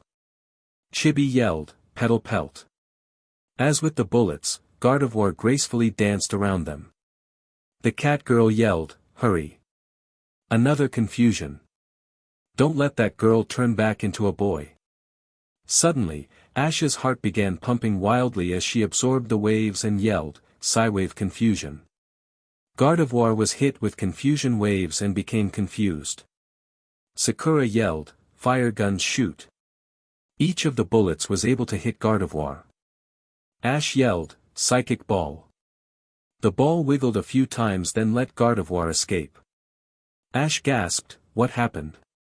Junpei flew up to her and said, "Ash, if that really is you, you should know that an upgraded transformation leads to a better ball. Use a great ball." Ash nodded and yelled, "Great psychic ball." While Gardevoir hit herself in confusion, the great ball hit her and trapped her inside. Ash saw his body change back into his regular self as he smiled. They realized that Soot had really been Ash in a girl's body. Brock sighed, "Great. The one girl that would have probably liked me is a guy." Dash said, "Don't forget. You also bought him several stuff." The cat girl gasped and yelled, "The next time we meet will probably be our last. Goodbye." In a poof of smoke, the cat girl fled. Ash sighed, "What happened to the cat girl? Wasn't she helping us before?" All we know now is that she's following us for some reason. Misty interrupted Ash's train of thought and said, a better question would be who won the Princess Festival pageant. The announcer who had been hiding from the action said, ah. But it's so hard to pick, because you were all so elegant. Misty screamed at him, pick a princess before this episode drags out any longer. The announcer said, if I had to choose, the winner would be. He looked at Misty, then Green, then Misty again. Both were eagerly smiling. Finally, the announcer said, and this year's princess is Soot. Everyone face-faulted as Ash retransformed into a girl and walked up to the stage. As the announcer placed a crown on her, she thought, sure, I lost my dignity. But hey! A victory's a victory. Number 28, Tentacles of Trouble. Well, that trip was a disaster, said Sakura. Holding his crown, Ash said, not really. Brock sighed, please, Ash. Put that away before I throw up. Ash asked, so where are we going next? Sakura said, the next planet on the map is the water planet of Zuyo, but I doubt that the Stone of Magic would be there. As the words went through Misty's ears, she gasped, water planet. Did you just say water planet? She grabbed the controls of the spaceship and steered it towards Zuyo. Sakura's sweat dropped as the spaceship hovered above the ocean's surface. Sakura announced, while we're here, I guess you should know that while there is oxygen, there is no land to speak of excluding the land on the bottom of the ocean depths. Tracy asked, how is that possible? Sakura stuck out her tongue and answered, I could tell you but it wouldn't make sense at all. Opening the door, Misty stared at the water and stuttered, I can't believe this. This is the greatest place I have ever been to. Awesome. Water power. Mermaid transform. She jumped into the water and swam around. Todd sighed, now that Misty's down there swimming, what should we do? Green replied, I say that we just leave her down there. She winked at Ash who looked at her with disappointment. Sakura said, here's an idea. Let's see what's down there. There's bound to be plenty of water Pokémon down there. One problem, said Todd, Misty's the only one who can survive under the water for long periods of time. Sakura laughed, but I still know a something we can use to see underwater. She swiped Todd's camera as Todd yelled, hey! Give that back. Sakura held it up in the air with her long arms and laughed. Attaching a wire to Todd's camera, Sakura dropped it into the camera and said, this will take pictures of whatever we want underwater. Just press this button here and the camera will take a picture. Isn't this idea neat? Todd's sweat dropped, you're just lucky it's waterproof. Sakura turned on a monitor that received the pictures. They took several pictures. Each of the pictures, however, was just a simple picture of the water around the camera. Meanwhile, while Misty swam around Zuyo, she thought to herself in a calm state, this place is too beautiful to leave. But I must go back. She began to argue with herself, but this place is too beautiful. What would Ash say? I can't leave Ash. Maybe Ash can stay here, despite the fact that he wouldn't survive. What should I do? In a trance, she didn't realize that a tentacle had grabbed her. Back at the spaceship, the Guardians fell asleep watching the camera pick up nothing in its pictures. Suddenly, the camera landed on the bottom of the ocean as Todd woke up and said, the wire stopped. That means we can pick up my camera now, right? Sakura sighed, over 30 pictures and nothing worth mentioning. She then saw a picture taken at the bottom of the ocean and gasped, guys, look at this. It seems like there is something in the water. In the picture, a clock attached to a battery via wires showed up. Todd gasped, no way. That's an electrical time bomb. Everyone gasped, a time bomb? Todd replied, yes, this time bomb in particular will shoot out volts of electricity throughout the general vicinity. Dash said, and water conducts electricity. Todd's sweat dropped, well, thanks for revealing the obvious so that the readers look stupid. Dash sighed, I was just saying. Ash gasped, we have to warn Misty. He took out his seeker and tried to contact Misty. When the seeker showed static, Tracy said, I think we confirmed in an earlier episode that the seeker wouldn't work underwater. Ash sighed, DMN. I have to go underwater and find Misty myself. Sakura brought out scuba gear and said, I'm sorry it had to happen like this, but I do have enough scuba gear for one person. However, the oxygen tank will only provide you with about 5 minutes of oxygen. The ocean is very vast. Do you think you'll find Misty before then? Ash had a determined look on his face and said, hey, why not? If it's the only way to save Misty, then I have to do it. Brock whispered, if we're lucky, your 5 minutes of oxygen will last 10 episodes. Tracy asked, hey, Todd. How long would you say before the time bomb detonates? Todd replied, about 6 minutes. So, it's sort of timed perfectly that if Ash doesn't die from drowning, both Ash and Misty will die from electrocution. Everyone looked down in despair while Brock whispered, if we're lucky, those 6 minutes will last 12 episodes. Everyone yelled, shut up, Brock. Ash dove into the water and searched for Misty. After 3 minutes of searching, he finally found Misty under the water in a still position. Her face appeared as if she were in a constant state of bliss. Ash smiled and hollered, thank God. Misty. You have to hurry back to the surface. Misty replied, no, I can't. I finally found a place that supplies me with the freedom to swim wherever I want. Ash yelled, what? Are you kidding? Listen, there's an electrical time bomb that will electrocute us both if we don't hurry back up. He grabbed Misty who resisted and yelled, no. Todd yelled out, 1 minute left. It was then that Ash noticed that a red tentacle wrapping Misty.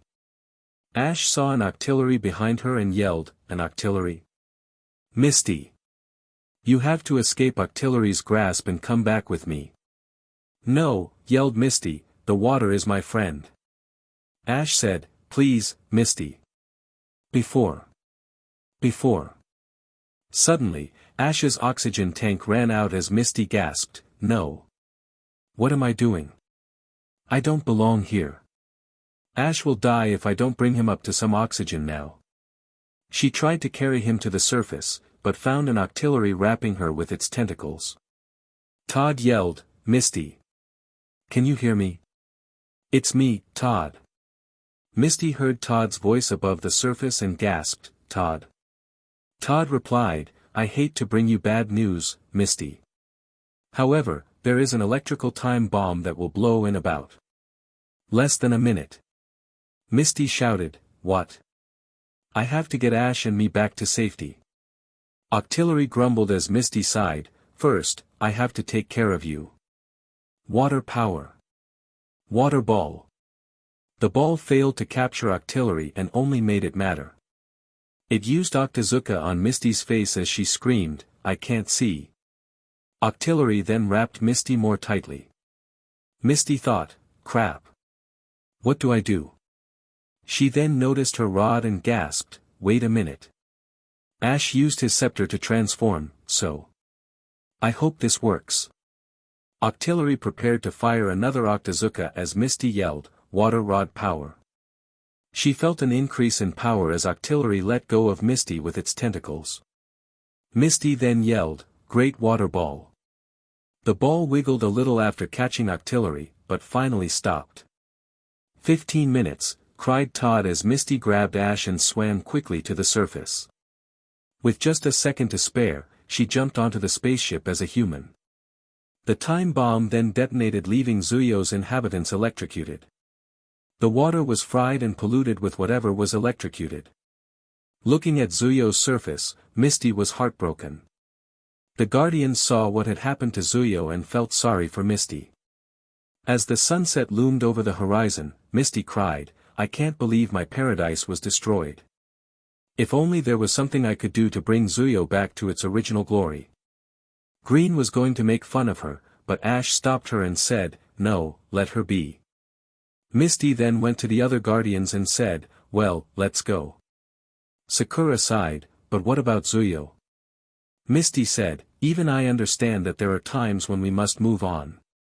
It would be a waste to stay here and mourn. Let's just go. Sakura started the spaceship. Chibi saw Misty's sadness and began glowing. After the Guardian spaceship had left the planet, several raindrops had fallen on Zuyo's ocean. Number 29, A Girl's Secret. The Guardian spaceship slowly crashed into the ground on the brownish planet. Sakura scolded Misty and Green, "What did you two think you were doing?" Misty answered, "Ugh. I don't want your crap. Now we have to fix the spaceship or we'll never escape." Sakura walked outside and walked over to the crash site. The spaceship had become beaten up. Sakura cried, "My spaceship. Now I'll have to fix it." Misty and Green whistled and walked away. Sakura yelled, "Hold on, you two. In case I can't fix it myself, you should hurry inside the village nearby and see if you can get some mechanics to help." Green sighed, "Fine. Just stop complaining already." Sakura said, "Be careful too. This is no ordinary village we're talking about. This is a tribe of girls that despise boys. They're said to possess special qualities too. So, make sure you don't get any help from the boys." Misty replied, "All right." While Misty and Green walked towards the tribe, Green yelled, "I can't believe her. Making us do all this crap. It's all your fault, you know." Misty yelled, "My fault? Yeah, just because I say some things about you which does have truth applied." Misty yelled, "I told you to stop calling me a tomboy." Green yelled, "Well you are." She bumped into a steel wall. Misty saw the giant wall which encircled a large area of mass. This must be the village.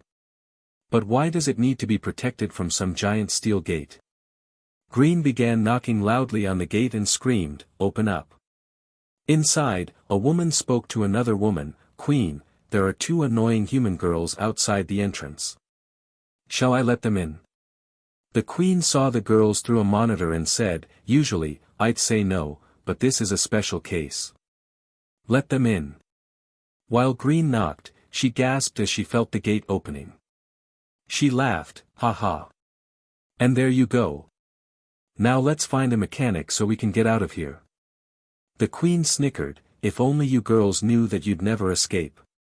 A girl wearing gray clothing and a gray mask greeted them. "Please come in." "At least you guys are hospitable," chimed Misty. Green shouted, "Is there a mechanic in the house?" Everyone face-faulted. The gray girl yelled, "Please refrain from yelling while you are in here. Now, the queen would like to see you at this instant." Misty and Green asked, "Queen?" The woman took Misty and Green to a throne where the queen sat in darkness. "Why hello there, Miss Queen. What do you want?" said Green as Misty face-faulted. "That's not how you talk to a queen." The queen then began to laugh and walked towards the light. Misty and Green gasped as they recognized the girl's face. The cat girl. Meanwhile, back at the spaceship, Sakura attempted to fix the spaceship. With no luck, she sighed, "When are Misty and Green going to get back here with a mechanic?" Chibi said, "Let's go save them. It will be like a rescue mission." Sakura replied, "I don't think they're in danger, but I agree that we should go and check on them." Ash then walked to them as a girl and said, "Let me come. Who knows? It could be dangerous." Brock saw Ash and threw up, "Damn it, Ash. Stop doing that." Misty yelled, "You're the same catgirl who's helped us numerous times before." Green added, "Don't forget Hurt." The catgirl said, "You're right. I am that catgirl. Allow me to introduce myself. My name is Katana, one of the last in the catgirl race. I was warned by a friend of mine, Katori, that there were people like you. People called the Guardians." Green said, "That's us," while Misty whispered, "Shut up." Katana continued, "I had heard that the Guardians were after something of ours and that they would go to any lengths to get what they wanted, even if it meant eliminating the catgirl race. My people were becoming endangered. Do you know how threatening that it for my people? Later, I decided to spy on the so-called guardians. You seemed like nice people, so I never understood what Katori wanted to accomplish by killing you guys. But once I heard that you would be arriving on my planet, which is even on another galaxy, I became outraged. Green gulped, that's nice. We'll just be going now. Katana yelled, seize them. The girl with a gray mask took it off, revealing herself to be another catgirl. Shortly, several other catgirls ran in and grabbed Misty and Green. What should we do with them? Send them to the Delcatty chamber, replied Katana. Ash, Chibi, and Sakura walked into the open gate and looked for Misty and Green. Chibi cried, I don't like the feel of this place. They had passed Misty and Green, which had been placed in a chamber of some sort. In an adjacent chamber stood a Delcatty. Ash yelled, okay, what the hell's going on? Katana walked over to them and clapped, I'm glad you made it. You can join your friends. Misty and Green came out of the chambers. The others gasped as Misty and Green had become catgirls. Katana laughed, I'd like you to meet my new catgirls. By adding DNA from the most beautiful cat Pokémon, Delcatty, the catgirl tribe has developed a chamber to transform ordinary girls into catgirls. And now, my catgirls. Attack them. Sakura yelled, fire power. Ash yelled, psychic scepter power. Chibi yelled, grass power. Misty and Green pounced on Chibi and Ash, bumping them into the Delcatty chamber. Sakura gasped, no. I have to call the others. She turned on her seeker and called the other guardians. Brock heard a ringing noise and gasped, what the hell is that? Todd answered, I don't know, but it's annoying. Tracy then said, hey, did any of you notice that we were alone? Dash answered, perhaps they're in trouble. Junpei yelled, well then, what are you waiting for? Let's go. Sakura sweat dropped when the boys didn't answer. Idiots. Fire guns shoot, yelled Sakura as she fired at Katana. Katana jumped and charged toward Sakura with her claws. She slashed Sakura, whose clothes began to rip. Brock, Dash, Tracy, Todd, and Junpei arrived seeing Sakura. Getting nosebleeds from seeing the catfight, they stood in a trance. Sakura yelled, you idiots. Brock said, what could be better than this? Suddenly, Ash, Misty, Green, and Chibi pounced on them as catgirls. Brock laughed as Green laid on him, heh heh. Dash tried to fight Ash off and yelled, no way, bro. Todd simply drooled as Misty tried to slash him. Tracy attempted to run from the persistent Chibi who chased him. Katana then grabbed a sword and said, now you will understand the true power of the catgirl tribe. This is the legendary sword of the catgirls, passed down many generations. Sakura sighed, blah blah blah. Katana took out the sword and said, feast your eyes upon the katana. Sakura yelled, fire guns shoot. Katana blocked the bullets and yelled, meow. She slashed Sakura with her sword and gave her a cut on the cheek. Sakura yelled, why are you doing this? You helped us before. She shot at Katana. Katana sighed, you don't understand. I'm trying to protect the catgirl race from endangerment. She slashed at Sakura. Sakura countered, but why protect a race like this that is already strong enough to hold its own? I'm sure if you just came to Earth and lived like the rest of us, you'd be treated normally. Katana cried when she heard the word normally, it's no fair. I've always been different. Never like the others. Always different. Why is it that I was born a catgirl? All I ever wanted was to be normal.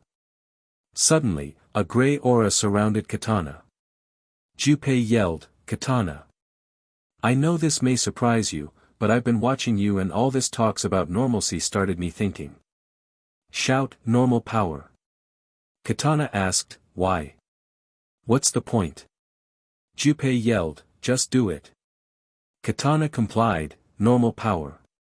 Suddenly, she was dressed in gray clothing with the symbol of the star. She gasped as she looked at herself, this can't be. I'm not normal. Junpei yelled, snap out of it and just destroy your Delcatty chamber so that everyone can return to normal. Katana looked at the chamber and yelled, Super Slash. The chamber began to collapse from Katana's claw. Delcatty was trapped under the rubble as Junpei said, oh yeah, could you catch Delcatty while you were at it? Katana yelled, normal ball. Delcatty was captured as Misty, Green, Ash, and Chibi returned to normal. Sakura said, finally, everything's back to normal. Katana yelled, I told you. I'm not normal. Later, as a Catgirl mechanic fixed the ship, Katana said to the others, well, I've told the Catgirls about my new role as the normal guardian. Misty asked, but what will they do without their queen? Katana answered, don't worry. I've allowed them to start a new civilization on Earth. Perhaps people will become used to them. Brock sighed, not likely. Only I was the one who loved you first. He pounced on Katana as she sweat dropped, what's up with this guy? Sakura replied, just ignore him. He's just some horny guy who for some reason is a guardian. Brock yelled, hey. I know you love me, Sakura. Everyone simply laughed as the mechanic said, the ship is fixed. Everyone cheered. Katana thought to herself, how can these people act so normal around me? Don't they feel uncomfortable around a Catgirl? I'll never understand them, but as long as they let me join, I had better accept their power. Besides, I am the normal guardian after all. But does that really make me normal? Number 30, Parallel Worlds. Sakura landed the ship on Wanaina. The planet encompassed a giant wasteland with no light to speak of. Ash looked outside and saw nothing but darkness and a giant orange figure sticking out of the sky. Ash asked, are we really stopping here? Sakura replied, Katana says the stone of magic might be here. So. Are there any volunteers? Tracy asked, we're not all going. Sakura replied, this place is much too dark for all of us to go. Some of you should stay on the ship. Green grabbed Ash's shoulder and said, Ash and I will do this alone. Misty yelled, hell no. I'd never let you two go alone. I'm coming too. Green pushed Misty aside and said, we don't need tomboys on this mission. Misty yelled, what? Ash couldn't stand the two and yelled, quiet. I'll go alone. Misty gasped, but Ash. Ash yelled, I've made my decision. I'm going alone. Katana said, let me go too. Everyone gasped as Katana continued, it wouldn't be safe for one person to go alone, meow. Ash nodded, of course you can come Katana. Misty and Green grumbled, how come she gets to go? Todd replied, do you think it could be because you fight all the... Misty and Green interrupted, stay out of this. Ash and Katana exited the spaceship. Katana asked Ash, are you sure you don't mind my company? Ash laughed, Katana. You're worrying too much. It wouldn't matter if you were some kind of space goblin. As long as you have heart. Since you're a guardian of Pokémon, I already know that you must care much about something. Katana smiled, that's reassuring, meow. Katana had lied and still felt uncomfortable around Ash. Ash then said, at least you're not like Misty and Green. Katana sighed, those two are annoying, I'll admit. No, said Ash, that's not it. I mean that sometimes they go a little too far when they fight. I wish that they'd just get along. Both Ash and Katana sighed about their problems. Eventually, the negative energy they gave off began to come together. It formed a portal of purple swirls in the air around them. Ash saw the portal and asked, what's that? Katana answered, whatever it is, it must be dangerous. Ash walked towards the purple portal. Katana gasped, no. Don't. Suddenly, the purple portal had disappeared engulfing Ash inside it. Katana cried, Ash? Ash? Now what do I do, meow? Ash exited from the other side of the portal and looked around. The sky was blue, the grass was green, some black figure stuck out of the sky, and people walked around following their normal lives. Ash became confused and walked into another building where gray people wore white lab coats. Ash saw their gray skin and looked at himself. He gasped when he saw that his skin had also become gray. He talked to the gray people, "Could you tell me where I am?" The gray people shook their heads and sighed, "Another victim has entered. What a shame." They talked to themselves. One of the gray people finally said to Ash, "Nice to meet you. I'm a scientist here in Wanina." Ash asked, "Wanina? But I thought it was a ghost town." The scientist replied, "Aha, I see that you have come from the real world. You see, right now, you are trapped in a parallel world. The only explanation is that you have some kind of mental anguish. Everyone in Wanina did.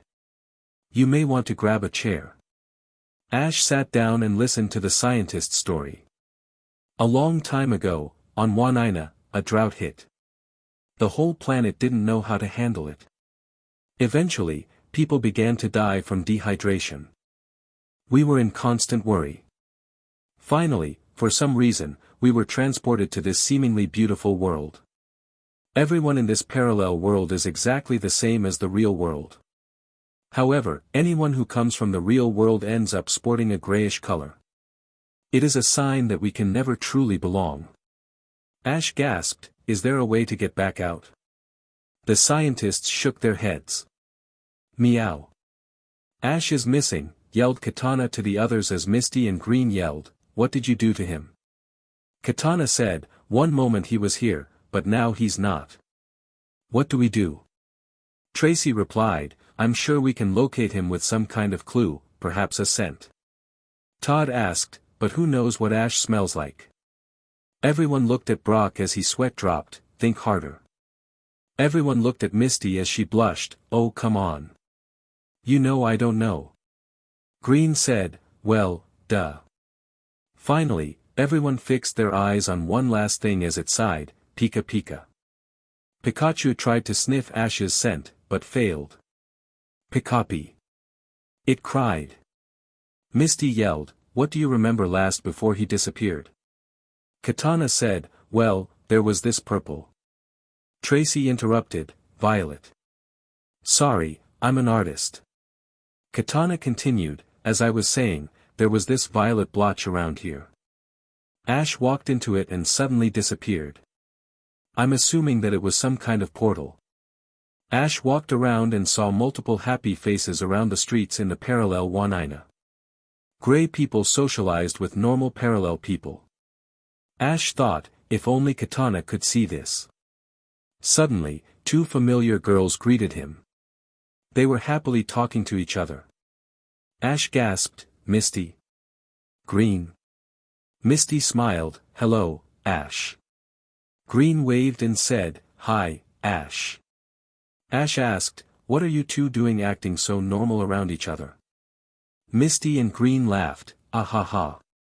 Silly Ash. We've always been friends." Ash looked at Misty and Green's skin and found them to be regular colored. He sighed and thought, they're only parallel versions of the real Misty and Green. But I'll admit that they're not too bad either. "Let's go have lunch," suggested Misty as Green said, "Great idea."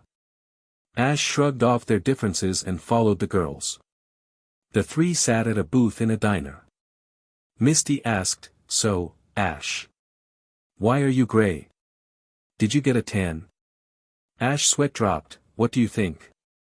Green smiled, "I think it looks great on you." Ash sighed at the two girls, "I can't stand it. These two are way too different." Suddenly, his seeker rang as he answered it. He gasped as he saw Misty. "Misty. Are you the real deal?" Misty asked, "What the hell are you talking about?"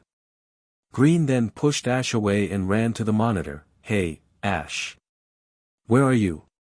Misty yelled, "Use your own DMN seeker." "Ash. You look a little gray."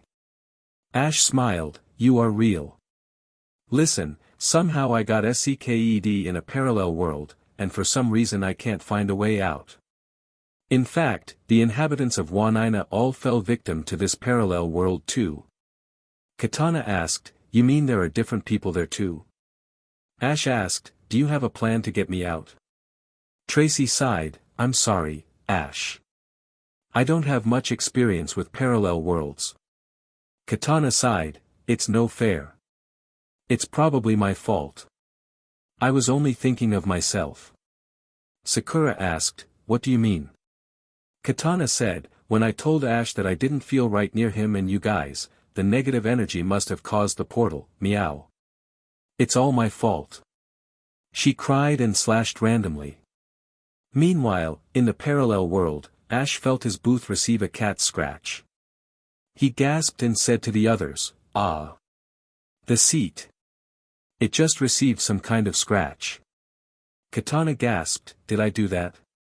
Tracy then said, I think I've figured it out. Todd smiled, and now the rest of us can relax.